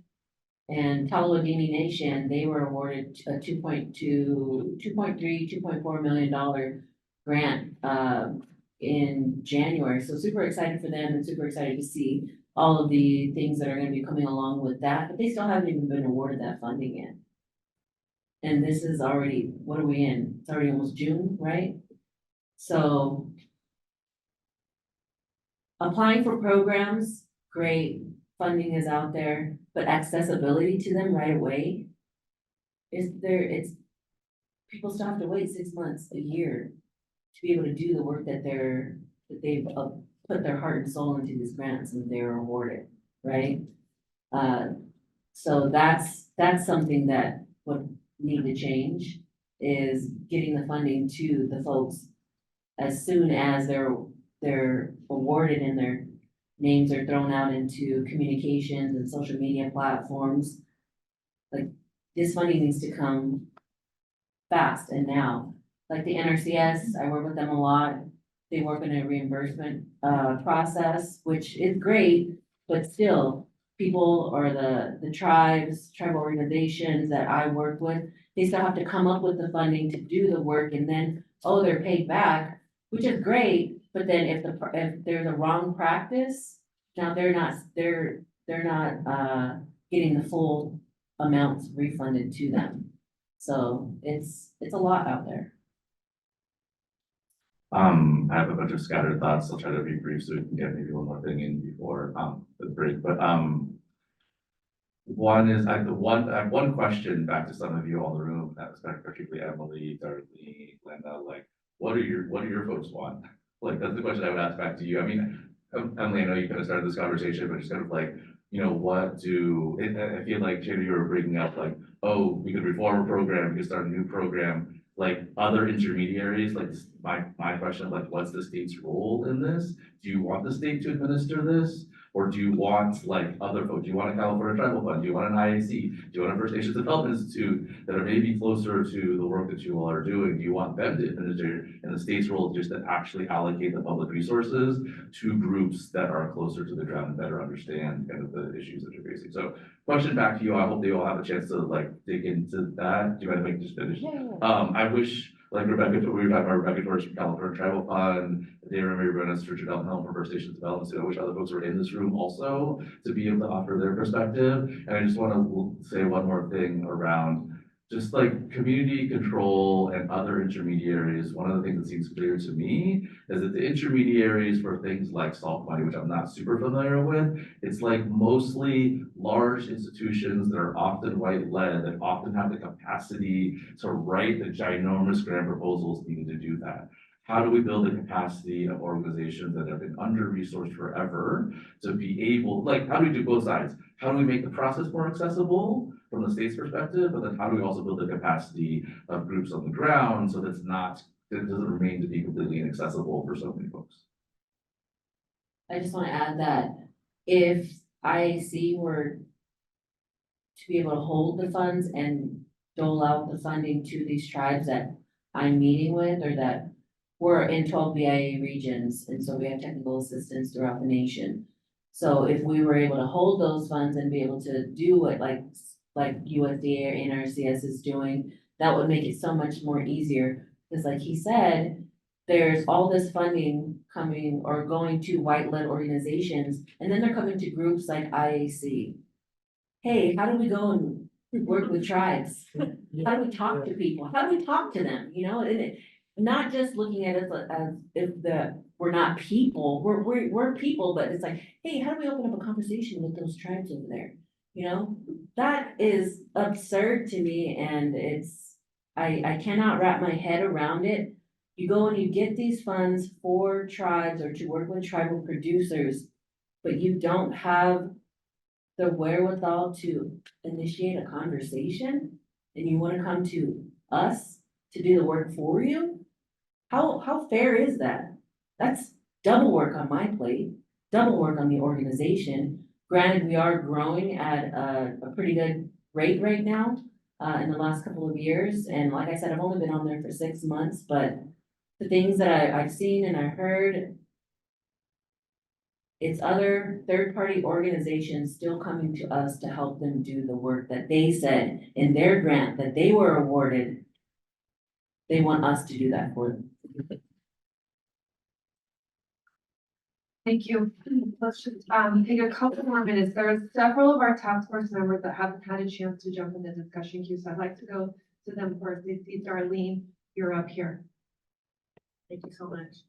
That just opens a whole can of worms, everything that you just mentioned. But think outside the box, towards what we're supposed to be doing here. And, like you mentioned, if these funding can go to these organizations that are already doing the work, that are boots on the ground doing the work, and makes it easier easily accessible for us. I mean, that would cut out a whole bunch of work that we're doing. Because anytime we write for a grant, we're constantly having to educate the people that are holding the money, who we are, what our purpose is, what we're doing, and it's a lot of work, and it's very time consuming.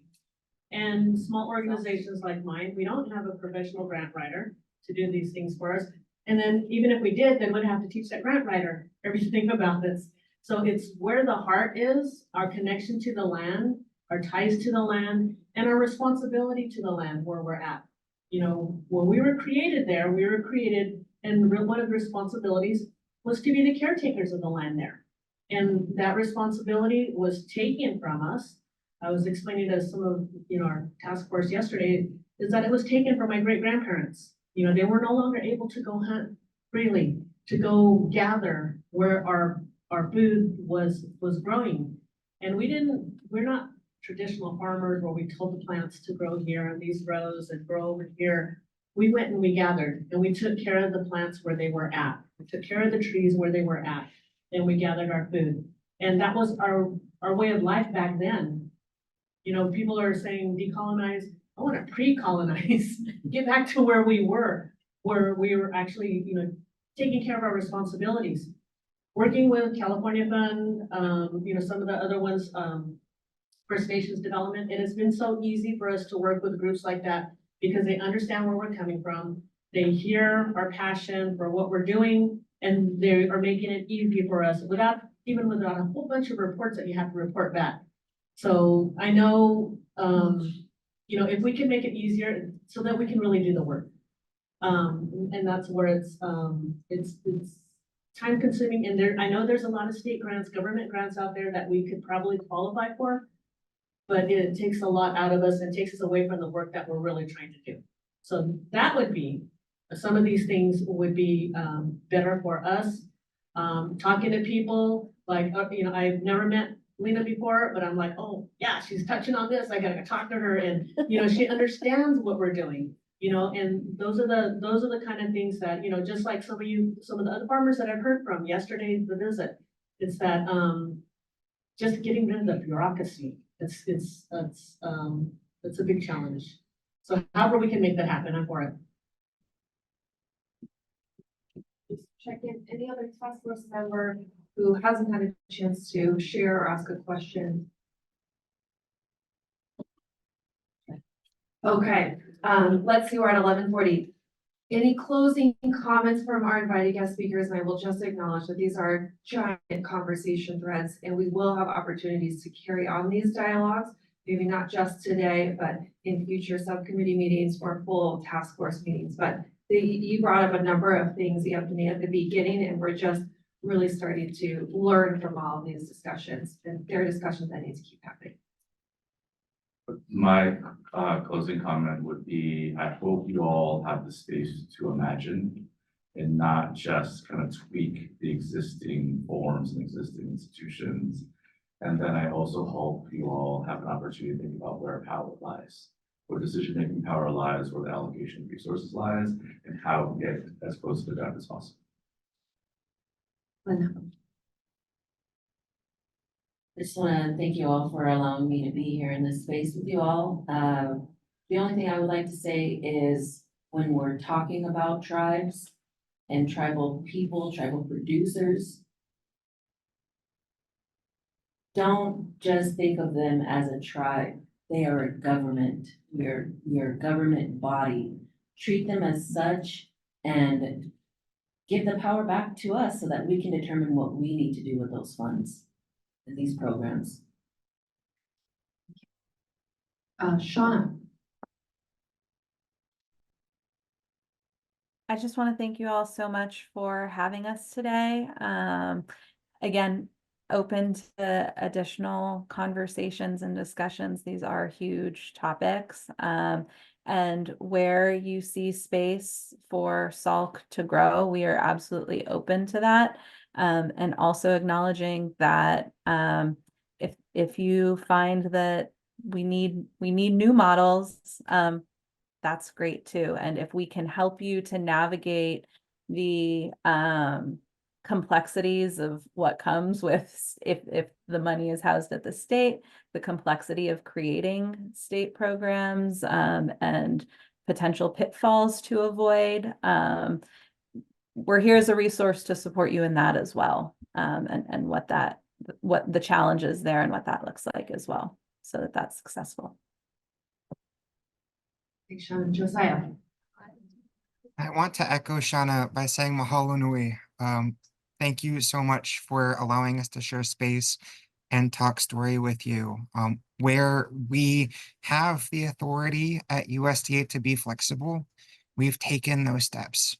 We were very excited to announce that the Intertribal Agriculture Council was the national intertribal food business center to provide technical assistance outside of our cooperative agreement on food business viability and to provide targeted cooperative and capacity building money. So we are looking at those opportunities as they're available, but I also hope that you'll continue to engage with us. We are a massive beast with a big history. And so we need your voices, we need your input. Tribal nations have the ability to consult with us, as I think Lena mentioned, on a nation-to-nation basis. But there are other opportunities to engage your state executive director out in California from the Farm Service Agency, your state director from Rural Development, your state conservationist in the Natural Resources Conservation Service. So we do have a presence that is local to you. And I hope that we can continue this conversation. Thank you, Josiah, and please join me in thanking our 4 invited guest speakers for this morning's discussion. All right, process check. With the group's permission, may we shave 4 minutes off of our lunch break? just to catch up a little bit. Okay, so we're at 11:44. Let's have lunch until 11:40. So if you can come back by say 12:40. If you can come back by say 12:35, 12:36, we'll get started promptly at 12:40. For task force members and invited guest speakers, lunch is in the back room. 2 folks told me that they were gluten-free or dairy-free, so your wraps and sandwiches are as marked. And you are welcome to walk around. I was hoping for blue skies today. Yesterday was, of course, glorious. But there's some nice benches outside. There's some green space. There's a nice little public market up there. So please refuel, stretch your legs. Public comment for this particular agenda session will be at the end of the next roundtable. So following lunch, following the farmer roundtable discussion. Doria. Time to actually capture like thoughts that were things that we want to follow up on. I feel like Yes, I didn't want to take up a bunch of time, but I feel like I did have a lot of thoughts and things that we should follow up on. Thank you for pointing that out. We're hoping that we're making those connections in that hour-long work planning conversation, which is what we're just kind of phrasing it, couching it as. Okay, lunch break, early lunch break. Thank you, everyone. I will adjust the camera in the room momentarily. The cameras don't track speakers, but I'll make some adjustments so we can be focused on our next guest speakers up at the front here. We're moving into part 2 of our roundtable discussions, exploring the resource landscape from the farmer perspective. Next slide. And we're going to do a similar type of setup here where I'm going to just quickly introduce the folks we have with us today to speak from the farmer perspective, and then I'll turn to them to give self-introductions and spend a couple of minutes, maybe 4 or 5 minutes, sharing their experience, what different types of land tenure they've experienced, if they've received support, and just kind of in general, their experiences on successes and hurdles for land access and equity. And again, this is to, of course, inform the larger purpose of developing your recommendations. And then after we hear from our invited guest speakers, we'll do the same thing. We'll turn to the task force members and invite you to ask them questions and engage in dialogue, and also share your experiences as well. So we have with us Itzai Mubaiwa with African Sisters Produce. Ruby, are you also with African Sisters Produce? Yeah. Welcome. Welcome. That's your mom. Love it. Thanks for being here. Mai Win, Farmer Mai. Welcome. Essence Oyos with Golden Eagle Farm. Hi, Essence. And Jessica Sanchez may or may not be able to join us online in a little bit with Terra Madre Gardens. So let me turn it over to you all to introduce yourselves. Tell us a bit more.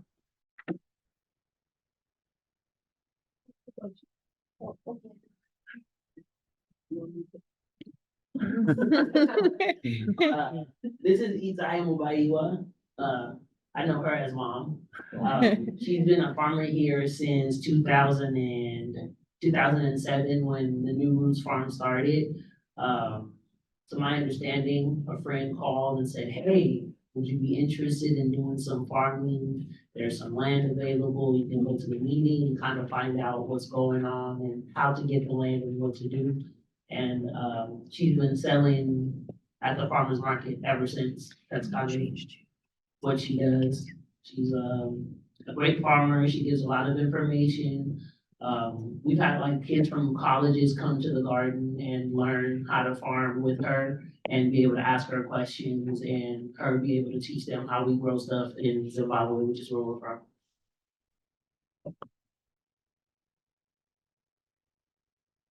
Hi, I'm Mai Nguyen, and also known as Farmer Mai. It's my farm business, which I've been operating for almost 10 years now. In November was my 10-year anniversary. And I actually farm up in Sebastopol, California, an hour north of San Francisco. So quite far from here. So why was I invited to this panel? Well, I also split my time in San Diego, where my parents live. And so I'd be happy to get into that further as it relates to this question of land equity, what it means for us to ensure that farmers have land security, but it's not just about the individual, but also about our communities, where we're from, our families, where they're based, who we're trying to serve. So, yeah, happy to get into that as we get into Q&A, but I've been leasing land the entire time that I've been farming. I grow heirloom grains, and so the scale that I need to grow at for my farm business to be viable is around 40 acres minimum. I've been at 50 acres for the past 2 years, but have been as large as 150 acres for about 6 years. So the expansion and contraction of that acreage as it relates to the lease agreements I've had, climate change, fires, all of that, also happy to get into later, just providing some teasers for now. But I'm excited to be here to share my experiences, and also as a farmer who organizes other farmers politically, also for land security purposes.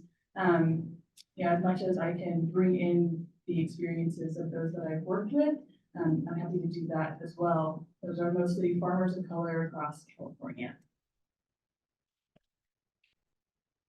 Kapinimat Kamahau Kai would need to kill Tecmacopai. My name is Essence Sage Hoyos from the Mesa Grande Band, an enrolled member there, and I have served on the Mesa Grande Business Development Corporation Board of Directors as volunteer secretary for the last 7 years.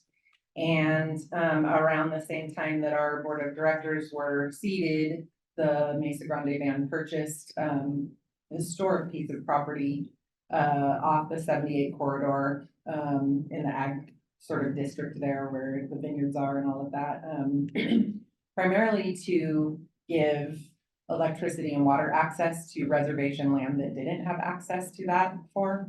So when the Golden Eagle Farm was purchased by the tribe, it was a former premier racehorse breeding and training facility. But before that, it was a Kumeyaay village where our ancestors, called home for thousands of years.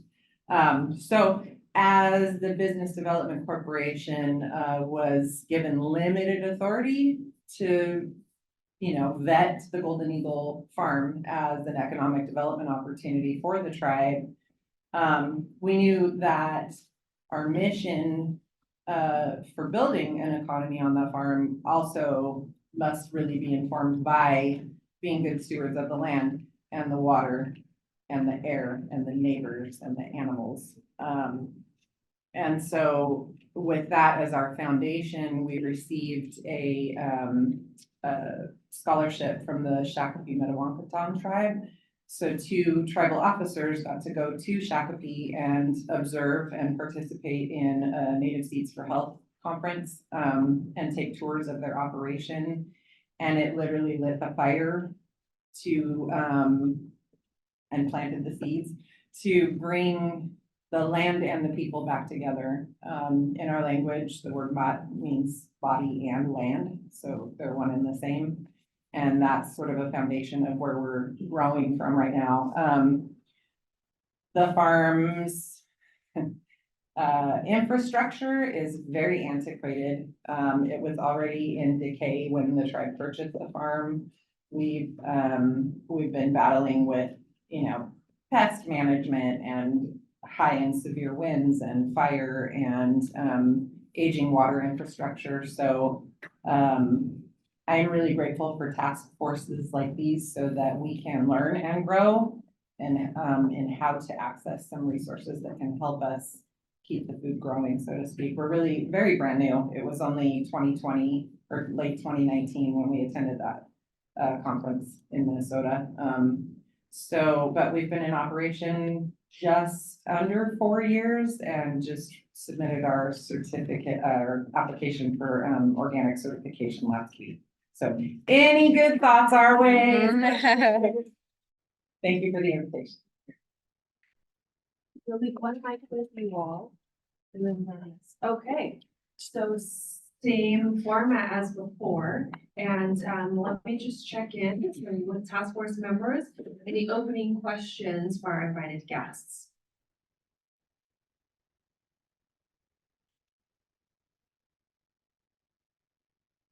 We can turn to our discussion prompts as well. And please try to state your name so that the This is James Nakahara. And my question revolves around examples or experiences in which any of y'all have worked with other organizations, whether they be government or non-government, and when that has worked well, what was it and why do you think it worked well?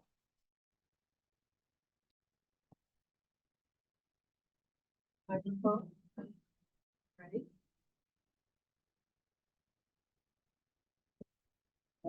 When I started, when I started farming, I started from a 600 square plot. So that's what I know. I am in the community garden. That's where I went from. Backyards, I have to find the backyard, what I use. And I have been got help from the state of government, but my media did help me a lot to start off my business as a small urban farmer inside people. So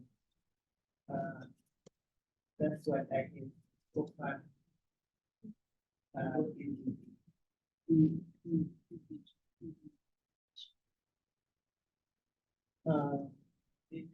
When we started the land, it was through International Rescue Committee.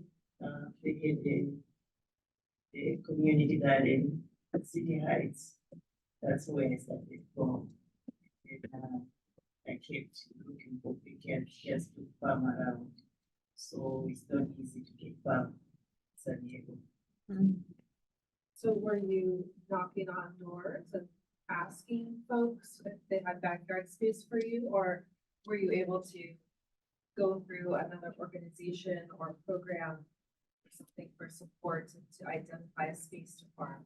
Some of it will be bold and just get there and ask if they can, they are offering their land to farm. Until I found one that I did use for quite a while in National City. They gave me the backyard to use, and I was only paying water only. I stayed with them for until 2020. They sold the house with the money back that way, so now it's another hard for another lady. Okay.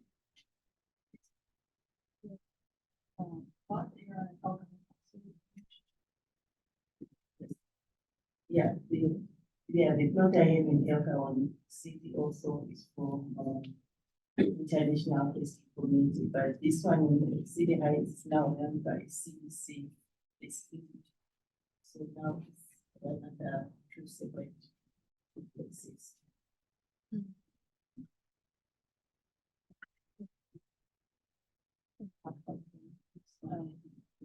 So it's our intention that two of the plots were run by the International Rescue Committee. The one that you started at in City Heights is now run by the CDC, the Community Development Corporation in the neighborhood. But just to provide some context, so the New Roots Farm that she's at, I worked at the International Rescue Committee when we were starting the New Roots Farm. And to answer your question, James, or an element of it is that that was land that the city had determined couldn't be developed on because of its proximity to a creek. So looking at these environmental zones that need protection or cannot be developed on were really key to the process of identifying that location, as well as the one in El Cajon.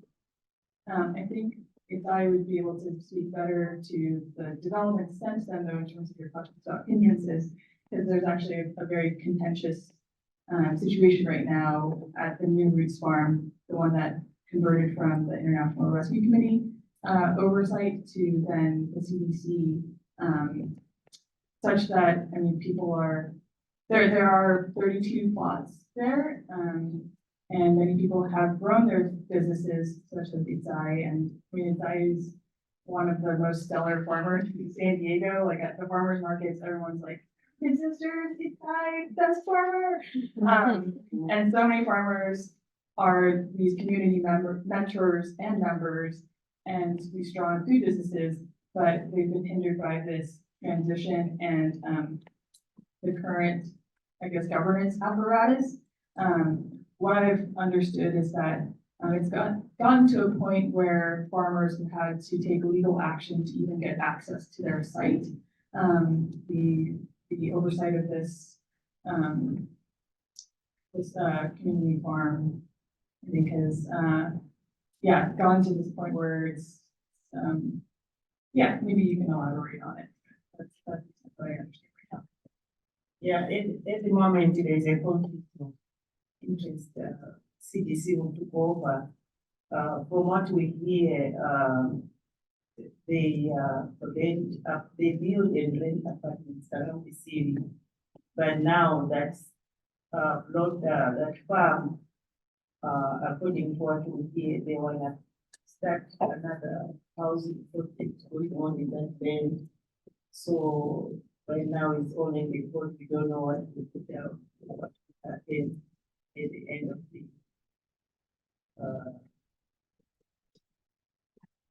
proceedings that are going on right now. Only one farmer in the garden was brought to come out and ask CDC if they had the lease for the property, of which they didn't have anything to show us. So right now, that's what they are fighting for, to keep the land, and they want the land to go even the courts. Yeah. That is my starting land, so I really want to hold on to it. That's my starting land. I have 3 plots in there, and I use that one, maybe I won't need that. So it's not easy.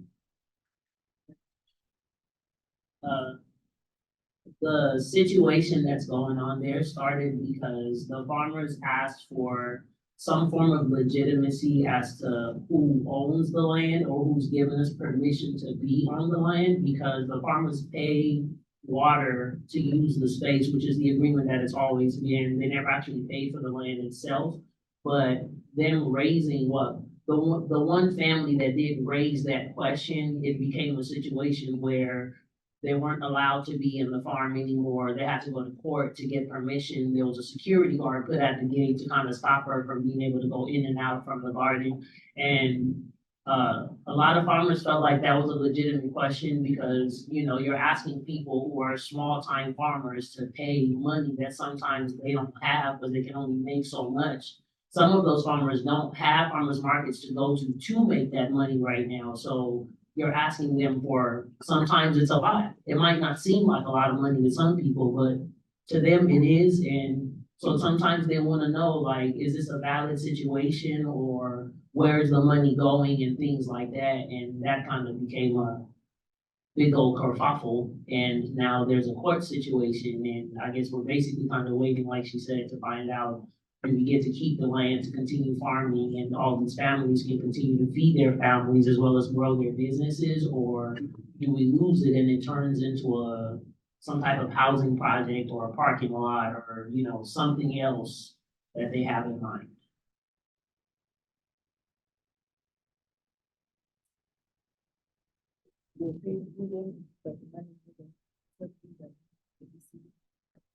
Oh, I guess that's another thing. Yes, it came out that we've been paying to CDC and they're supposed to pay the city council, I believe, to be able to continue to use the land, but they were never paid, or the city council never received the money, so that's another reason why people kept asking, well, why are we paying you for this space? What are you doing with the money that's not going where it's supposed to go? And that's when all the court stuff became a situation.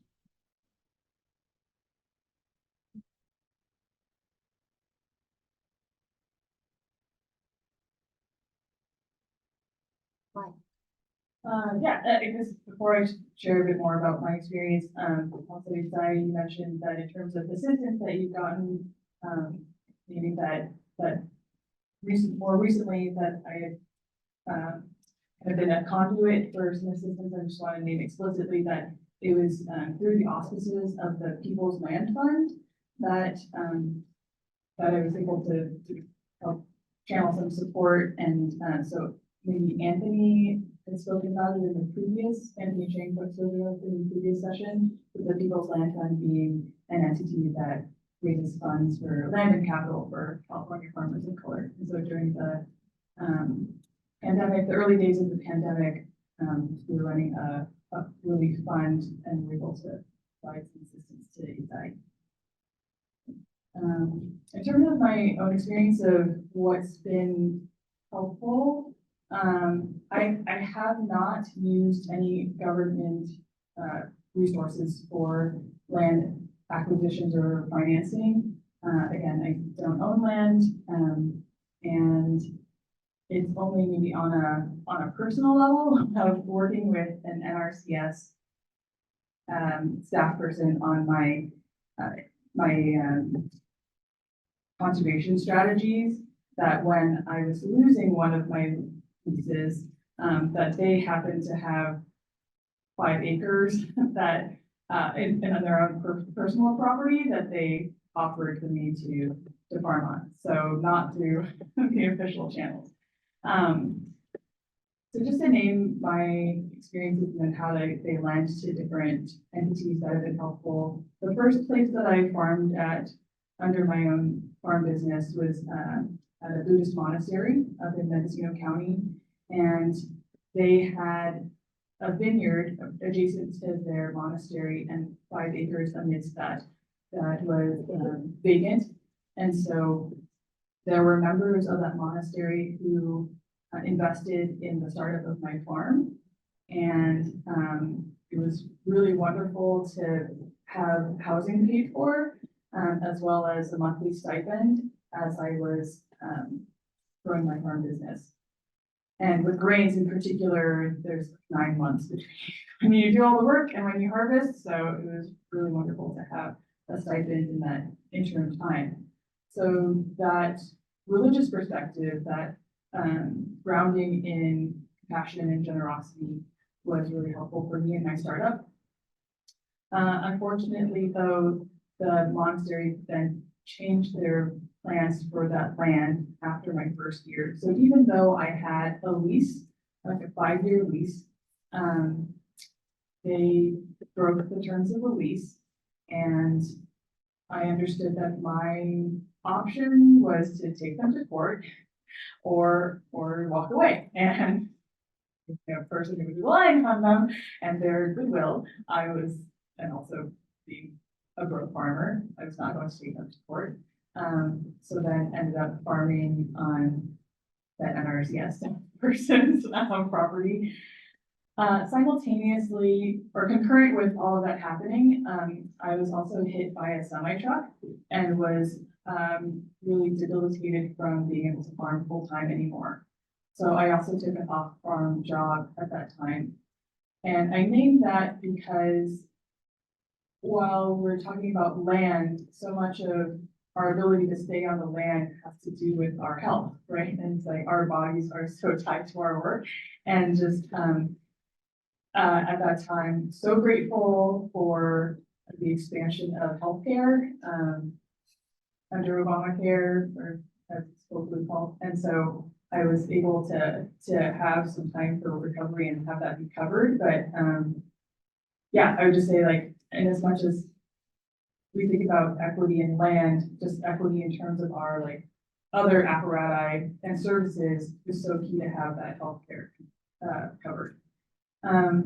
And so I took an off-farm job and then I was commuting from Davis to Lake County. And that was just too far of a commute. And at the same time, because of what I'm growing, the scale of grains and the specialty of these grains, and again, I grow these heirloom varieties of grain wheat. They're climate adapted so that they are dry farmed. They only rely on rainfall for irrigation. And over the past 4 years, I've been one of the few grain farmers in the West to have a crop. And so these grains capture 6 times more carbon than commodity grains, use 10% less water than commodity grains. And because they're so special, the seeds that I use, only a handful of farmers, and at this point, because of all of these losses, I'm one of like 2 farmers in the state who have these seeds. So I have to save them myself. And so that equipment I was trying to own with other farmers as a cooperative, and they were all based in Sonoma. So that just leads to the point of how I ended up in Sebastopol and have been there for the past 7 years. But in that time, I've still moved quite a bunch and still trying to address your question, James, of like what's helped. I'd say that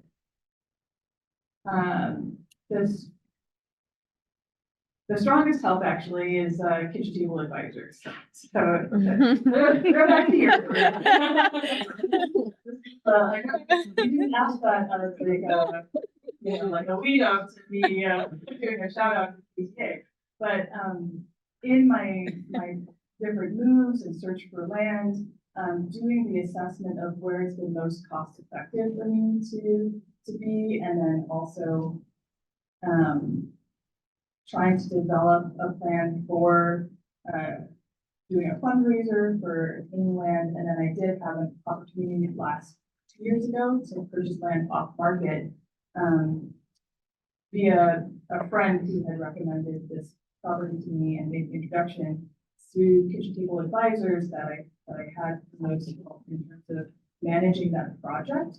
And then I reached out to Sandra Ferreira, who started the Center for Ethical Land Transitions to help with understanding the real estate transaction.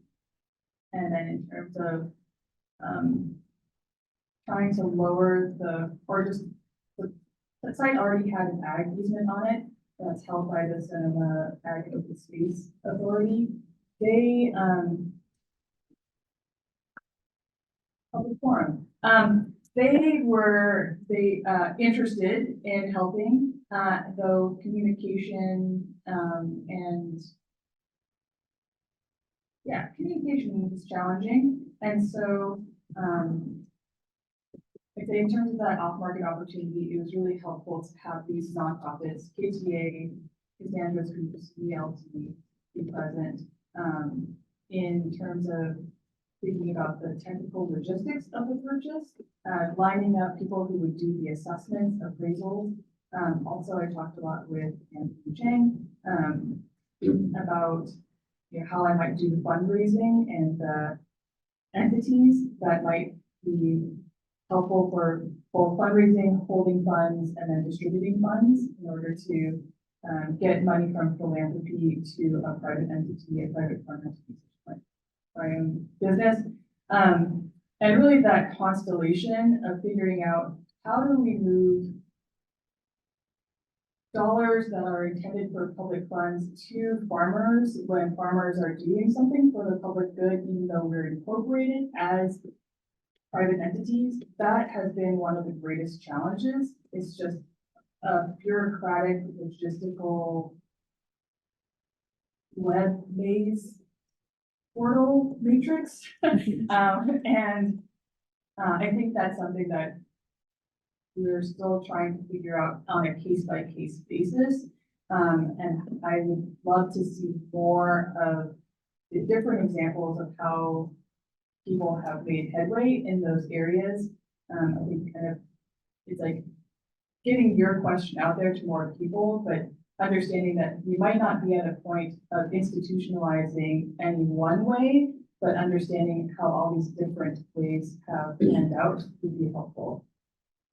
I want to flag, just in terms of like the ways in which my lease agreements haven't worked out, or like what has contributed to my land instability, is something that I'd like to talk about at some point or share, because it's relevant to the land equity question, but it doesn't speak to your question directly right now, so I just this.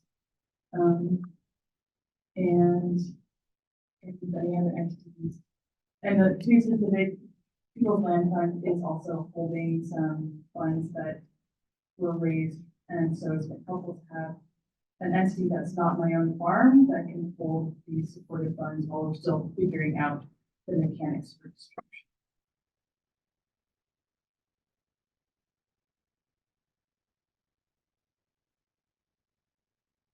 For the Golden Eagle Farm, the support has been astounding, really. We got started with a Native American Agriculture Fund grant. We literally started with that $50,000 grant, which also provided mini grants to tribal members that don't have food access, especially when the pandemic hit, of course. Our housing, our official tribal housing is deep down in Black Canyon on a one-lane dirt road. It's terrifying to get to. So the Native American Agriculture Fund grant allowed for tribal members to plant gardens in their own home area, or if they wanted to come and do the community garden at the Golden Eagle Farm, if they had access to get there, then they could do that. So it was a community building practice for us also. While we were learning the ins and outs of farming, we did contract with Murray Farms in North County and the Mission Resource Conservation District to help guide our way, really, as beginning farmers.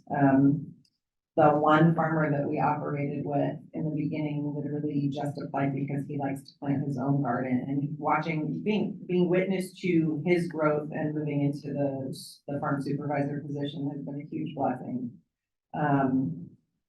We have had generous support from the Intertribal Agriculture Council. They have for 2 years in a row now requested Golden Eagle Farms produce for their annual conference, which is very exciting. We've received support from the First Nations Development Institute.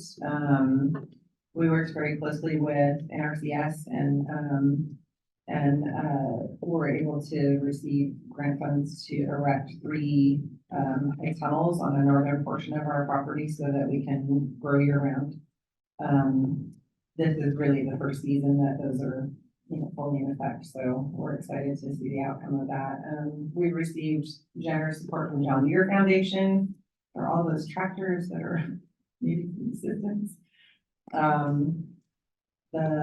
So I mentioned the Mission Resource Conservation District. We've also had some water sampling done by the San Diego Resource Conservation District. Huge support from San Diego backcountry, Julian community, San Diego natives, a whole we're gaining attention in the community. We would really very much like to be a support to other farmers in the area. I'm so happy to meet you all. To really elevate food sovereignty and getting, as you mentioned, our hands and souls and feet back in touch with the land that supports all of us. We continue to reach out for, governmental agency and federal, assistance to grow the farm. We can't operate on grants alone. I mean, we're in it for economic development, but we have that undercurrent of, community building as well. We squeaked along after that initial NAIF grant that we received, and actually the farm was slated to close in December had we not received the CDFA beginning farmer grant that has kept us alive for another couple of years. And so the outreach and the connections that we've made through that process has been astounding. And we just also submitted our farm to school grant through the CDFA as well. So we're really, really hoping to reach the community in that way as well. Get some of the kids out onto the farm to, you know, continue that love of knowing where our food comes from.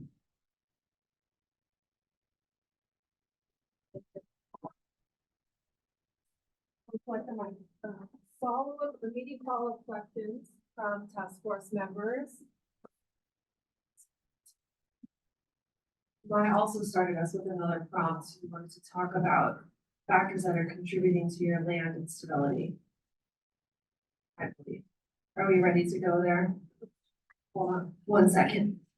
Emily. This is Emily.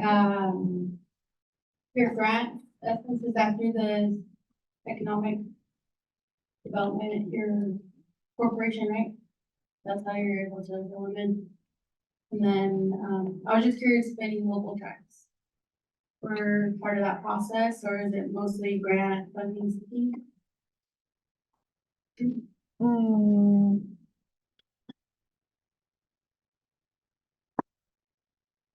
Most of what has funded the Golden Eagle Farm has been grant funding. Outreach like yours, Emily, has also really assisted us. I apologize for not mentioning you before. You're the reason I'm here. I apologize. But so the farmers roundtable that you hosted and that at San Isabel and then also on the Golden Eagle, we're really excited about that outreach as well. We've worked with PAMA Tribal Farms. We've done gosh, I can't remember the acronym right now. When Megan came down and did the food producing, the safety training.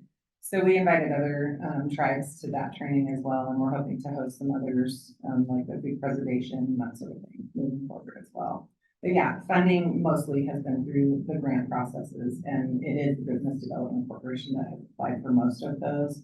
They're so we're an arm of the tribal government with autonomy, but some of the larger, like the USD grants that we've attempted to apply for, and our staff is volunteer. We have one consultant that is also, she wears so many hats, like grant writer and, everything. So, so what we can apply for, we attempt to do that just to keep the farm operational. We do also have, like our larger goal is to create an agritourism, cultural heritage tourism destination. We do have ranch homes on the property that are, renting for vacation rentals right now.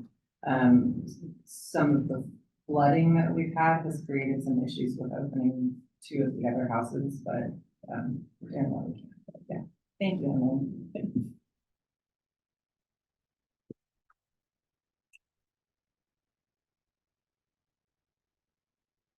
Hello, my name is Darlene Franco. How big is the farm that you're farming? I guess I did not say that earlier. I apologize. The entire farm is 560 acres. We have about 6 acres under production right now, and we're aiming to do another 10 by the end of this year, which is a deliverable under the CDFA grant, but we've had such issues with flooding because of the rains and then the runoff from Witch Creek Mountain that they're barely able to get the tractors out there right now. Yeah. So, so ideally, we would like to extend it to 20 acres pending funding the operation, because what we really are aiming to do is build the workforce. They're all native farmers, and it's owned by the tribe. So we're really highlighting that right now. And we're actually, so the land is still fee land currently. So we're operating under county and state, rule. And so our our fabulous team of the people that are really working very hard, wearing many hats to keep things operational, are really working hard right now to open up, twice a month, I think, farmers markets. So I would like to invite anybody and everybody who would like to come and, you know, participate in that and maybe come and, you know, bring your produce. That would be fantastic, because we really do want to be a central hub for all tribal communities to come and gather and bring their goods and wares, and also the local region. So the food that you're growing, is that mostly for farmers markets, or are you distributing to tribal members? We have a farm store on site. We converted our office into a farm store.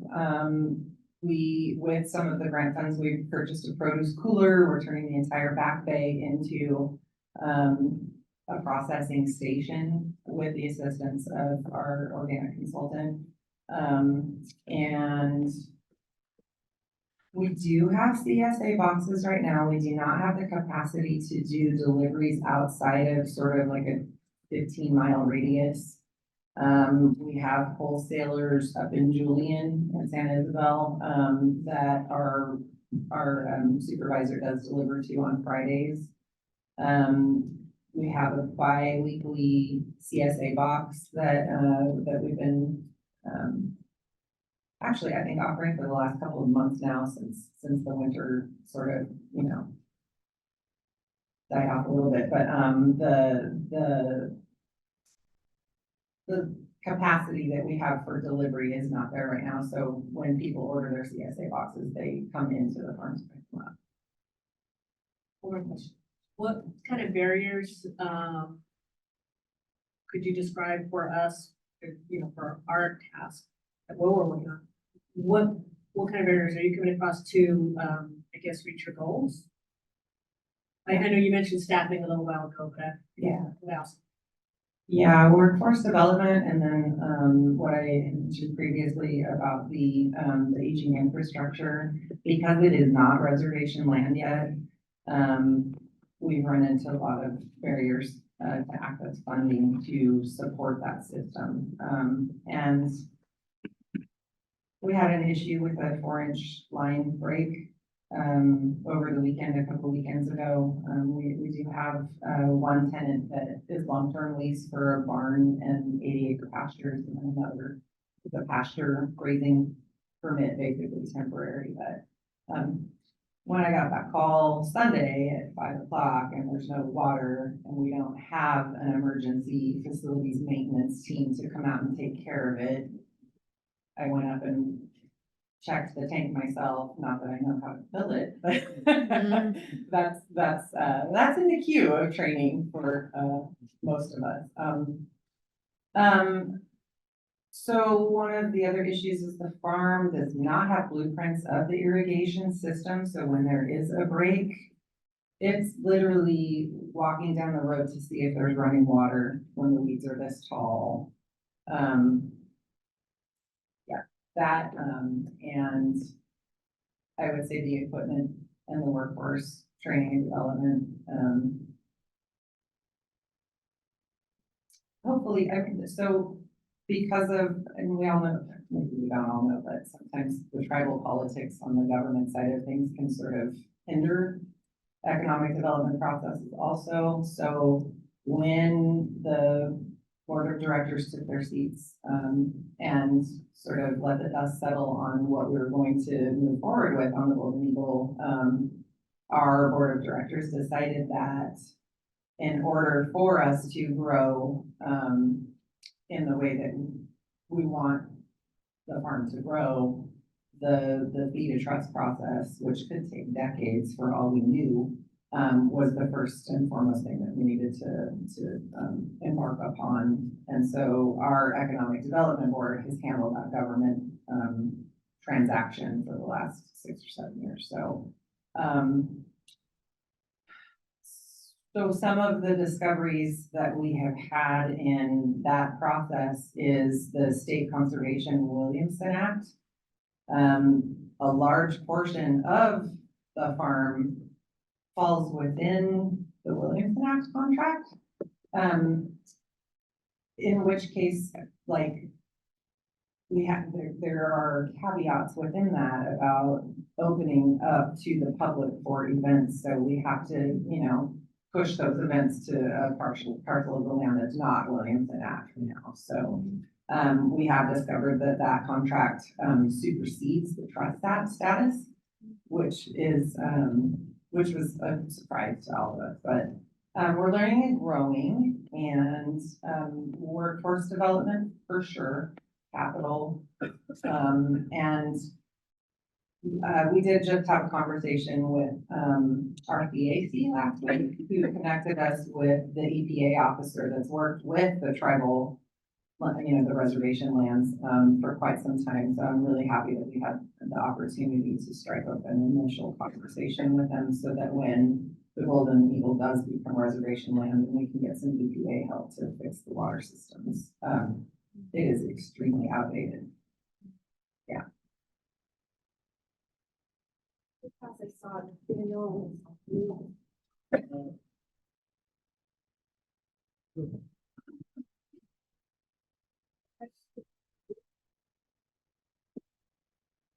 I was just gonna ask on the irrigation system, have you considered applying for the SWEEP program through CDFA or CRA? Is there some complication with reservation land for that program? Or any, or maybe what are your other barriers to that? Really capacity for writing the grant. They're the consultant that we work with, has been the primary grant writer for us, and she's like, no. And she has done very well to bring, you know, success to the grants that we have received. We did have I don't know if it was a water survey, I can't remember the title of what they did not too long ago, but, from the San Diego Resource Conservation District. We just need to reach back out to them to gather some more assistance to apply for that. But that is in our queue. And there's a dedicated person in the cooperative extension office as well for SWEET and the other smart things. So.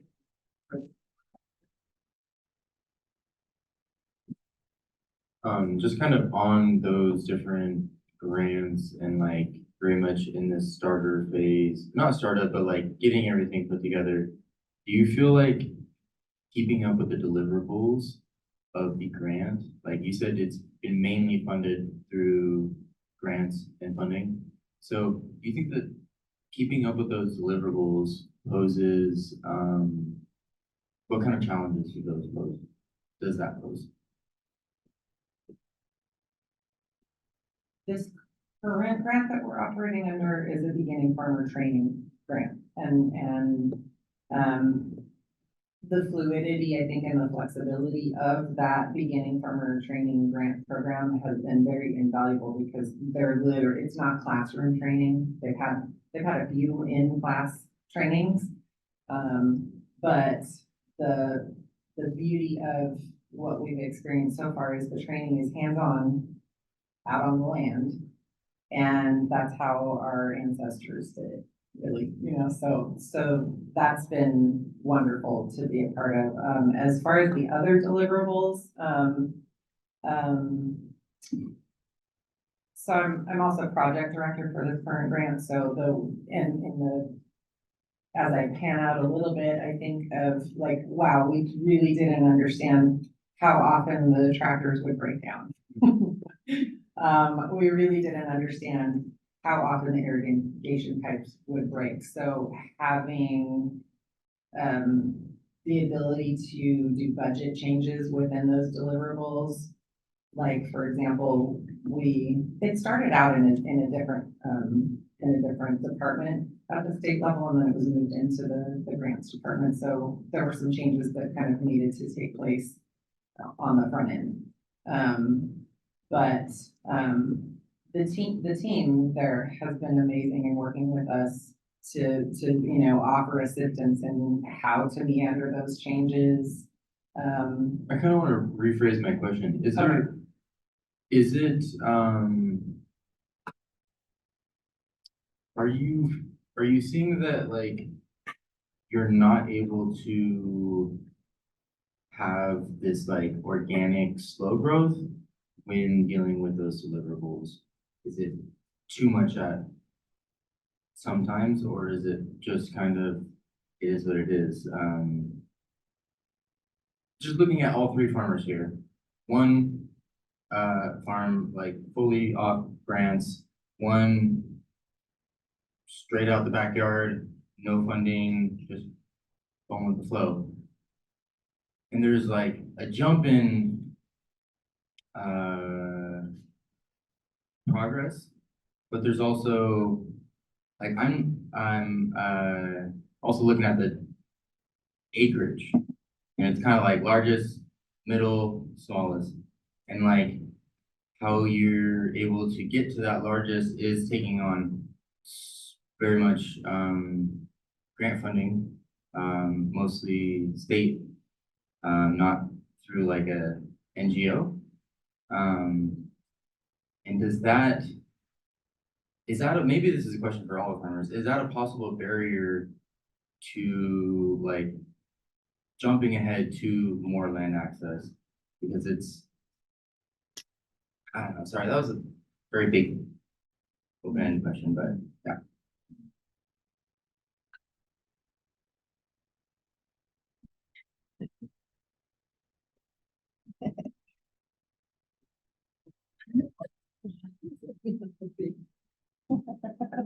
To be honest, I don't know how to answer that. I don't know, that's a small pot, small sort of.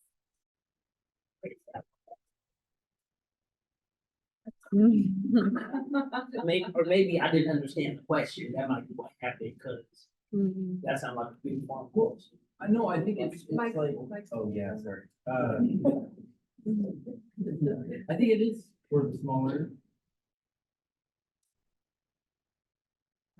I think it is for the smaller farmers as well. Like even if you wanted to scale up to own the land that you're maybe farming on, and it was small, like,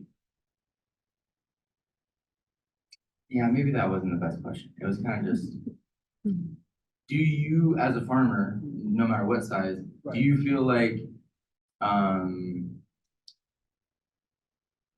keeping up with grants and deliverables instead of organic growth, or just like learning from your experiences is hindering or challenging at all? I think in anything that has to do with your business, you'll always find different challenges. And I think, for me, I think that sounds like more preference. Like, do you want to go with organic, or do you prefer to do the deliverables? If it was up to Superwoman, she would do it all. But so far, she's done more so with the organic. When it was pandemic, she did the deliverables and it worked out fine because people couldn't necessarily come to the market like that. So in those instances, that worked out for her. But she likes to go to the market and like actually talk to the customers and get feedback on what they prefer, what they don't prefer. Is it the same taste as last year? Did it get better? Did it get worse? What happened? And also she gets a lot of information from like the chefs. They kind of keep up with the fashion of food per se. So they come and tell us like, hey, you know, we're coming into the season for this, and I think this is gonna be big. Can you grow that for us? So she kind of goes with that. But I think for us, it's more so go with the flow, go with what works.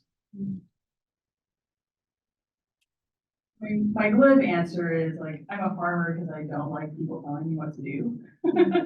So deliverables, like, no. But the more serious answer is like, the reason why I haven't applied for like government grants in particular is because I can already see that there's going to be this misalignment between what their deliverables are and their expectations and what I can do. Because what those expectations are based on conventional commodity crops, right? Where farmers are expected to control the environment and their outputs with chemicals in order to meet those demands. And I'm growing in a completely different way, trying to grow in adaptation with climate change, which is extremely variable, right? So my ability to pay back any kind of loans based on the timelines set by these institutions doesn't really make sense. Like, when I read the description, it seems like signing up would be signing myself up for extreme debt and stress. So yeah, I think like trying to do things organically in some ways is, it's not more sane, right? 'Cause it's still bonkers to. It's gonna take you so long and. Yeah, you're right. And at the same time, having done so, I would say like over the past 10 years, now I've been able to serve over 120 families through my CSA. I have over 100 unique retail customers every year. I have a 800-person wait list for my flower CSA that I cannot meet the demand for because of the lack of infrastructure. So it related to this conversation about the land equity, I think this is still, it's important to see this conversation nested within the Strategic Growth Council conversation about like, how are we organizing the state of California to not just grow the food, but to process it and to distribute it, right? And that the lack of infrastructure has been crushing for my business. So I do need the land. I am in a place where I'm surrounded by failing dairy farmers, different competition, but so that land I can lease for pretty cheap. But just getting to like some specifics of the lease agreements I've had, like after that Lake County lease that I had and I wanted to move to Sonoma, can't let me join them, but I'm not joining them by becoming a landowner. I partnered with a landowner, someone who didn't have experience farming, but owned 12 acres. And so we formed a partnership. And in our first season, it was great, high profits. So next season, wildfires hindered us from getting our crop out to the grain cleaners. So grain needs to be separated from the wheat seeds, growing organically, wheat seeds. But the nearest cleaner is a 6-hour round trip drive away. And because of the wildfires, we couldn't get there. And since then, the roads are so messed up with wildfires, right? So thinking about that infrastructure. And there's only one grain or seed cleaner left that will take our stuff. They're actually meant for melons, but all of the other seed cleaners have been closing over the past 10 years that I've been farming. There used to be 5. Now there's only 1 that can serve my size because of corporate consolidation. So, so in that partnership that I had, in order to have that access to land, then the landowner was like, "Oh, farming is really not profitable. I don't want to do this anymore." So I lost that lease, and then expanded into another place where there's an absentee landlord, and I was growing on 60 acres there in Petaluma.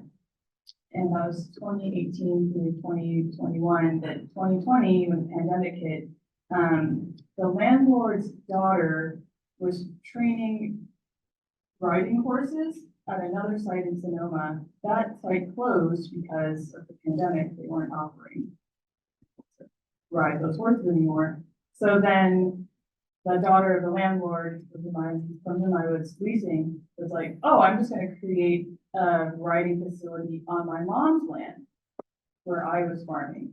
And then so proceeded to bulldoze over the crop that I had been growing, notably when there was a flour shortage, but just like ripe grain in the field, just mowed over, right? So with that damage, tried to take them to small claims court, and nothing transpired. It was just a waste of time. And also because the crops that I grow, it's wheat, and so on the government level, they see that as a commodity crop, and so value it according to the commodity price and not the price of what I'm producing. So in as much as like land and rent rates as they apply to oftentimes for grain, it's by like 15% of your sales rather than just like, X number per month or something. That's just also a discrepancy that needs to be addressed in like, how do we rethink land rental rates What are some different mechanisms that we can use? Anyway, so that's, lease I had and what? And then another one that I had, was for, a landlord who lived in San Francisco and bought that land so that his family could have a getaway during the pandemic.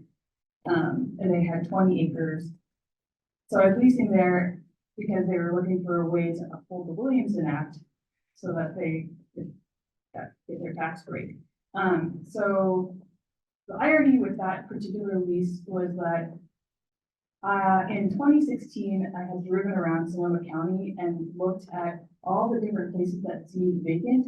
And I looked up the address of the owner and wrote handwritten letters to people to ask, well, what you doing? And asking for just leasing and possibly purchase opportunities.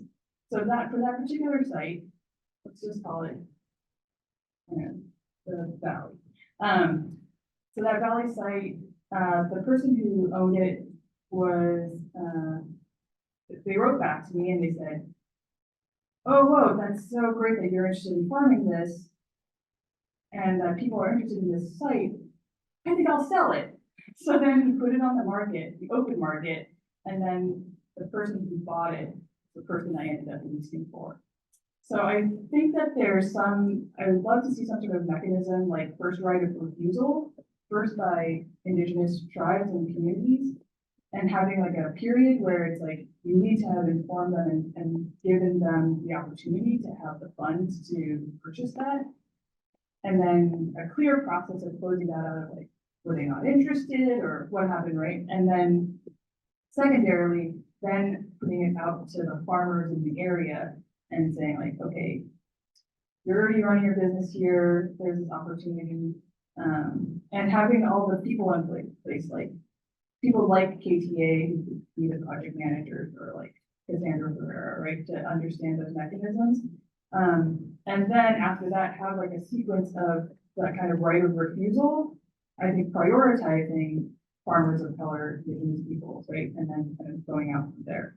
But yeah, it was just heartbreaking to just be working the land at this place. And I'm like, it's beautiful, I love it. There's like 2 houses. My parents could live in one, I could live in the other. It's like close to a great school, but here I am farming it for someone else to have it. It's great. So, yeah, and then actually be about to sell it. Yeah. Another site, sorry, I just have 2 more examples. Another site that I farm at, I had trouble finding leases through like word of mouth or just like online listings. Just I think that's just another area, is just like having a really good bank of information of like what farmland is available. And I know FarmLink has it on a voluntary basis, but it's like, can we do that more proactively? Right? Like I've talked with Cinema Ag and Open Space, like, can you just send out mailers and ask people like, are you interested in selling? And like get the conversation going, not when they've already listed, right? And so absent that kind of mechanism, I really relied on my really good friend in Sonoma, who's like a 3rd generation Italian American guy. And so he found this lease for me, and it's a great spot. And then the interactions, or what I've heard from the landlord though, is like that, she'll just say really racist things about Asians. And so I'm in this space where it's like the best lease that I've got right now is with someone who doesn't really know that I'm leasing from them, and the person who I'm getting it through, it's basically because I have an old boys network that I have access to, and he's supporting me to get this land. So how do we basically just like have that racial justice in the land search and access itself, right? Like, how do we have that land bank of information, but also have the parties to facilitate it, that then doesn't entangle us in just continuing like the racialization of like who has access. And in terms of that interaction, like when I had that off-market opportunity to buy land, it's like knowing the farmer is helpful to some degree until they start using your race against you. Right? And so, just in terms of that mechanism too, is like how do you have the off-market opportunities? So you're not competing at the highest price, right? But as farmers, we don't have that much money anyways. So it's been interesting interacting with Sonoma Ag and Open Space, and they have this new buy, protect, sell program that they're trying to pilot. The idea is that they would purchase it, put a conservation easement on it, then sell it. The thing is that they're gonna go through an RFP process. And because they're concerned of litigation that would say that they're showing racial preference, they're not including any language about that, which is a separate conversation. I've been trying to encourage them to like use language around like climate mitigation, or like people who use traditional practices, like other proxies to enable farmers of color to be able to be competitive in RFP.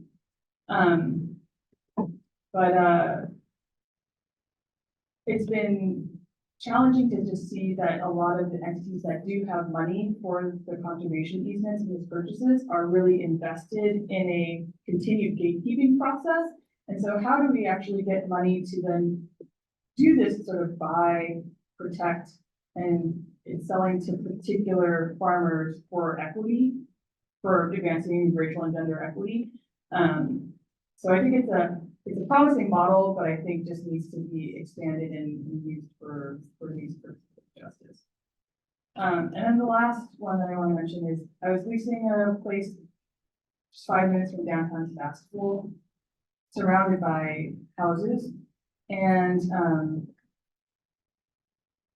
I would get calls every day from the people in the houses, landlord, absentee, and he like gave one of his renters my phone number, and they were really concerned about the fire hazard that the grains might present. Specifically, there was one person who like moved up from Oakland, and she was really concerned about wildfires. But I was just then dealing with her phone calls like every day and text messages, and this lack of understanding of the farming ecosystem and by people who are living adjacent to it and like are moving to areas because they're drawn to the agriculture, but then kind of don't want to live with the agriculture. And I think I wonder a lot about like the guy's experience, like urban farming too, and these pressures for housing, like how that connects. But I think as we think about the densification of California and trying to connect ag and people, right, like that, I mean, I needed to move off of that place because I was just being harassed by these people, even though the guy the plot next over had tall grass that he wasn't managing, like wild grasses. I'm like, I'm gonna harvest this and bale the straw. There's like a timeline, and that plus this layer of confusion of jurisdictions, of what's city or what's county, often has been an issue in terms of then like who's coming in and doing enforcement. And then when you're talking about people of color trying to be on the land and then basically having the cops be called on you for the fire potential hazard issue, like that's incredibly problematic. So just want to add in the layers about like when we think about land and the transitions, being really clear about whose jurisdiction it is, about the property lines, lining it up between the city, the county, and for ag lands, state level, so that the farmers are empowered to know like who is on their side and who they can call to clarify when there's these issues.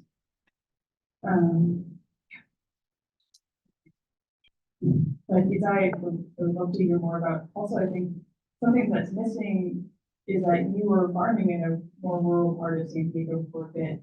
And that really helps your business expand, but also attract from being out in that rural area. If you want to share that. if you would like to work up.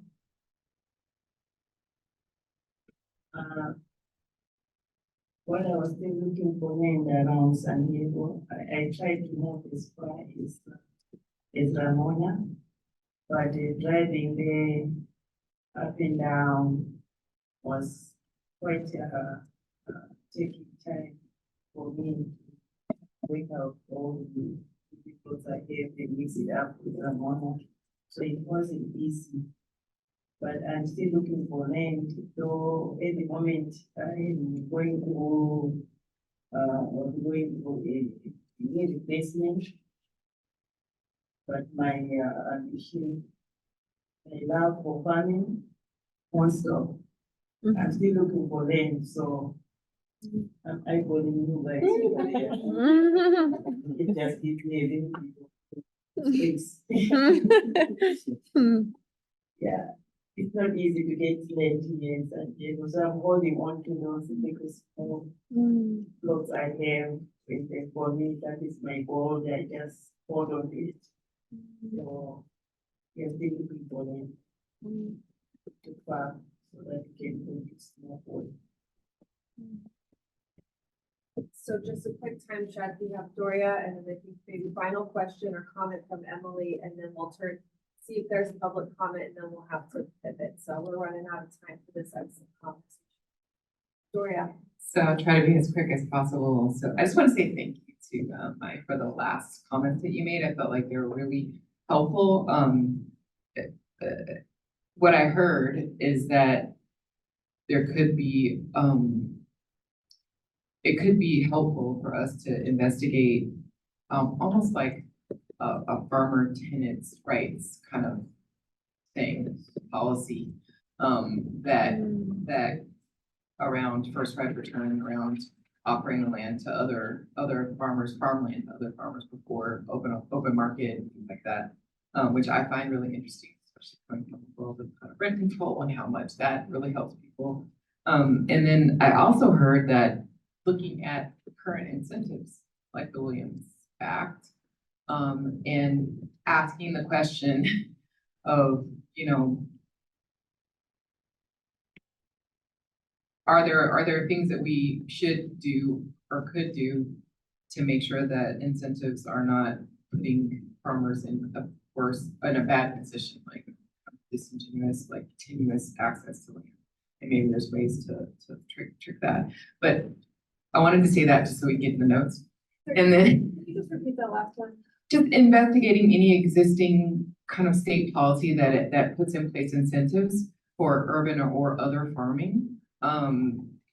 We're brought up the problems with these folks using it as a tax incentive and like you could go further to investigate exactly what was very wrong about that. But it seems like a rabbit hole you may want to go down so that we can not propose things that work like that, or and two, see if there's any tweaking to that policy that we might want to do. And so that said, because I want to get into the notes, I really wonder, considering that only one of our farmers really uses or have been able to use thus far state resources for land acquisition. And I know our conversation has been broader than land acquisition. It has also talked about like legal and other kind of barriers that people have to be successful on the land. I would love to hear from each one of you, especially those who are not yet using it. What would you like to see in the perfect world? Not tweaking existing things necessarily, but is there a grant program or some kind of a program that would help you get access to land, and what might that look like? I mean, it seems like a simple question, but it seems like also why we're here. So I would love to just hear it straight from you. Like what is the thing that you need from the state?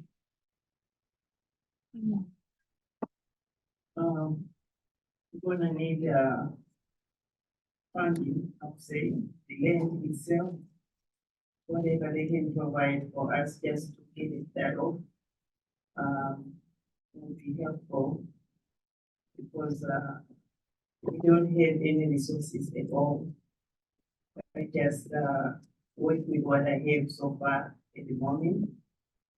And then, the grants, I really don't know where to go and where to start. Otherwise,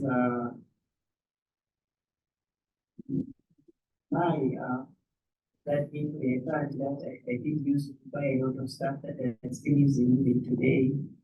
So as time goes on and getting more land and space, I don't know where to start, but got keep on let's see.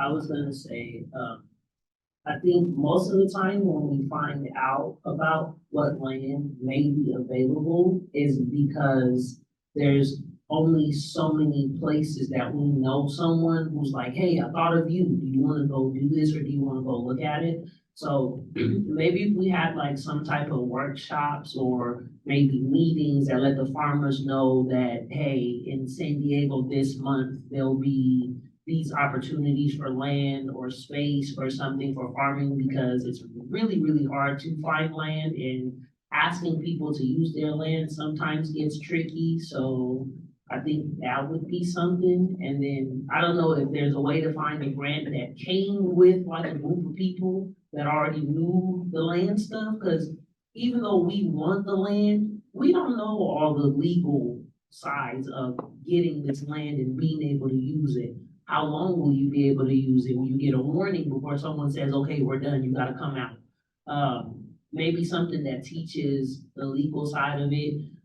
Also, a lot of us didn't know there were grants until like very recently when she got the grant from Maya that helped her out. So maybe something that tells the farmers locally, like, did you know there's a grant that helps you with supplies or tools or, you know, whatever it is you need in the farm. Like just knowing that there's grant helps, but I think a lot of people just don't have that information. So that's kind of a big thing. But we can always use tools and seeds. Like you can never have enough of that. If that could be, you know, squeezed in there too, that would be great.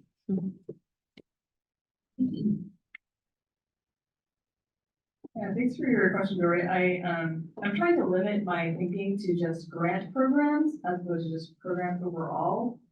I mean, yeah, we're running out of time, right?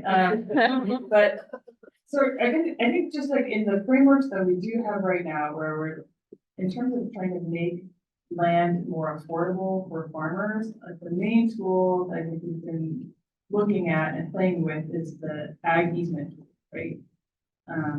So by putting an ag easement on the property, you take the development rights away, right?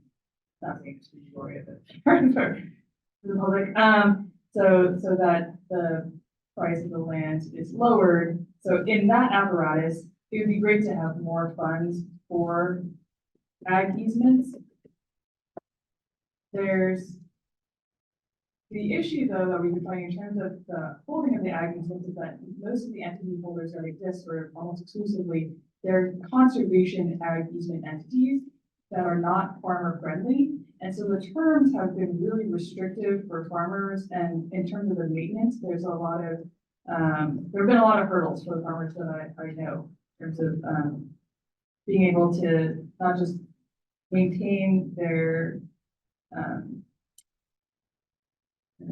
deliverables, that word is sticking in mind. Anyways, following through those, and then also for transfers, because a lot of the easements are for some entity thinking that they'll exist in perpetuity, but for farmers, there's going to be turnover. And so with a farm in Sonoma County, where there's just like amazing vegetable farm, and they cannot transition it to another farmer because the easement is under just their specific names. So I'm trying to address that and creating entities and having state funding and support to create farmer-led and held easement entities. I think it's going to be critical if we are going to continue using that mechanism. Of course, that mechanism is only useful if there are, if there's threat of development, but there's sometimes places where the evaluation of that is that, oh, there's really no threat of development, but it's still a place that would be great for, you know, farmer of color to be at. So I think we need to address that gap, which is still about this, like, how do we just have funding for farmers? We know that we need to protect farmland, retain farmland. Is it a grant or is it just some other policy where we just do that and say like, we all value farmland, right? And that, then in terms of the distribution, right, it's like, we've used eminent domain for developing mines, right? And of that kind of resource, why not use eminent domain for equitable redistribution and ag land preservation? So again, not a grant program, but I think, just a mechanism, I think that we need to really consider as precedents for public good and, you know, feeding people with the public good. And I think in terms of grants for land, the amount of money that you need for land is so astronomical compared to what I could possibly make on the farm. So I think having designated grants for farmers of color and just money for land is great. I feel like that seems obvious, but I'll just state it for the notes. But I think in addition to that, I think we really need to talk about a universal basic income for farmers. Because it's not just the land that we're trying to pay for, it's the rest of our lives. And in the face of climate change and all of the other variables, and that's 4 years pandemic, right? It's like trying to budget for saving for land or anything else, my children's college education, right? Just having a basic income would be really helpful to save for any of these things. And leaving it up to the farmer to decide how they're going to use those funds, understanding that the farmer is really going to farm, I think is going to be critical for us to continue to do the work of advancing food development.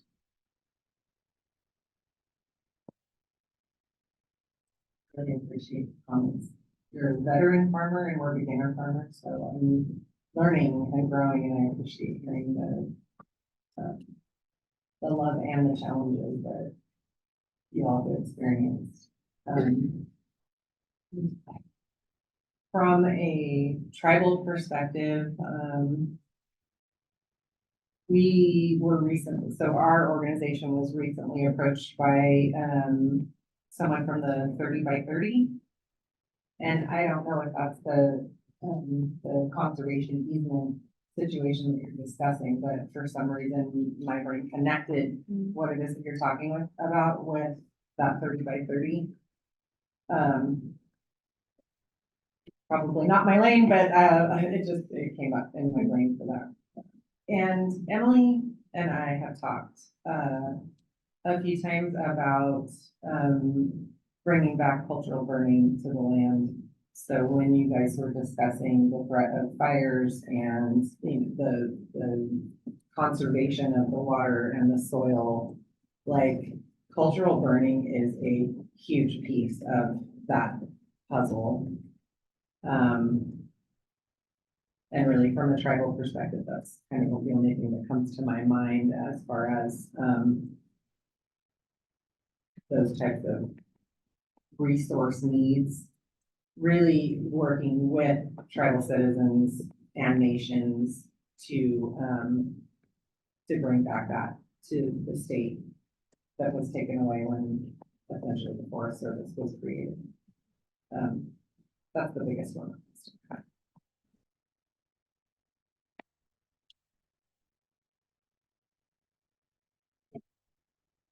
Yeah, you know, I'm heavily advocate. I educate CAL FIRE all the time, and there's so much on it there. Like how you mentioned the threat of criminalization, that's something we have experienced here, being criminalized, arrested even for practicing our cultural burning. And that's why I heavily advocate, because we are being arrested for practicing our culture, when really that's against the law. I have so many notes, but I don't agree that eminent domain would be a good avenue, because they've always used, the federal government has always used eminent domain for the greater good. So, it would be nothing different. I mean, they would just be using ag instead of, mining or, building the oil, pipeline. So I don't agree with eminent domain. And that's coming from a travel perspective. My question actually was for, how do you say your name? Izay?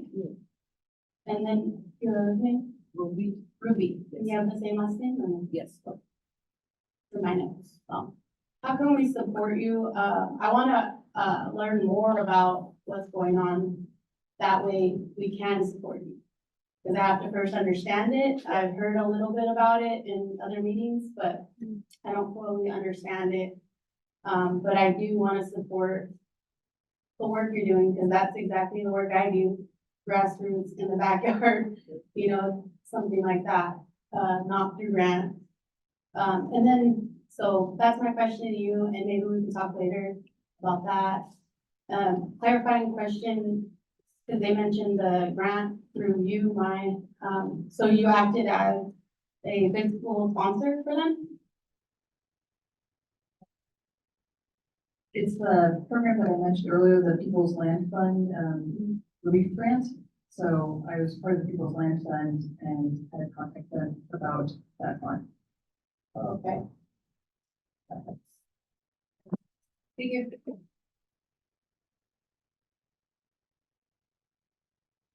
Final comments from Ruby.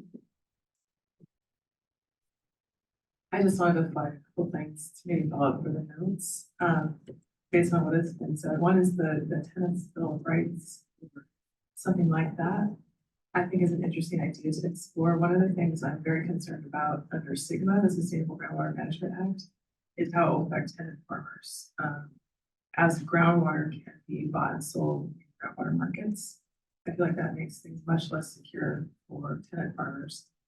And next week, the California Water Commission is talking about their white paper and recommendations on groundwater trading on May 15th, if anyone wants to check that out, especially if you live in or farm actually in a critically overdrafted basin or high priority basin.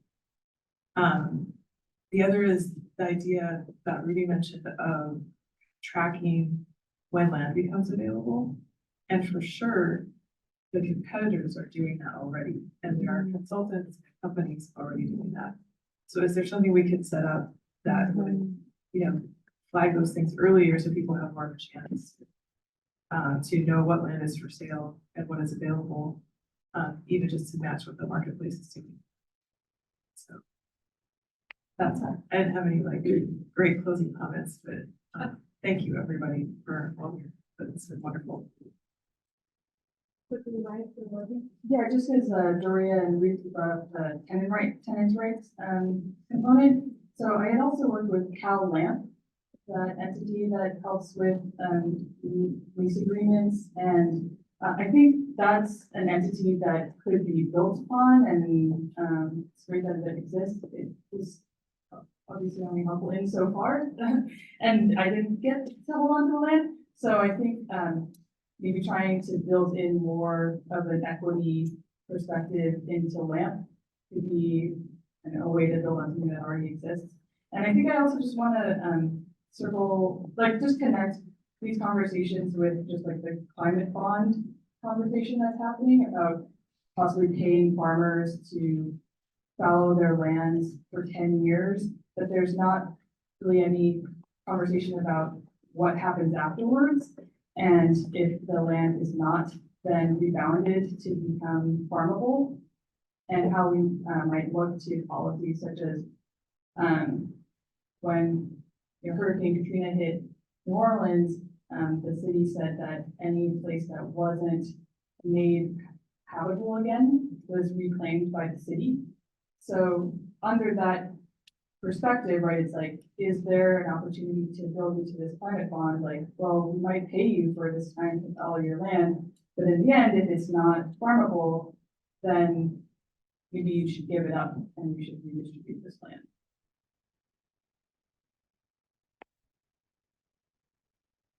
Thank you. A lot there, a lot for us to think about. And I'm sorry, we had to cut the conversation a little bit short. Actually, we went a little bit long, but there's so much more to say always. So thank you all for coming, for joining us today. May we offer our folks a round of applause.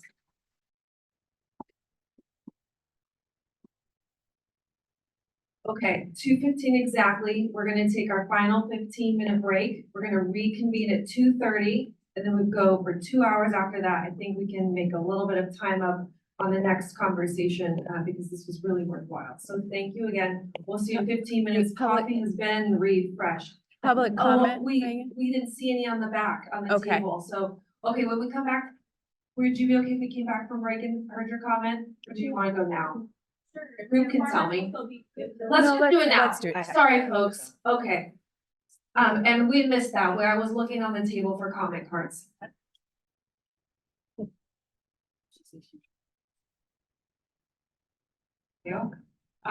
This is Darlene here again. I just wanted to respond a little bit to some of the comments that were made here.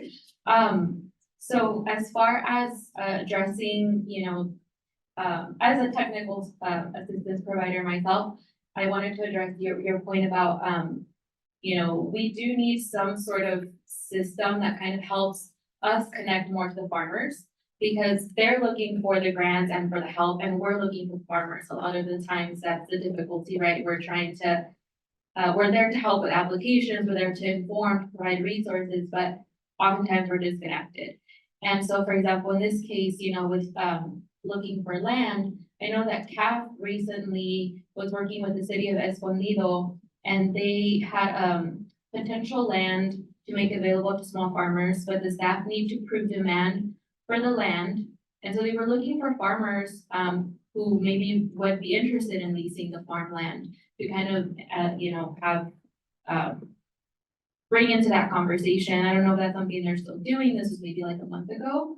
But again, that's kind of the case where sometimes you don't hear about the opportunities and they're looking for the farmers. So some way to facilitate that conversation would be helpful. And then also to the question that Doria presented about something I've heard from farmers when I've participated in discussions is that having a stipend and housing while farmers start their businesses would be really helpful. So kind of also to follow up on what Dr. May was saying. These types of programs where they don't have to only be worried about their livelihoods as, everything else with land access and everything with the business is going on as well. Thank you.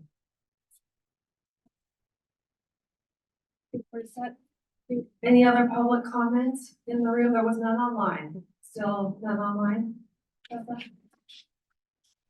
Okay, thank you. Thank you for that. Let's do 12:33 return.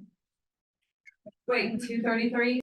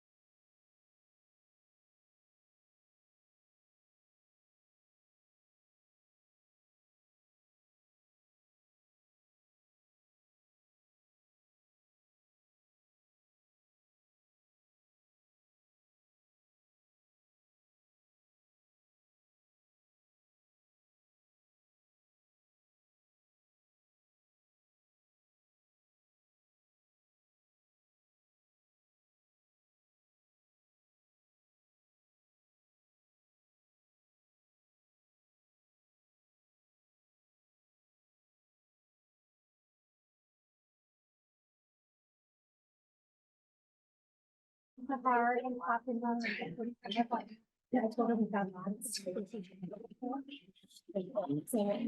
meeting.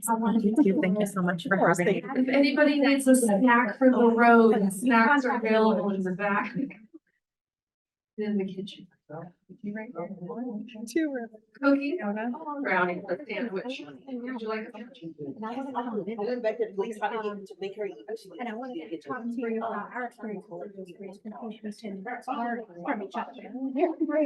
Yes, reach out. Okay. If I could just bother y'all for y'all cards, that would be great. Ruby's about to escape. She's taking her mom with her. I'm gonna email you. Okay. And then that way, in case we have this, we can say that. Perfect. Okay. Thank you. Are you leaving? Have a good, Thank you again. So great. Did a good job. All right. You ready to go for the sunshine? Good, the sun's coming out. I will, Sean, when I get to this point.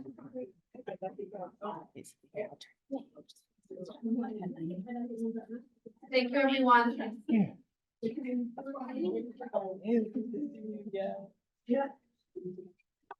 Okay. This is the part of the day where we recharge with caffeine, maybe some chocolate covered pretzels, whatever you need. We've got, can we go to the next slide? Yes, You ready? we can. Just under 2 hours, again, hard stop at 4:30. And we have 2 conversations left. This next one, I think, will be a lot shorter than our budgeted time, possibly. Proposing subcommittee formation, so staff will introduce that conversation. And then with our remaining time, we want to do work planning. That's what we're calling it, which is really means, hopefully the last 15 minutes you've marinated on all of those fantastic conversations we've had over the course of the morning. And you're starting to gather some thoughts on what you want to do with all of that good stuff. So we've got possible frameworks to put forward. And then the last 15, 20 minutes of the day or so is budgeted for public comments. We'll continue to check with folks online if there's public comment online and in the room. So this is our plan for the next 2 hours, 1 hour and 50 minutes. Sound good? Okay. Then I believe Tessa is going to introduce, oh, it's Camille. Camille's going to introduce this one for us. Thank you, Camille. Of course.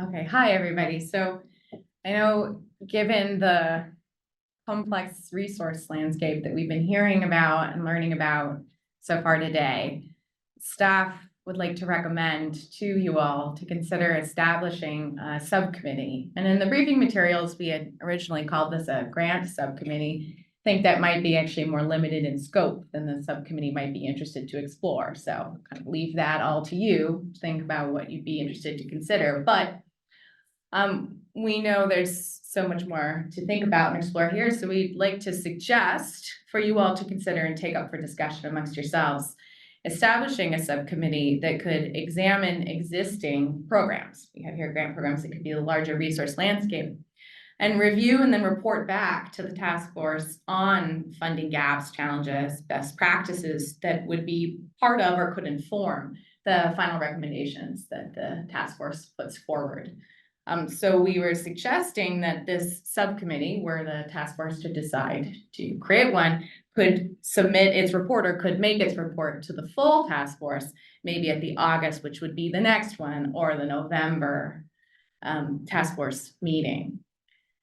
So I'd like to put that there and open it up if people have questions, if you have comments, would like to talk about it amongst yourselves. All right, I saw James, Leah, Doria. Yes, my questions are around structure of subcommittee, just kind of like nuts and bolts of operating and meeting in person, meeting remote, being able to do trips to investigate things, Those are some of the questions that I have. Those are very good questions. So I will answer that to the best of my ability, and Megan and everyone can jump in here. So subcommittees are considered an advisory body to the task force. So what that means is that subcommittees can meet virtually.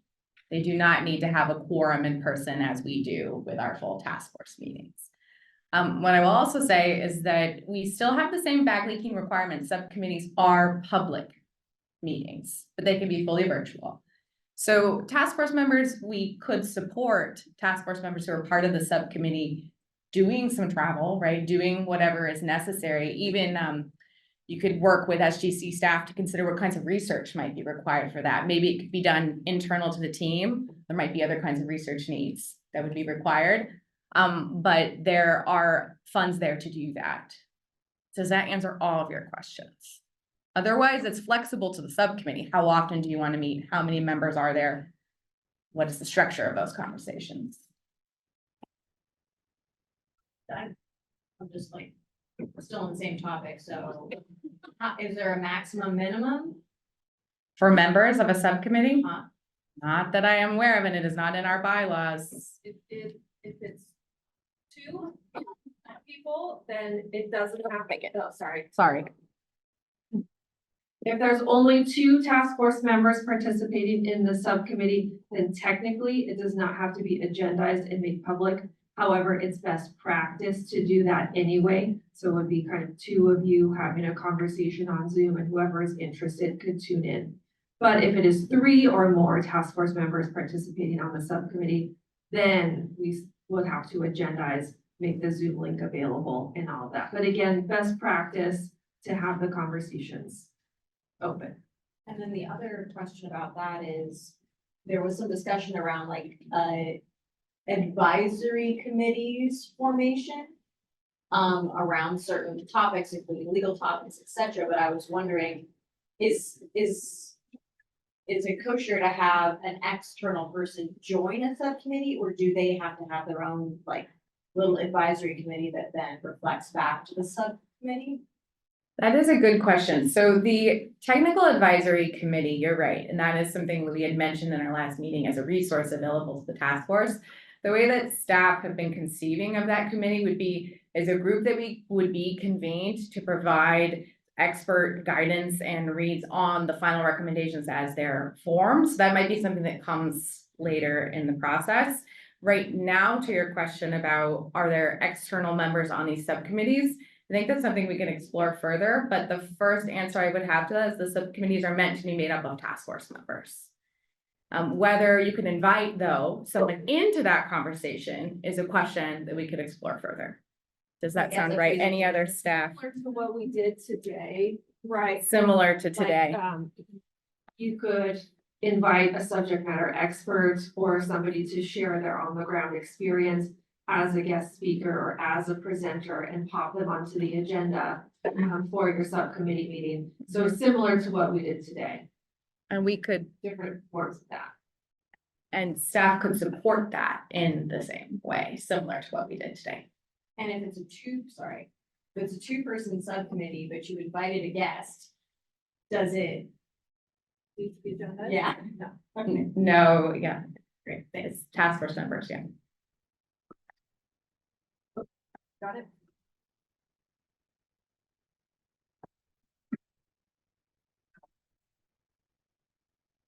So I was wondering if we're gonna have more subcommittees. So I'm like, do I put my one vote in this bucket, or do I wait to see what other committees are? Only have so much time. So I think we're gonna need more subcommittees. And so when are those gonna come, and, so I don't wanna. Okay, so here's what happened. We were thinking about review of grant programs and grant funding, and then realized this is a bigger conversation and we need help from task force members on that. So we proposed the formation of a subcommittee for this particular topic. We agendized it as such, which means we have to have a specific conversation for this particular subcommittee and then open it up for public comment. But then underneath the work planning conversation that comes immediately after this is where we really want to explore additional subcommittees. So, it's coming up, but if you wanted, it's kind of connected and in my head, a teeny bit squishy. So if you have suggestions for other subcommittees that you want me to just quickly capture, I can, but just know that I think we don't need to maybe make decisions right now Yeah. under this particular action of who's going to join, but maybe just Could be agree decided we would want to form it, and then we can Yeah. maybe do some populating before we close out.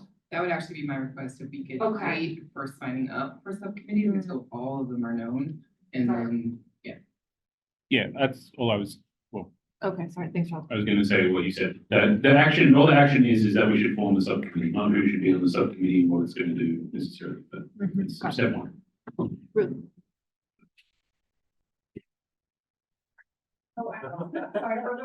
Please share your name.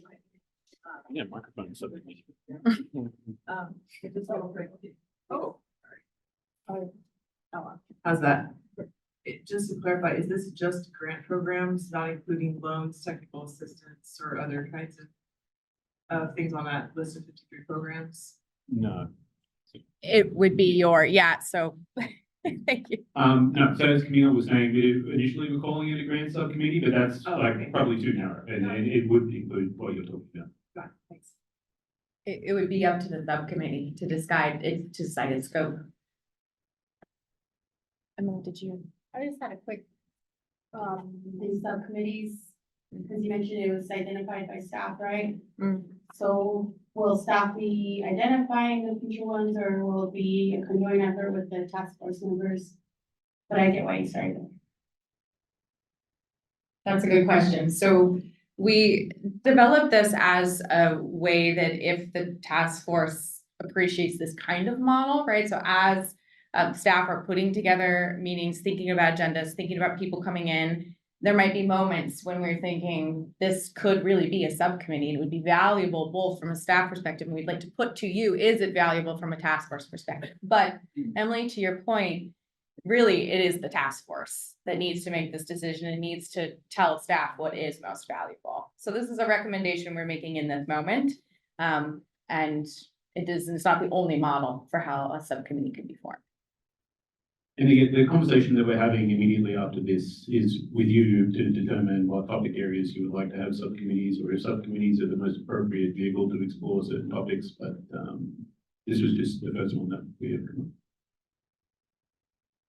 Yeah, and just a clarifying point, I feel like there was an invitation over email in the beginning of the meeting to adjust the agenda or to get feedback on the agenda. I feel like that might be also, if I'm understanding it right, a moment where if there was a member who wanted to put something on the agenda to be considered by the committee, like forming a special task force or something like that, that we could do that. Is that correct? That is correct. The way that we have it currently configured would be that the chair and the vice chair would take recommendations, requests from task force members who had an item that they would like to suggest putting on the agenda, and then the chair and vice chair bring that to staff and together decide on that agenda.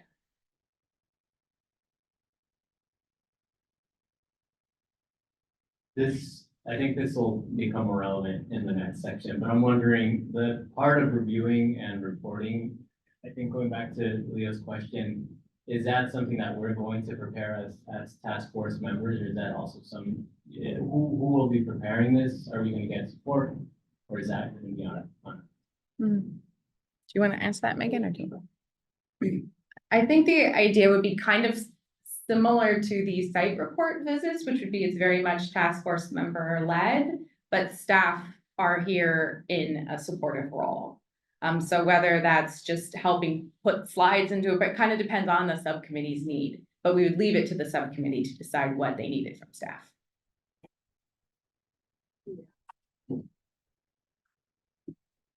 If helpful, hopefully not superfluous, but you might want to engage in a conversation on funding gaps, but you might not have the capacity to do some back-end research. So in this case, you can ask staff to say, hey, can you do some quick research on this and let us know, so that, kind of give us a mini briefing paper or something for a subcommittee meeting, which is just basically a primer for your conversation, but we'll do the homework on your behalf at your direction.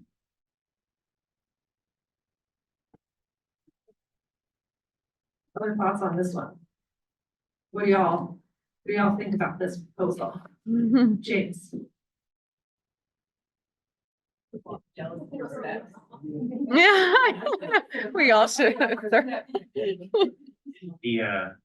The mic process almost feels like an analogy to the challenge of like bureaucracy sometimes. Like we want to activate this, oh, we need this thing first.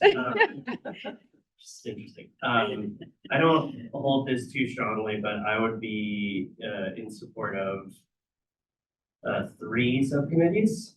I'm just gonna name them. One of them is something along the lines of this, but is focused on expanding it to include kind of the resource landscape assessment, if you will, of some sort. So kind of like looking at the resource list and kind of thinking about existing grant programs with a focus on like making recommendations about how the funding that we have could be used for that. I also, this is just me personally, and again, I don't hold this strongly, but I really view some of the tribal aspects of this that involve national sovereignty and like autonomy as being separate from the like commodities growers and or like people operating within the system of kind of status quo county municipalities and things like that. And so I think there might be some utility for us to have a subcommittee representing each focus to be able to kind of, because it's really hard to think about solutions that work for everybody. And I think it's clear that we've identified that like regions and small communities have very specific needs, and being able to kind of, again, kind of decentralize the big goal into 2 smaller focus areas could be a really useful way for us to spend time between now and I also think that like report back should happen at maybe partial updates at the August meeting, but more comprehensive things in the November meeting, because summer's busy, summer's really busy for everybody, particularly farmers. And so there's like a proportional draw on a lot of the people around this table's energies during the summer. It's technically not a formal motion, but it could be if other people are. Let's save that formal motion for the next section. Continue going on. You read my mind.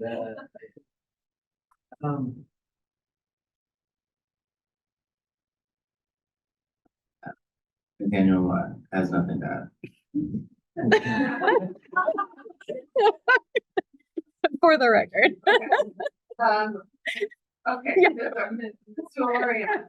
You got it. Okay. So one thing that I do with this, so I heard Nathaniel's comment earlier around the difference between commodity and community farming. And I do feel like they're kind of different worlds, where in one realm loans might be probably a good thing to offer, and in another realm not so much. So I would add community farming, you know, growing for food security, food sovereignty, for cultural.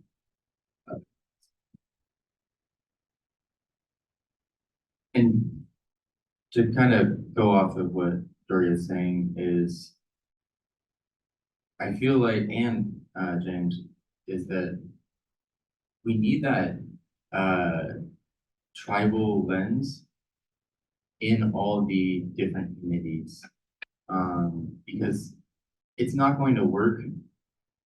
Like all the different kind of things, there do need to be like tribal commodity farming. There does need to be tribal community farming, and then like us making whatever arrangements or adjustments, we need to have a tribal lens, but know that it's not going to, just as like if we had a tenant rights thing, it's gonna look different in every county, and it's gonna change depending where you are.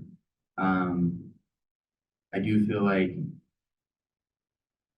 identifying the different routes, kind of like James was saying, that we can all go down is probably the best way to divide our labor over next 3 to 6 months, because if we don't start now, it'll be till next year, that we are able to decide. Could always You bring wait. up some important points. I was just gonna say, we can always wait to take an action until the next section. I just wanted to say. Can we, since it's specifically Yeah, it's a agendized? recommended action. Can they decide to take no action? Do they have to vote on that? Yes. Okay, we don't know. Well, no, like, but yeah, you can, the decision can be to not act. To not act on it until the further comes. Okay, sorry, Ruth, were you? I just have, you know, I'm wondering if anybody objects to this. We have, because they're kind of conversations moving into saving it, but I don't know that anybody objects. Like, is there some way for us to formally assess this proposal? Someone makes a Or, motion. Yeah. yeah, or I suppose somebody can make a motion to defer the action to the following session. Or to make a motion to it. Were you gonna say something now? Okay. Yeah.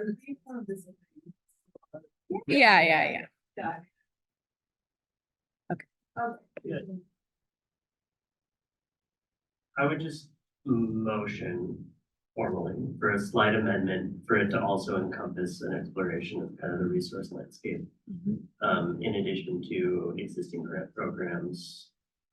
And I second that motion.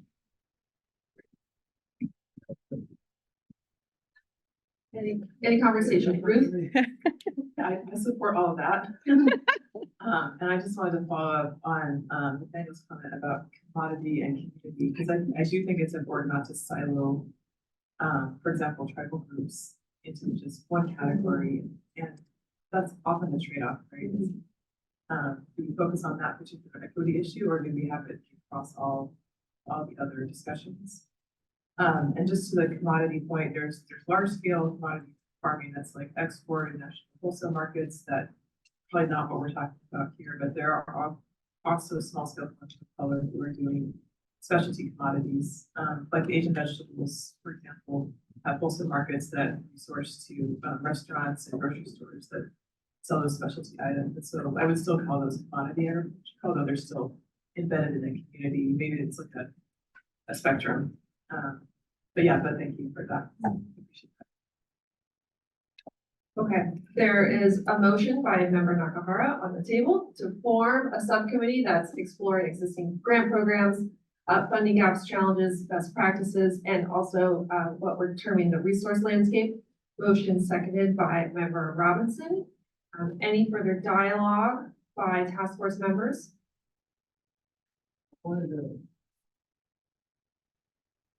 Can you hear me now? Hawkins speaking. I wanted to see if there's any room to expand on, when you say grant subcommittee, like, does that include recommendations that could create more grant programs in the future, or is this just using the local assistance funds? That's a good question. So the idea for this subcommittee would be to advise, to give recommendations to the task force to take up on general best practices, what should be there, right? Really as a way of starting to inform those final recommendations. This subcommittee would not be looking at any singular grant program to be stood up, but would be rather advising generally on what isn't there, what should be there, and advice for the task force to consider. Does that answer your question? Any public comments on this agenda topic? Okay, there's a motion on a second. All in favor or like your support or opposition?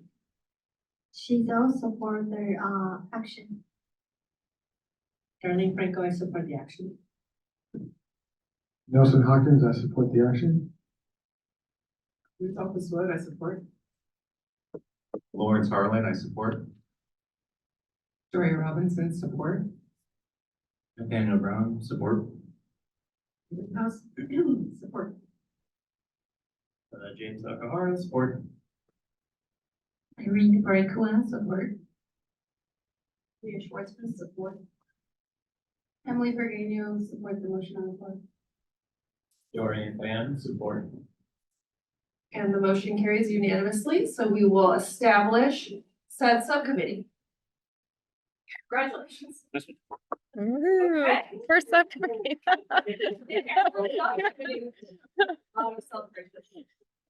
Excellent, okay, let's just flow then right into this That's work good. planning discussion. Do you want this here, Meg? Yeah, actually, I do want that up, but I just want to reflect for a moment that, we've had such rich conversations today amongst ourselves and amongst invited guest speakers. We've heard some great public comment as well, but we also had great conversations in February. So this is front and center because, these are today's conversations, but there were also some important pieces that got brought up and elevated during your February conversations. So I just wanted us all to take a minute to think about those things as well. For example, what's coming up for me was in February, there was more conversation about language access and language barriers, and that wasn't a particular highlight today. So let's think about those things as well as we think about work planning. We can think about work planning in both the short term and for the life of our effort here. So we're talking about subcommittees, and then this is just a reminder of these possible bins. I call them loosely bins that we put forward for exploratory dialogue during the February meeting. We also had conversation about how a lot of these could be expanded upon. There were suggestions to add water rights as a particular category, land back, legal resources. And so these are just up here as a quick refresh. Next slide. And then I'm sure there's so many new ideas for you all that emerged today. And there's going to be, dozens of ways where you can kind of come at this conversation, a lot of different angles. So here's just kind of what our minds were thinking that could be helpful when we're talking about work planning. So here's our potential bids from February. Then we can think about some new ideas that came up today. Maybe it's commodity farming and community farming. I don't know, maybe you want to add those to the list.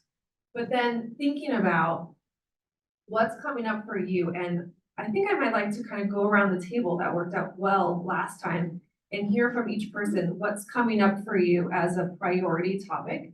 And let's consider, is this a research area? Do you need to gather more information on this before you can decide if it's something you want to explore for potential recommendation? Do you feel ready to move this into kind of subcommittee status where you've got enough stuff to think about, you want to get into more detailed conversations with a couple of your subcommittee, a couple of your task force members, maybe some invited guests, etc. Or is this big enough that you want it as a full meeting topic coming up in August? But you don't think you need to talk about it on the in-between, but we definitely want to agendize it next session, do the November session. And then thinking about what are the immediate next steps. Who do we want to be on those subcommittees? What are some questions you want that subcommittee to answer? So this is just kind of a proposed framework to help with this conversation. Am I missing anything, team? Would it be helpful if I were to type into the slide in that list category as people talk? Is that helpful? Give it a try. Yeah, let's give it a try. My handwriting is becoming atrocious. You've but been that's writing okay.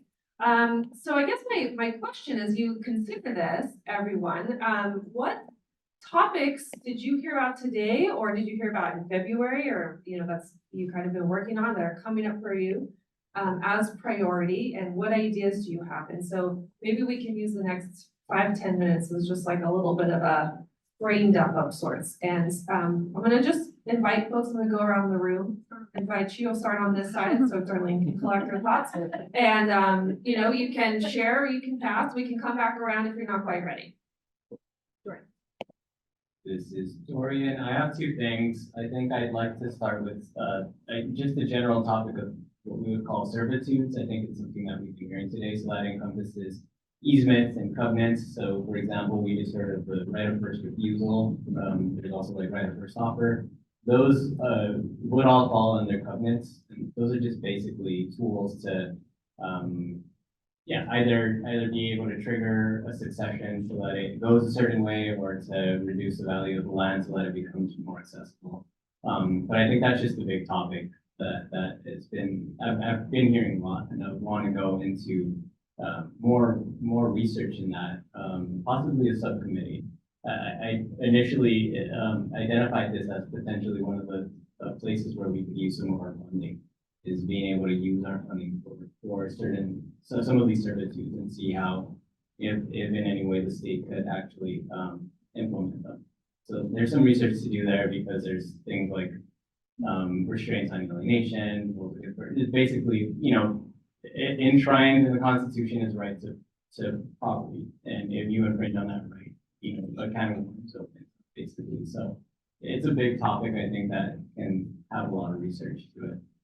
The second thing that I would want to highlight is, I think, both from hearing Essence today and being with the Palma tribe yesterday, is sort of navigating like the difference between trust and fee land, and like how we can support nations as they navigate holding land in fee, both federally and non-federally recognized. I think there's a big bucket of work there to do, especially when it comes to things like land use and zoning.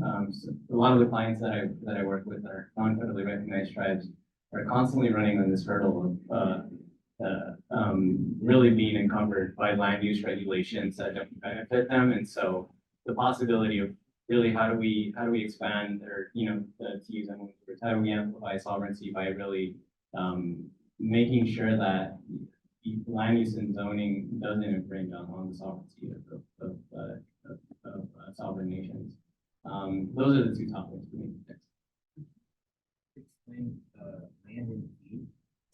Oh, yeah, well, I mean, I don't know, yeah, I guess I can explain it. So, you know, at least in the case of, and, you know, any tribal member here is able to take the mic from me, but I can do the explanation.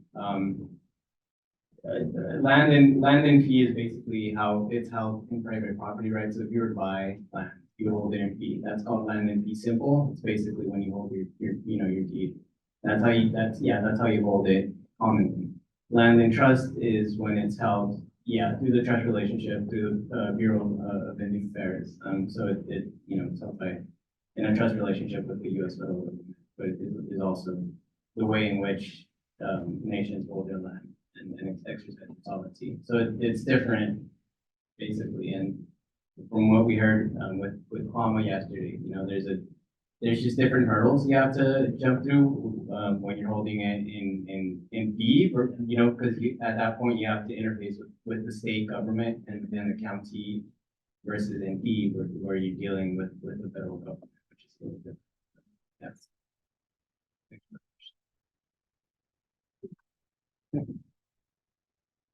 So it's coming up for me, and a lot more will come up as I process it all. Farmer health, mental, emotional, physical, spiritual health that's needed to do this work on the land for the people within the systems that we have to navigate. Capacity, that can be staffing capacity, funding capacity, training capacity, land access capacity. All capacity.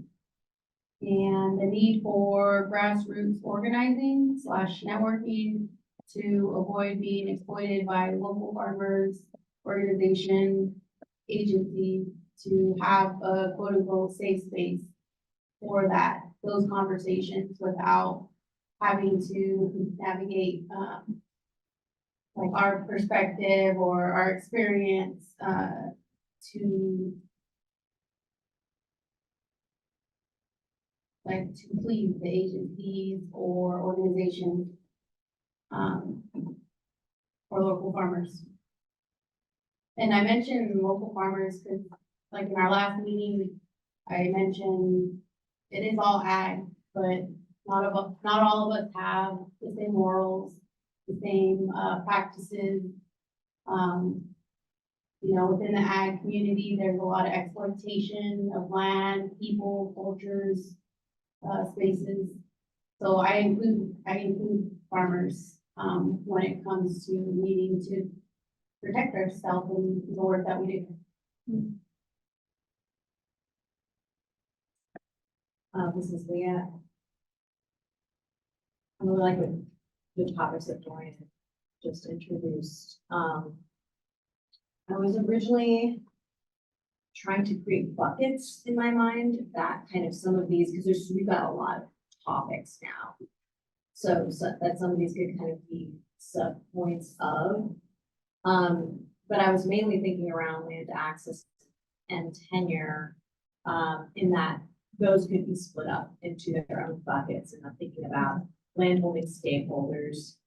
So, perhaps some of those that just got introduced would go under a stakeholder group. So I'm thinking that the stakeholders are operating and non-operating landholders. Those could be two groups, but I think one would work. Public landholders, cities, counties, include things like Caltrans and, water districts, reclamation districts that own lands as well. And then I think another bucket might be, conservation institutions and community landholders. I think some of the topics that come up can be similarly addressed there. And that last one, some of what Dorian mentioned, could go to that bucket. But so, yeah, there might be a little bit of repetition. So stakeholder groups. Yeah. When you say conservation, you mean like land trust? I mean, like, yeah, I'm just And thinking about the different approaches that you would have and the different topics that would come up when increasing access to land through these groups who are the groups that hold lands.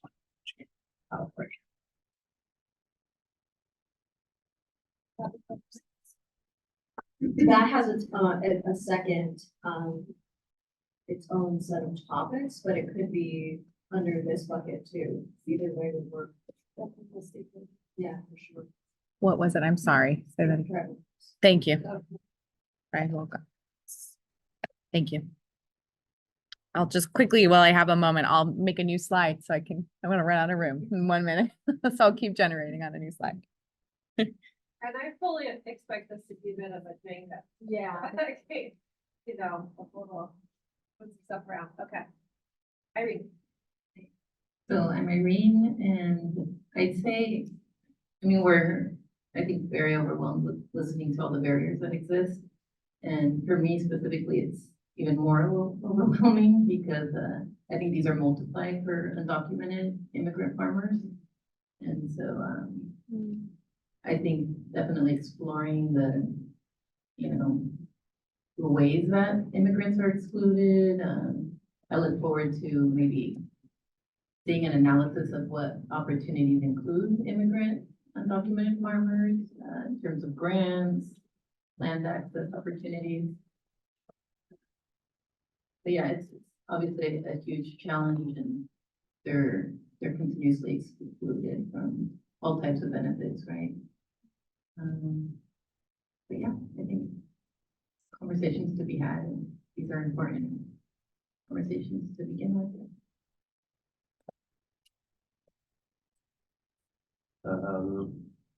A couple of things that haven't been mentioned yet that I think are worth exploring in some way, shape, or form, or I have a note here. It's just kind of like, I don't like the term deregulation, but like when regulations are the barrier to things,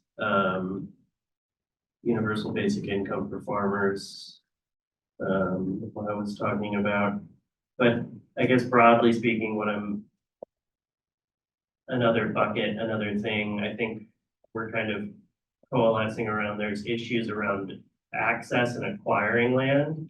I'd like to explore what happens after that around pathways for land improvement through you know, various means, but like infrastructural improvements and things like that. So there's like the getting the land, and then there's like land management, land improvement, land tenure over time, as potentially another bucket. So one more. Oh, farmer tenant rights. Yeah.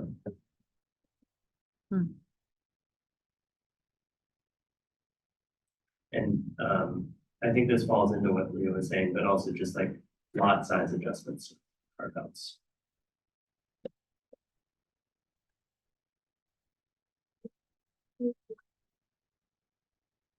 Oh, I just meant like parcel adjustment. Like it seems like a lot of times the barrier is like a parcel is blocked out as being like, no, this is like 100 acres of ag. You can't split it up. You can't do a 10-acre carve out of this. Zoning, yeah, zoning and permitting, planning committee stuff. Can you go back to the first? Yes, I can. If this is not working for people, feel free to suggest another format.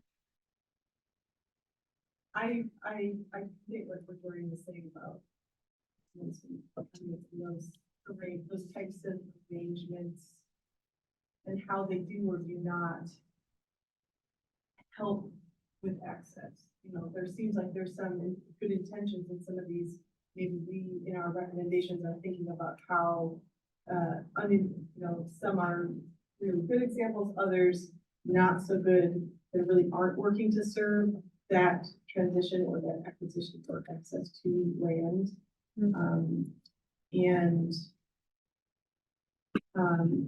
Just the supporting what's already up here on,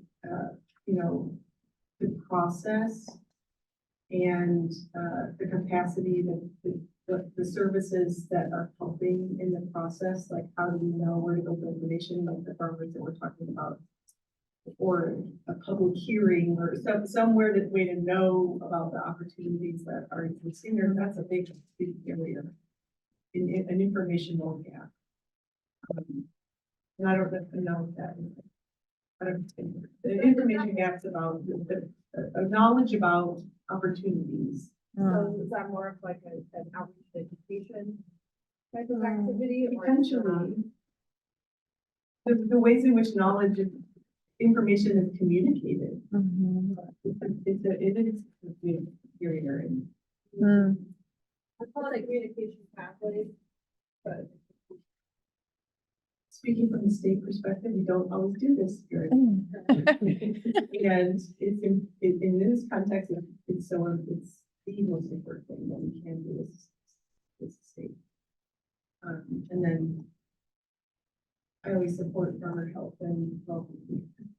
And I think that should be just an underlying thing in consideration of how we're structuring all of our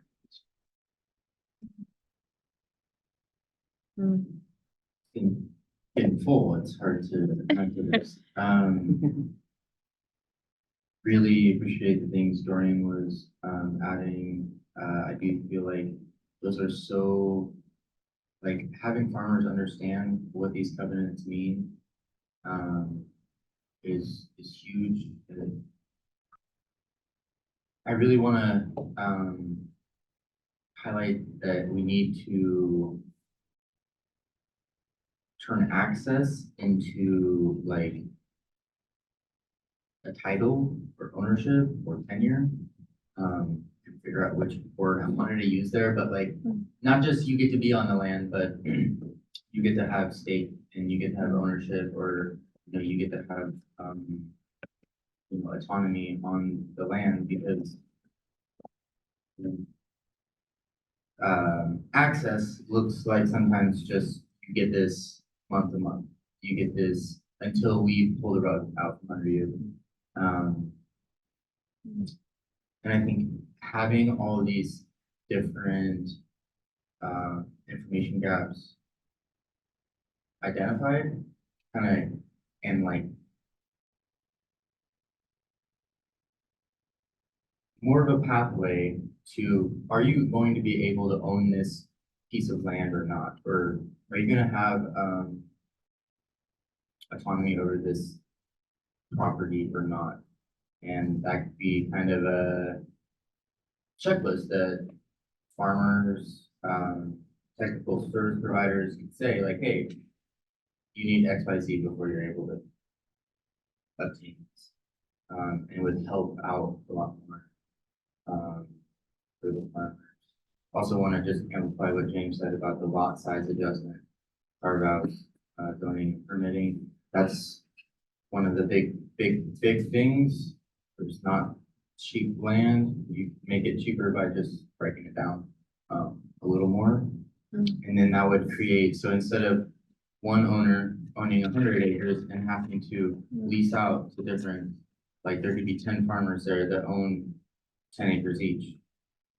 And that looks like a lot. That looks more like ownership and looks more like,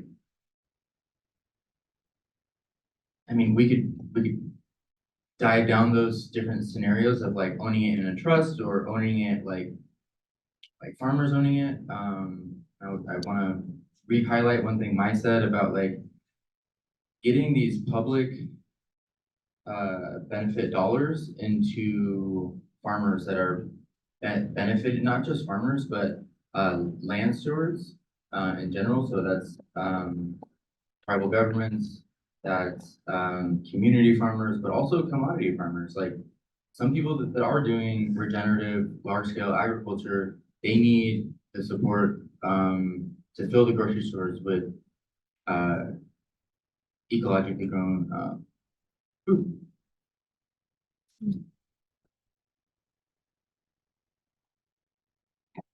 I have one thing to add to the list, and then a little bit of a soapbox moment, and then I'll just want to express a discomfort. So the first thing is, I really felt like there was something that we saw today with Anthony Chang's presentation around how we could address when an opportunity comes up for emergent acquisition, that we do need to have some kind of mechanism to respond in a timely way. And I think that exploring whether it be kind of a philanthropy, public-private partnership, where something like People's Land Fund could move in, purchase and hold under a specific agreement that to make sure it goes to the right person or entity. But then private funds could come after that in order to repay and replenish that fund. I think that would be an amazing thing to investigate and to kind of set up if that's possible. And I think it would take some changes in our grant requirements and language and rules, because oftentimes grants don't allow you to get reimbursement for things that you've done previous to the grant term.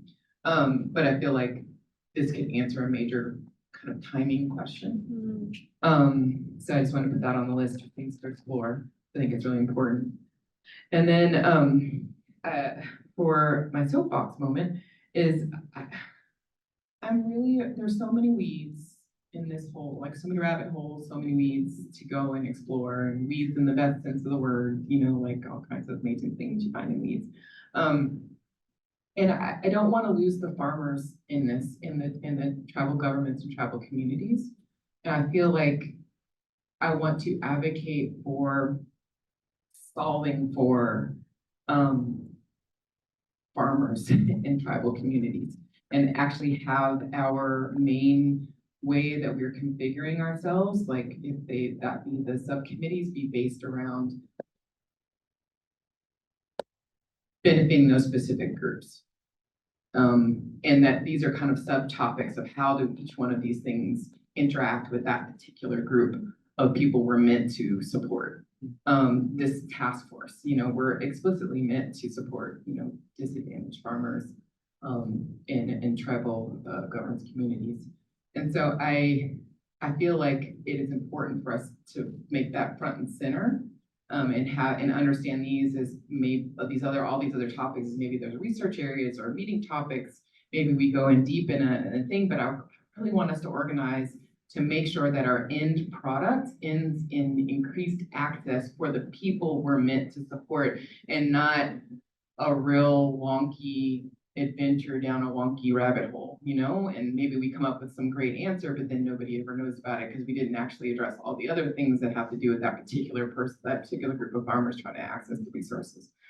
Yeah, there's the first part, and I'll probably continue to jump on that soapbox through my whole thing because I hate these processes when they don't end up with results that people can use. And then the last thing was the concern that I had is, you know, I don't know what the other, the tribal members in the group, in the room feel, but I personally feel that I personally have no place in determining, structuring a conversation around tribal land access. I feel like that should be a conversation that's had amongst tribal members or tribal members structured by tribal members. And that, not to say that it doesn't have a place here, absolutely has a place here, but it should be, in my brain, in my book, in my heart, it feels like something that I need other people who it's their direct experience to be leading. So I just wanted to say that. I would want the same if folks were talking about access in like the Black community, right?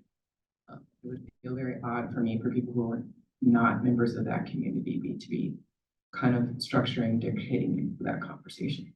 Feel wrong. All right, those are my 2 minutes. Lawrence Harlan, so let's see. These are just thoughts, these are ideas, but I haven't heard any talk about technology. Technology for farming instead of manual labor. My win was talking about, you know, she was out of commission for a length of time. But for the tribal community, my community, our population is small. So even if we don't have the workforce, even if everyone was a farmer, we wouldn't have the workforce to go and work in the fields. So maybe if there's an answer in technology, like robots, self-driving tractors, that type of thing to assist tribes to get into the farm as well. The other thing too is just for new farmers, my tribe, we're new to the farming game or the landscape. So, and basically I would like to see our discussion on more than just like a livable wage for farmers, but something where farmers, tribal farmers, any new farmers, where it's an incentive for them to be a farmer. Because if they have to work hard for little pay, they're not gonna wanna do it.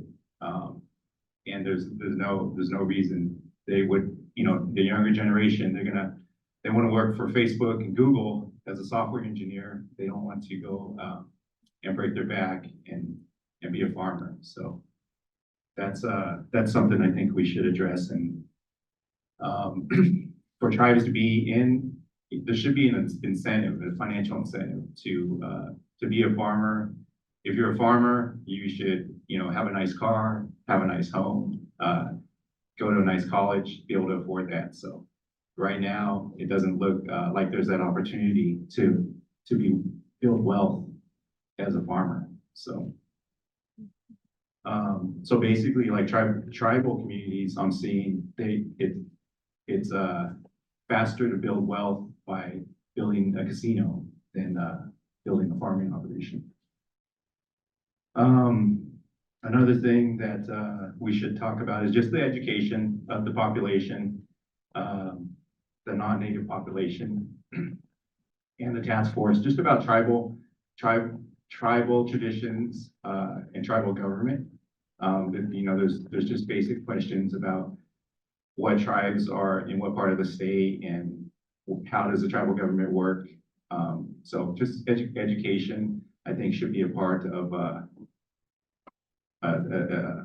educating the public about tribes. I think our education system, public education system, has failed that. They teach U.S. government, but they don't teach tribal government. So that's important. And it's related to our work. information gap is important. One thing too so Josiah mentioned the heirs program. He said that tribal members are eligible. But I thought that's a good idea because you know, some tribal governments, they don't have the structure. If you work only with the governments, then the government may not participate. So then the tribal members don't participate. So the information and the resources are not getting to tribal members who may be interested because their government hasn't participated. So outreach directly to individuals and citizens as well. It's important.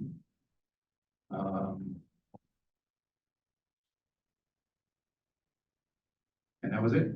Oh, the other thing too is exploring how some tribes, maybe with more financial resources, can assist the greater public, the community gardens as well. So.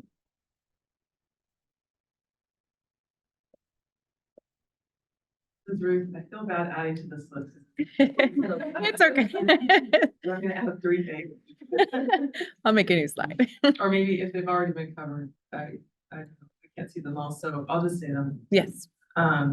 One thing that came up for me was the conversation about tenant farmers and can there be protections for tenant farmers? And then additionally, can there be policy incentives? Could we look at the existing policies and say, do they incentivize or disincentivize tenant farmers? And could we adjust them? I mentioned stigma and potential of groundwater markets developing, which would that would be a severe disincentive to lease land to tenant farmers, because now you can sell that groundwater to another larger farmer who basically sell it out from under your tenant farmer. And you might, depending on how everything is priced, you might make more money that way. So could that be looked at, and could other policies be looked at in terms of their effect on tenant farmers? The other is some kind of a way to get notifications of land available for purchase. And to my comment before, just to kind of expand on that, there are businesses who go to the county recorders and find out about, for example, in the real estate market, if there's a foreclosure about to happen, they will find out about it before it becomes public, and then you can pay them as a service to notify you. So like, how can anybody compete with that when there's a system, private system of a business that's doing that to give somebody an advantage? So, you know, how would that work with farmland? Could there be a way to find out, you know, when land is available for sale before the hedge fund or the real estate developer or the soccer fields, whatever it is, find out about it. And then the third thing is, somebody mentioned earlier, educating the public, right? Or, and so there were some things that came up when Maya was talking about having the police called, being sued or whatever it was, by residents who just didn't understand or value farming. And I've run into that in the San Joaquin Valley. There was one story I remember where there was somebody that owned horses on their farm, and then there was a housing development that came in right next to them. And no matter what they did, they could not stop people that lived there from coming over and feeding their horse whatever they thought was, you know, fun to feed the horse. And they're like, please stop doing that. And nobody listened to them, you know? So like, you can't even protect yourself from the people around you. I mean, you could put up more fences or something, but then you have more expenses.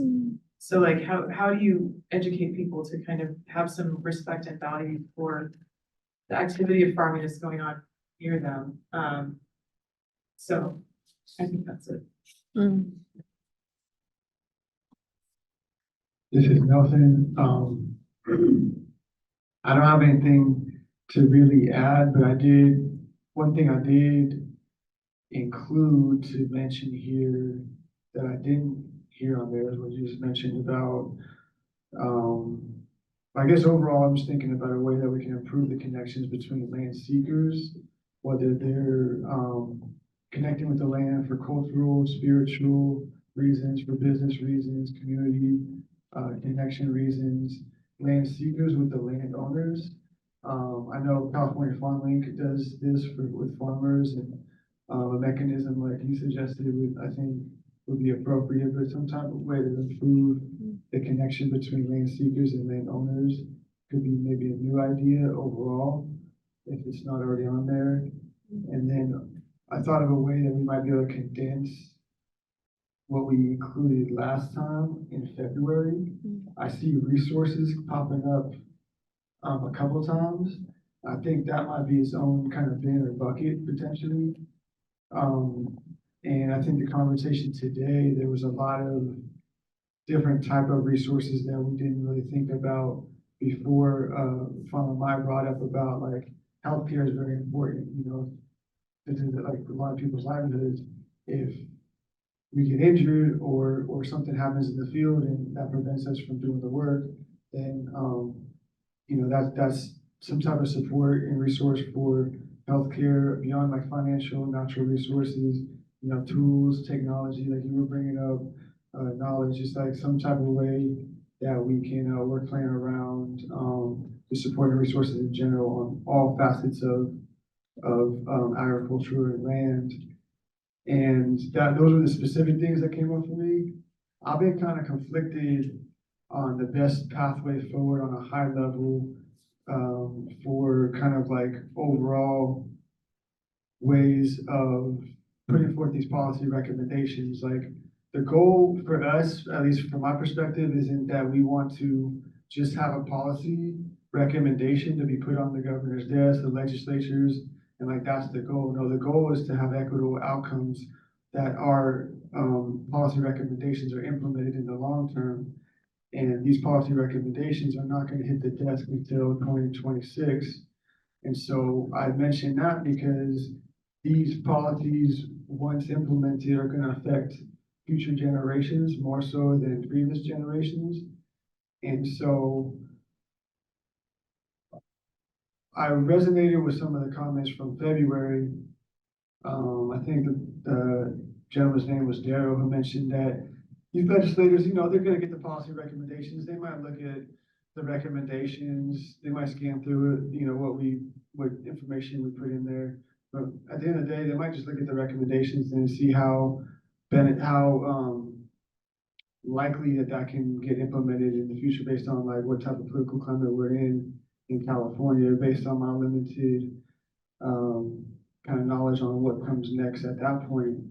So I'm really focusing on what will, you know, become implemented in the future. And so the conflict that I'm trying to raise within myself is building up and strengthening existing programs. And I forgot who mentioned it, but somebody mentioned early on today about capacity building for these programs and existing agencies or nonprofits or non-governmental agencies. I think is a more fruitful pathway forward, because that can create less bureaucracy potentially, because these things already exist. If we can just make them more efficient, get resources to organizations that are already working with people on the ground, I see that as the pathway. Another thing that I think we should focus on is creating like a new legal framework, just something like, doesn't have to reinvent the wheel or nothing like that, but like some type of framework for land tenure that better suits the needs of access and land security for folks tending the land. And I didn't really have the language to articulate that till Dorian mentioned about covenants and easements. And I was thinking, you know, you may expand on this now or maybe a little bit later, but we talked about zoning and permitting, but maybe creating like its own type of like land tenure or easement that's, or zoning or something just organically that can just be its own type of like legal framework to really address all of these issues. Because what resonated with me when the farmers talked was like, there was different land arrangements and setups, and a lot of the farmers, whether it was the informal, like handshake, or just like, oh, we know somebody in our network and, you know, they just let us use the backyard, or maybe it's a lease with the monastery or something like that, or IRC. In the CDC situation, it's like the farmers suffered in those situations. Those entities had nothing to do with those farmers and what they're doing, but it prevented them from being able to continue doing their thing, continue their operations. And so, I would be interested in exploring some type of new legal framework or adjusting something that we can create, a new mechanism to address these, all of these barriers and issues that are being brought up. And what that looks like, I don't know, but I'm excited to explore. Darlene Franco, there's a lot of stuff up there. That's really good. That's why I wanted to go last. Almost last. So a couple of things that didn't get mentioned that we've come across is insurance. So once again, that's in financing. I don't know if farmers are coming across that issue, but,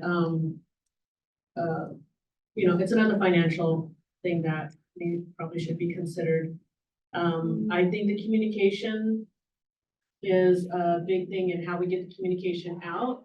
Like, you know, what's been brought up about land access or land that's available for purchase or access. Also the, trainings that could be available. I mean, I was just talking to James earlier, and he was talking about his training program. It's like, I never knew that existed. But, you know, other programs like that, that could assist our farmers. I mean, just our panelists up here sharing their information with each other. I thought that was good for them. One thing that, I would like to see addressed somewhere, I don't know where, if it's on the conservation easements or whatever that may be. But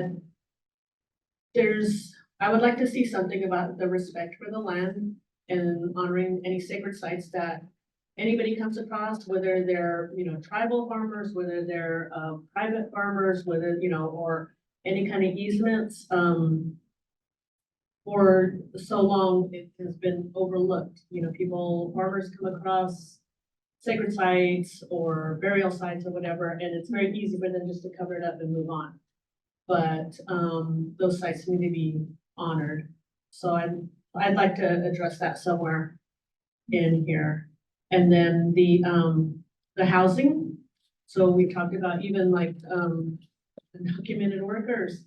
And there's programs for farmer housing where I'm from, but they haven't been able to fill them because a lot of the farm workers are undocumented. So it's like, you know, there's funding to provide housing, but the people who need housing can't get in there. So those kind of things we should explore. And then also on the easements to some of these lands, like we talked about, housing for us, housing, living on the land goes along with farming the land, taking care of the land, and it goes hand in hand. It's not, I'm just gonna go over here and I'm gonna farm, I'm gonna go over here and I'm gonna live here. It's all of our responsibility. So, for me, if maybe exploring some of that language and some of those conservation agreements that, because we're not gonna just, that we would live there and destroy the land like a housing subdivision would come in and just kind of build over everything. We would be living in rhythm with the land. So it's a little bit different, well, for our people and probably most tribal people. So those are the things that I just wanted to add, and thank you everybody for all your comments today. This is Chizo from California Association of Resource Conservation District. There is already a lot of new ideas, and from my working experience, I have several ideas that I strongly support. The first one is, I think Nelson mentioned this, the building the capacity for nonprofit organization or community-based organization to assist BIPOC farmers, especially the immigrant farmers. The farmers that I've been working with and in connection with, they have strong language barriers. So for them, it's really hard to have the land access and to have secure the land. And for all those programs and resources, it's really hard to for them to access to those different financial incentives to get land access. So I think building up the nonprofit organization or community-based organization the capacity so that they can be able to, have the right person to go out to do the outreach to make sure those BIPOC farmers and immigrant farmers or farm workers that are interested in farming to get land. I think that's one of the essential topics that we need to work on. And,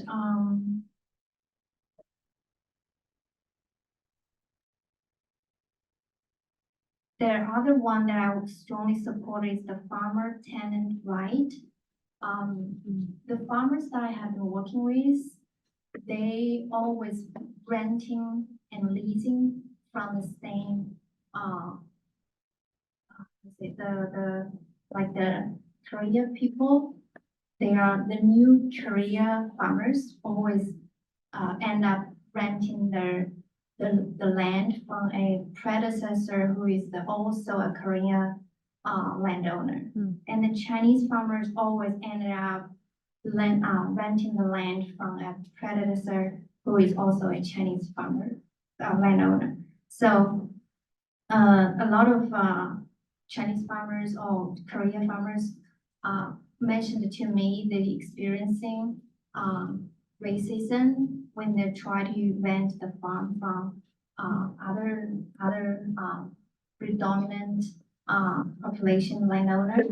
So I think that's something we need to work on to make sure that BIPOC farmers and immigrant farmers have access, feel more safe to rent the land from all different kinds of landowners. And another topic, I think James also mentioned this, is the regulations, the zoning issues. We have the several Asian farmers, they are interested in buying a land from another farmer that is retiring, but his farm is 10 acres. But the new beginner farmer, they don't have a lot of capital to purchase a 10-acre land in Santa Clara County because the land in that county is so expensive. So they're willing to split into 5 and 5, but then the county or the city says there's no way they can do that. So that puts a lot of limitation to the BIPOC immigrant farmers to steal land and to have land access. And then there adds a lot of regulation issues like the water issues and also labor housing issues. I remember, I think 2 or 3 years ago when I went to the field to provide technical assistance to the immigrant farmers, they are living in a not really functioning trailer house. It's not a house, it's a car. And their size is the size of my bathroom. And in that space, it has a bed and a couch sofa bed too. And it leaves 3 adults and 2 kids.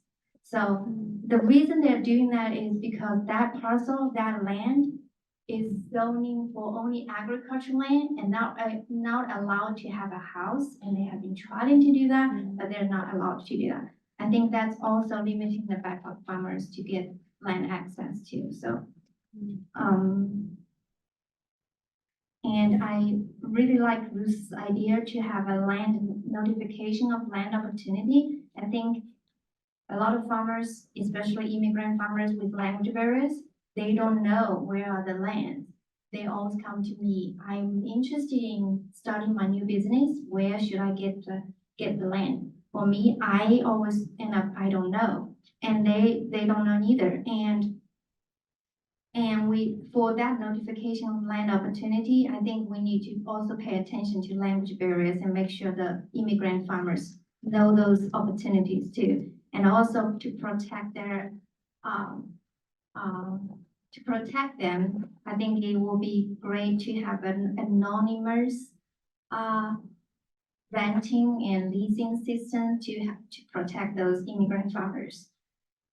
I think that's all my votes, and thank you so much.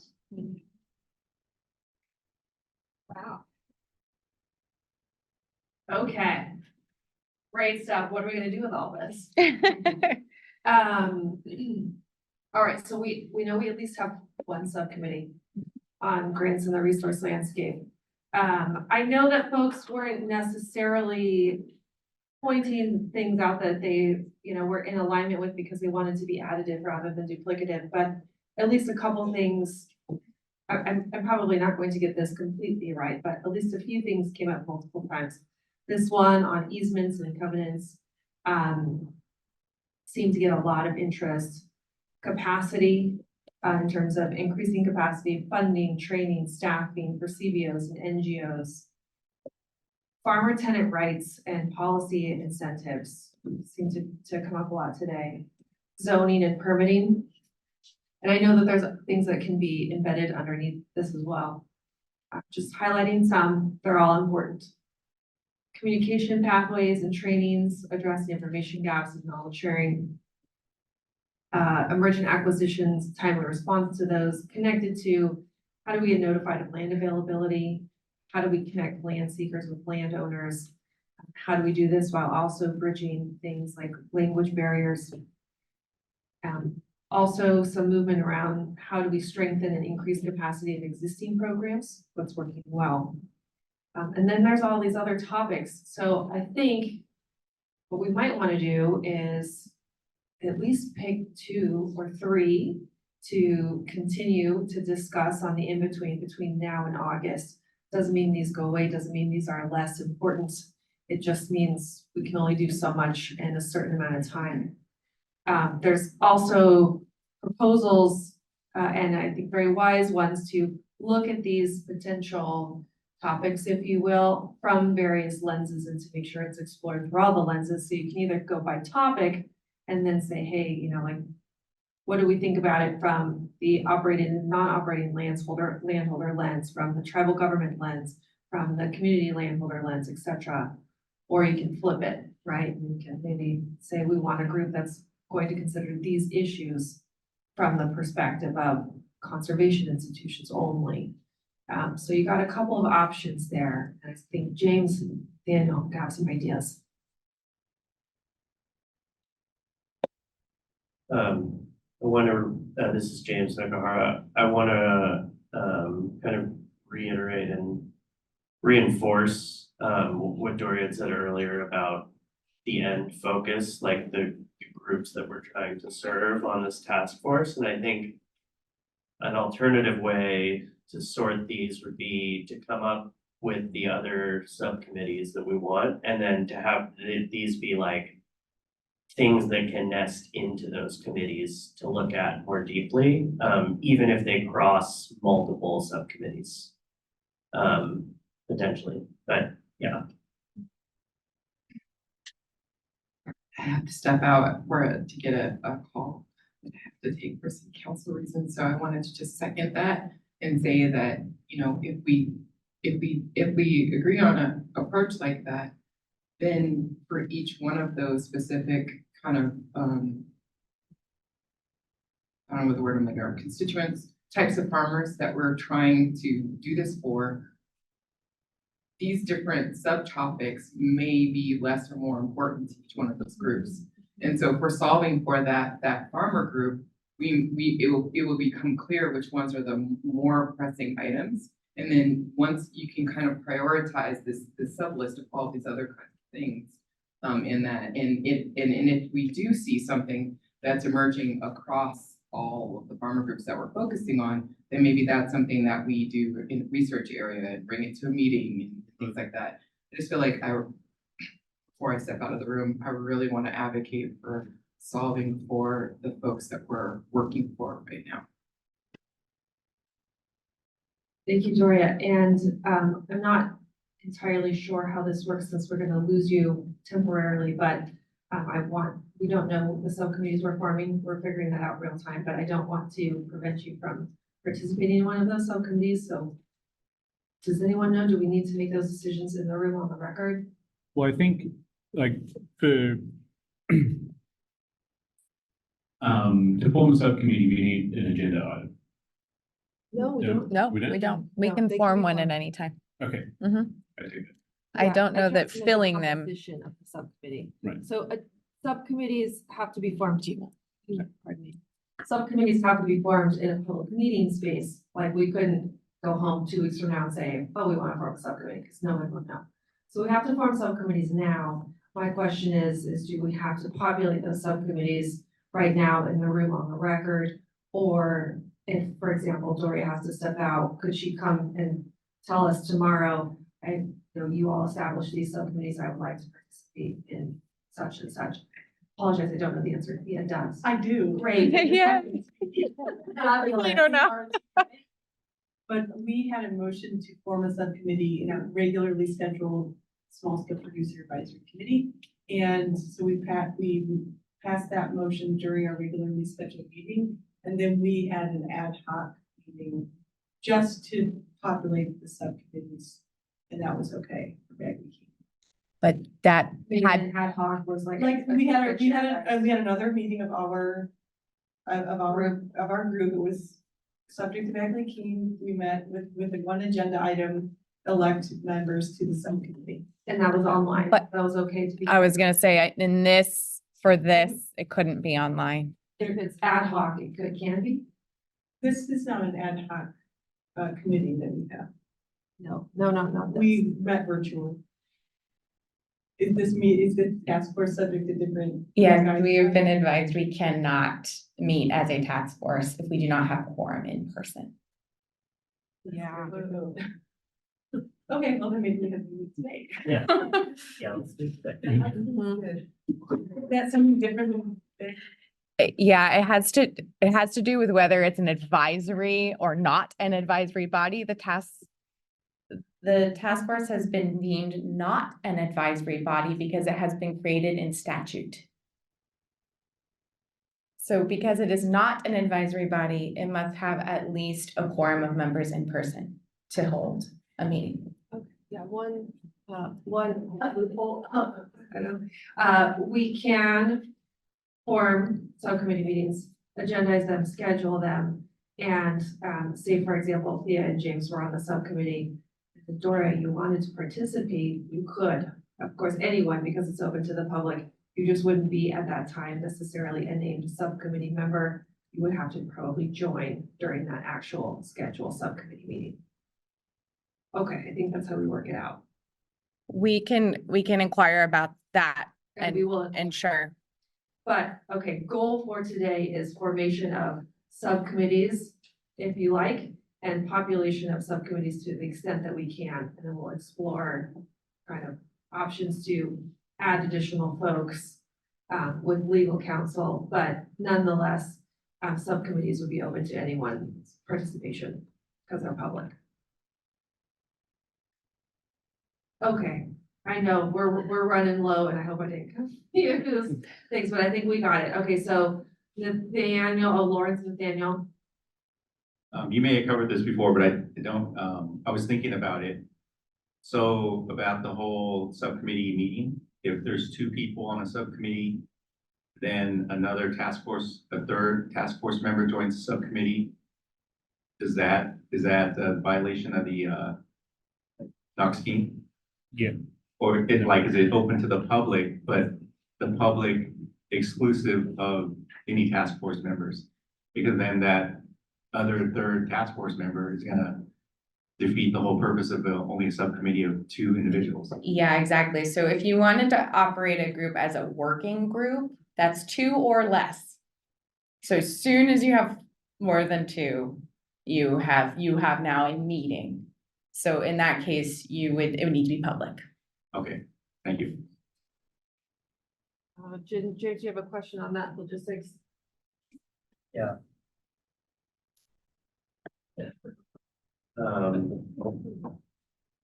So we can have a subcommittee made up of more than 2 task force members that does not count as a serial meeting subject to Bagley-Keene, because those subcommittee meetings themselves will be public meetings. Correct. Okay.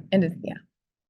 Furthermore, we can establish subcommittees right now, and for any members who aren't present in the moment, they can still sign up for those subcommittees because 1, they're not subject to a person limit because they're public, and 2, because we should.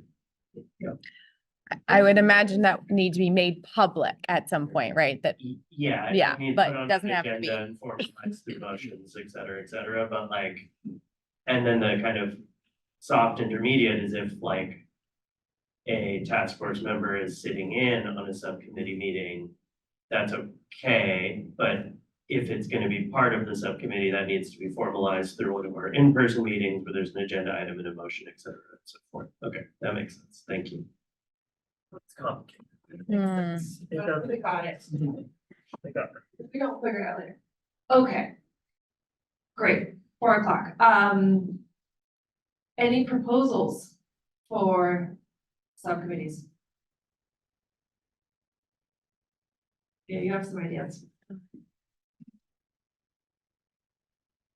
It's just the proposal I gave earlier to separate it by stakeholders with, Could you name those for me?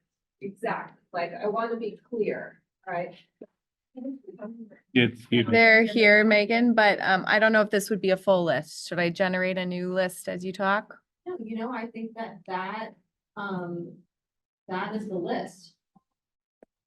And with, some of these topics repeating as has been stated, and of course, with the underlying theme of equity for farmers. So I know that sometimes it's hard for us to think about the landholder stakeholder groups first, because our goal is to serve the farmers.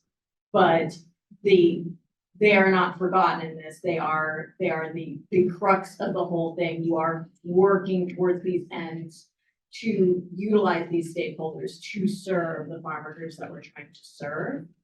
But I just think that there's a, any farmer could choose to take any avenue of land access, any type of stakeholder that they could be working with. So that's just where I'm framing it. Daniel? I was gonna say not exactly that, but I do really feel like the subcommittee should encompass like a wide array of the different views that and lenses we're looking at each subcommittee.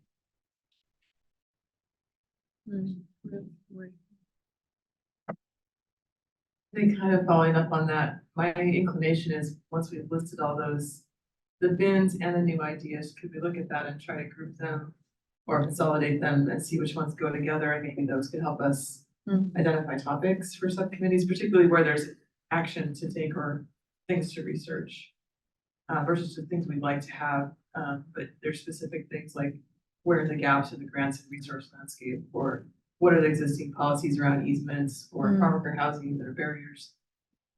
Would it make sense to kind of cluster those, or do we want to organize them by stakeholder group, or what's the best way to do that? I could see either of those being helpful. I think I've been through so many processes of clustering topics that it's sort of my inclination, but yeah, interested to hear what others think as well. I guess I could. Opinion, Sean, Well, that's an idea. Just one mic. Another mic.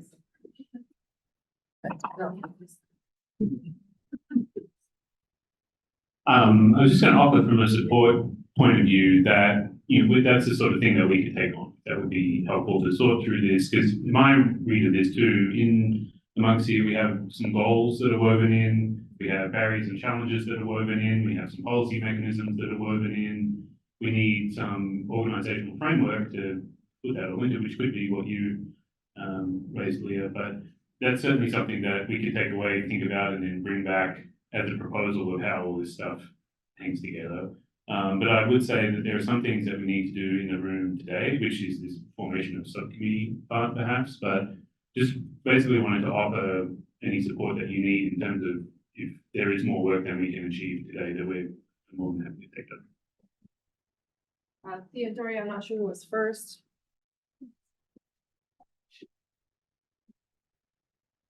Well, I just want. To me, it's like, that seems like a fair proposal, Sean, just to have the help to do this sort of clustering. I just don't feel like there's not that much time left today. And I just kind of want to have an idea of what makes sense for us as a task force for next steps, because we're not going to get together until August again. And so is it okay that we have moved and passed to form one subcommittee today? And so we still need to populate that subcommittee. But then this still feels pretty ambiguous to me, like there's a lot of different ways this could take, and I think we should all be in agreement about it. But that means that we're now going to be until August until we have subcommittees, if we have to meet in person, just as a reality. Maybe that's okay with folks, I don't know, just thinking. Doria. That's what she said, we have to be in person. Have Oh, that. at least quorum, Quorum. which would be 7. 7 people in person. Doria. Ruth is scheming. So I'm gonna just jump in really quick and just kind of respectfully disagree with your proposal. I feel like we focus so much on those who have the power already, and we end up with the same outcomes, that we tend to not serve the ones that we're trying to serve. And I feel like if we kind of focus ourselves around the people, because these farmers are people, tribal communities are people that we're trying to serve, and how they interface with the systems of power, how they interface with the landholders, with the stakeholders, whatever, and what the barriers that they're actually experiencing from their perspective. It's going to be different with each type of farmer. We heard some of the things that immigrant farmers are experiencing. We actually need to know exactly what they're experiencing in order to address those barriers. And we have to understand it from their perspective if they're going to be able to access it and actually overcome the barrier. If we understand it from the landholder's perspective, how would we know that the underlying issue is racism? How we get to that? You know, how we get to the point where the materials were not in the right language, or they weren't in the right language on the announced grant application that was online. How we get to that if we don't start with the people we're trying to serve? I feel like all these different topics can fall under the people we're trying to serve, and what we want to understand is put on their glasses, step in their footprints, and then step up against these different things, easements, covenants, whatever, and see what happens when you're them trying to interact with that thing, you know? And I feel like that's how we might find that some of these things are less issues for those particular people, and some of them are really big issues. We'll probably not be able to address every issue, but maybe we can address the biggest ones. So there's my last strong advocacy for just rooting ourselves into people's real experience so we can have the outcome that we want. We've got some flags up. I saw James, Doria, and Lauren, Nelson, Emily.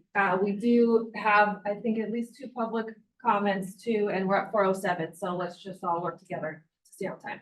James, hit it. Sorry, nothing. What Doria said, if we are gonna try to add subcommittees right now, then I would suggest we just broadly use the categories that kind of Doria is referring to in terms of farmers and tribal communities and nations. And yeah, I'm also,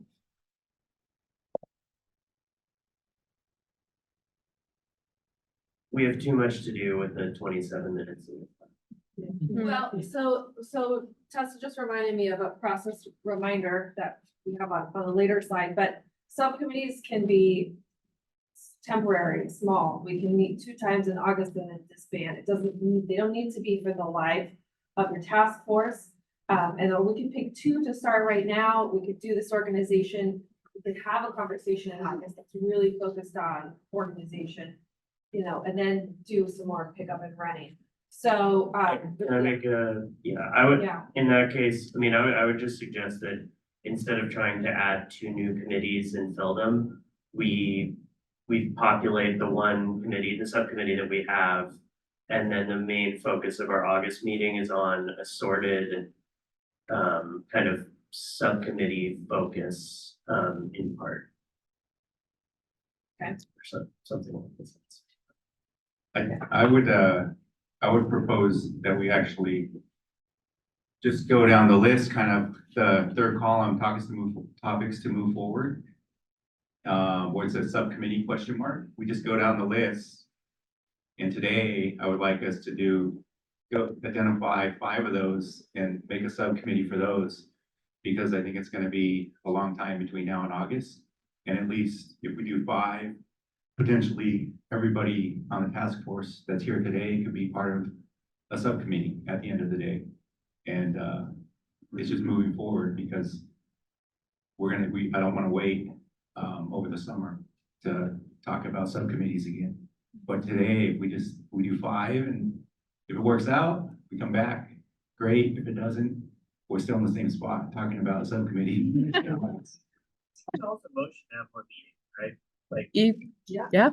We're like, I'm sorry, Dory. yeah, so I'll just say quickly, I agree. It's along the lines that I wanted to say. I think have a limit set, sharpen our teeth with those, and then maybe even, have limited subcommittees, and then a couple of research area topics that might feel a little too nebulous right now, but having a little more information can then have us form a subcommittee with sufficient information. But yeah, basically agreeing with what I wanted to say. Okay. Ruth and Nelson, Emily.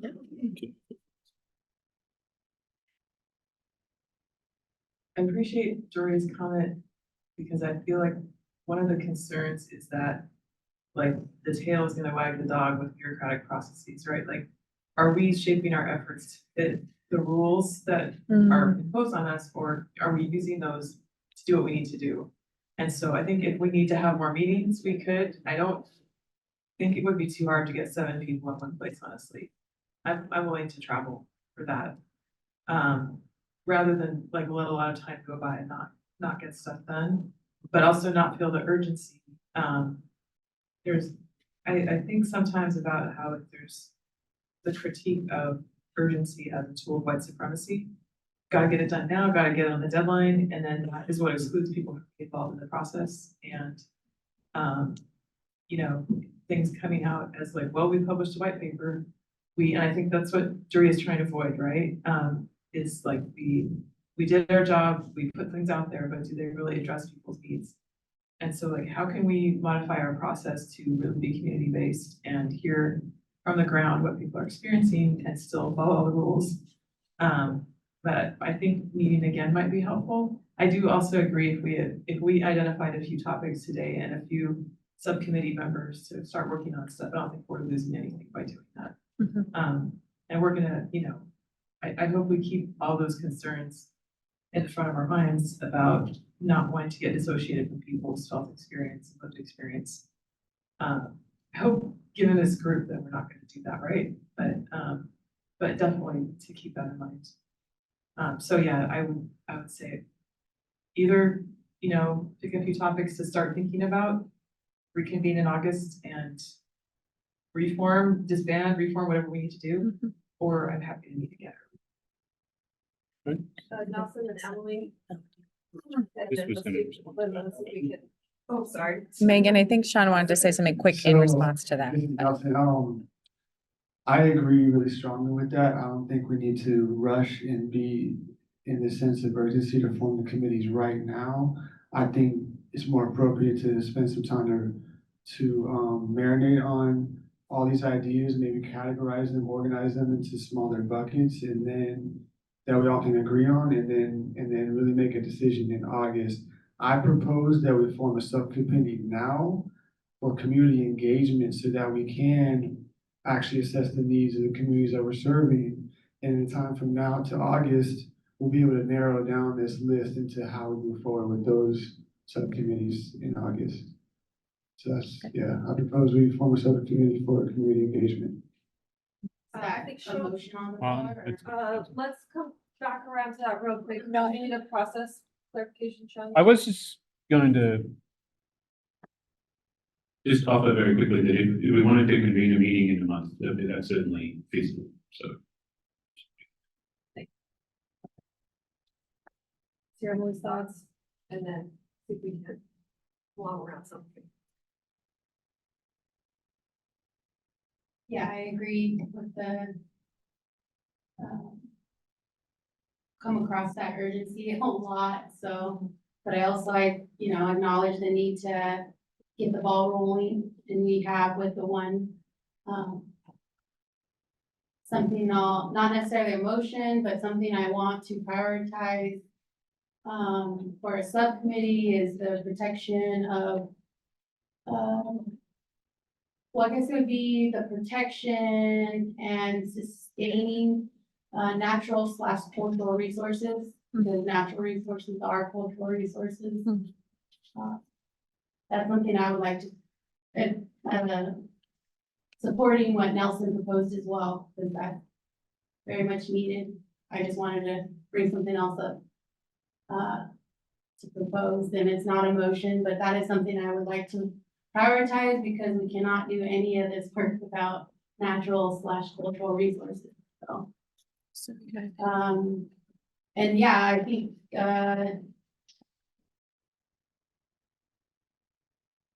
June, yeah, I don't know if I can travel, but I'm willing to travel, so I hope that we can. I don't know, I also want to hear from staff too, that's like, I know people are saying that now, maybe one of them, but what does that look like? You guys can get it done, I'm sure, but I would like to hear feedback. I think it's possible, but challenging. It would not be a full day. It might be a couple of hours. If we were to meet again, likely in Sacramento, because that's central to the majority of task force members, with other folks tuning in remotely. So kind of a shorter conversation where we could maybe take this list and give it some further thought. Until then, so I'm hearing that kind of as an action, really, to tomorrow or Monday, call you all, do an assessment of your availability, and see if we can't maybe reconvene in June or early July. Our next scheduled meeting is August 15th. We've got the full day set aside, and that's also in the Sacramento region. So I'm seeing heads nod, so I'm gonna take that as an action item, and kind of just general concurrence that let's explore that option. And then we've got one subcommittee established, grants and resource landscape, and I heard some desire to maybe fix some more things to move forward, and then at least 2 ideas, one on community engagement, forming a subcommittee on that. And that just means let's carry on that conversation, that focused conversation on the in-between with a smaller group of folks. And then your subcommittee can decide where you want to go. Secondly, sustaining natural and cultural resources. So I don't think we need a formal action for establishment of subcommittees. We did previously because we agendized it, but I think we can do all in favor rather than going around the table. And then we can take volunteers essentially to sit in on those subcommittees. Does anyone first want to add any? Exactly. I'm sorry. Does anyone want to put forward any other potential subcommittees? Based on this list for between now and August. Knowing that we're going to do some more work in August. Okay, feeling generally pretty good about this. Do I just ask? Okay, all in favor? Or maybe Nelson, you get to ask that, or James, do you have a question for us? No, I was raising my hand. In favor, yeah. Well, it's kind of informal. We just kind of want to take general group consensus. Okay, so getting general groups and consensus, all in favors, raise your hand, I guess. In favor of All this those- plan, This plan, subcommittees on community outreach, sustaining natural cultural resources, and then checking This out one's already options for reconvening a shorter meeting in June or July. all opposed, raise your hand. All abstain, raise your hand. We have a plan. Here we got a plan. We've got a plan. Well done. And also, we know that we being staff have work to do on the in-between to do some further thinking about all of these conversations and put forward some new ideas for consideration at our next meeting. Public comments. We have a couple. Come on up, you know the drill. We need to determine who's on. Do it. Don't Oh we my need- yeah. gosh. My brain, I'm sorry. I Sorry. didn't- Resource Subcommittee? Yes, the grants and resource landscape. I'm calling it Subcommittee. since it's not Got it, grants. okay. We just need to clarify who wants to participate in which ones, which subcommittee. You want to call landscape, okay. Okay. Folks interested to join the community outreach subcommittee? Got Darlene, Nelson, Chi, Emily. You got this right, Camille? Yes. Okay. Folks interested on the sustaining natural and cultural resources subcommittee? Emily, Darlene, Nelson. Lawrence. Oh, sorry, Lawrence. Not Looking at Nelson. Lawrence and Daniels. Yes. She's just next door. I'll pop out. Okay. And then Resource landscape subcommittee. Thea, James, Irene, Leah. Perfect. We'll check in with Dorian momentarily. Okay. We're ready for public comment. So, ready for public comment. sorry. Oh, I gotta really save these. Thanks everyone for your good humor and patience. Okay, so Darlene, Reese here again, for public comment. You've already kind of heard a little bit of me representing the technical service provider side, but I'd like to take the opportunity to also just kind of share from the perspective of someone in the public who is the daughter of a farmer and currently facing these land access issues. One of the things that I've noticed in the process is that there are actually very few realtors, assessors, lenders who actually understand agriculture. And that also is a barrier and it hinders the process because they're very used to dealing with conventional loans.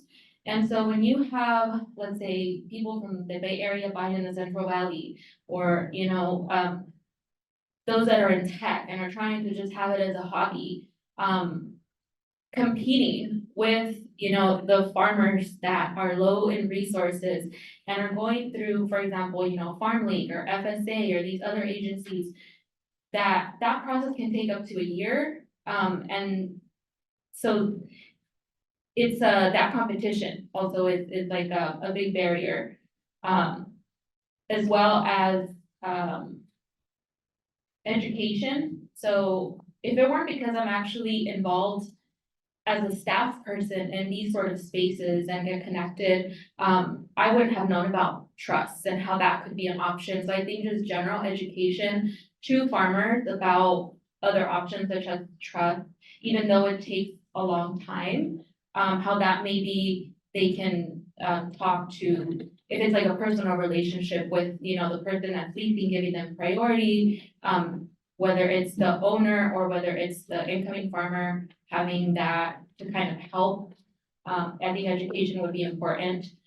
And then, even just competing with the potential development value of a property versus what it's actually worth in real time. So for example, my parents actually just finished or are in the process of moving out of the property they were farming. Because even though they have a good standing relationship with the owners and they were given priority to buy, close to $1 million is nowhere near affordable. So, you know, when we thought about buying, it was like, well, it's probably worth 600,000 or 700,000. Maybe we could come up with something for that value. But across the street, there's gas station. It's right out of city limits. It's a very desirable location. So the property manager was like, no, it's not gonna go for under $900,000 because of the commercial potential for development there. So it's like, even if it's priced under, it's that potential value that's there because they know someone's gonna be willing to develop on there. Other stories that I've heard as well, just from being part of this work, a lot of our farmers are aging out. They're looking to retire and a lot of their kids don't want to continue with farming. So what they're hoping to do is, a lot of times make money off of the land, whether it's by selling it, so it's not staying as farmland, or by installing solar panels. You can continue to make money, so we're also losing farmland, to these other more profitable options. The other thing is, you have these long-standing generations of farmers that held on to land that were using conventional practices. So when it comes to land stewardship, I've also heard stories where, after years of using fertilizers and creating salinity issues in the soil, now the land no longer, is good for farming. So what do? They go and they buy land somewhere else. So rather than taking care of the soils, they're devaluing it, they're grading the quality of it, and then they're going and doing that somewhere else. So now who's left to do something with that land that they've created issues with? Is it gonna be up to, oh, this land is no good, so developers are gonna come in? Or is it gonna be somebody else who's gonna deal with the issue like a small farmer? So just some other things that I wanted to highlight, I don't think were discussed, but are concerns. So thank you for your time. Thank you very much. You can pull it out afterwards and get it to us if that's all right. Come on up. Thank you. Thank you. Hi, everyone. I'm Sona Desai. I'm the co-executive director of the San Diego Food System Alliance, and wanted to take this opportunity to thank you all for traveling down to San Diego and for hearing the stories of many of the Black and brown farmers that are struggling with land justice and accessing resources in our community. So that's sort of like the high level. Just thank you for prioritizing this issue and thank you for coming down. And I want to echo what Doria was sharing, that at the end of the day, it's these stories that are, they're different everywhere and yet the same. But it's really important to hear these stories because at the end of the day, land justice and land equity isn't going to be solved with a set of recommendations.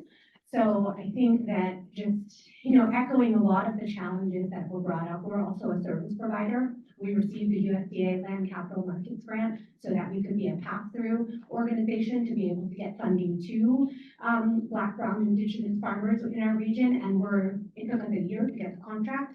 Now we're dealing with restrictions on what that funding can be used for. Like Emily said earlier, if there's any development or any disturbance of the soil, we have to now have requirements for those farmers before we can pass through that funding. So there's a lot of barriers that we're experiencing as a resource provider around state and federal funding. And so just wanting to name that as a priority and really making sure that if we are going to make that funding available and try to figure out through recommendations to increase capital to ensure that capital doesn't come with strings and it's as liberated as possible. That's really just at the highest level, wanting to make that comment. And again, thank you for prioritizing a visit to San Diego County, and thank you for hearing the stories of some of the folks that are working and struggling to secure land tenure in our region. Any public comment online? Okay, if we could just jump ahead one. Of course. Okay, let me just quickly recap action items from today. From early this morning, we're going to resend task force members the ethics training link. You all just indicate to us when you've got that completed. We'll coordinate with task force members who participated in site visits for short write-ups and posting videos and additional photos to the project website, which is listed right there at the bottom. We're going to get Josiah's slide deck, the one that he presented during this morning's roundtable discussion, distribute that to task force members and also post it to the website as well. And we'll generate meeting summary within a couple of weeks. We're going to assess options for June or July meeting for the full task force where we can achieve half membership in person for a quorum. And then we've got the formation of these 3 subcommittees, grants, resource landscape, community outreach, and sustaining natural and cultural resources. We did just check in with member Robinson outside, and she would like to join the grants and resource landscape subcommittee. So we'll work to coordinate with subcommittee members on the in-between for agenda planning and things like that, and scheduling the meeting and when all that occurs. It'll be posted and information distributed, just like how we do for these regular task force meetings. And then I did want to also just mention and thank the MAKE project who catered lunch for us today, and the neighborhood cafe did breakfast. So they're local farms, which is excellent, recommended by San Diego Foundation. Closing remarks, you already have a mic, Chair. August meeting on the 15th. There it is. August meeting on the 15th, all day in Sacramento. Following that, we are scheduled for November, also November 15th, I believe. And we have tentative dates for 2025. I know this seems absurd, but we probably will want to lock in 2025 dates really soon. It seems that Thursdays we're working for folks with enough advance notice, so I think we'll probably go forward with solidifying those dates. Yeah, Emily. For our next meeting, I was just curious, for the August, what, like, are we gonna do the regional thing again? Cause we already went back visits. Oh, so the plan was, Well, no, go ahead if you like, Megan. the plan was what we had talked about last time was kind of using Sacramento as a hub and then bouncing back every other time. So Sacramento, San Diego, Sacramento, Northern California, Sacramento, Central Valley, etc. But if there's a proposal on the table or desire to meet elsewhere, we're happy to explore that as well. And then, of course, we'll be working with chair and vice chair on agenda planning for August. Similar, same as always, if you have ideas for that, please feel free to submit those to Nelson and Emily or your planning team. And we'll be meeting on the in-between for our August planning. We've got a lot of work to do with the subcommittees as well. Did I miss anything else process-wise? Thanks for the reminders, everyone. Chair Hawkins. I just want to say thank you, expressing gratitude to the task force members, the staff, the members of the public that attended in person, those that attended virtually online. We got into the weeds of this discussion and we're really getting closer to our goals. So I appreciate the time and the energy and all the spiritual, value that we're bringing to this table in this space. And I invite Vice Chair if you have any closing remarks. Just say, Yayahan, thank you for coming to our homelands here, and safe travel back. It was a very deep dive, but I know this is barely 2 feet in, so I really appreciate it. And Now adjourn the 3rd meeting of the California Agricultural Land Equity Task Force.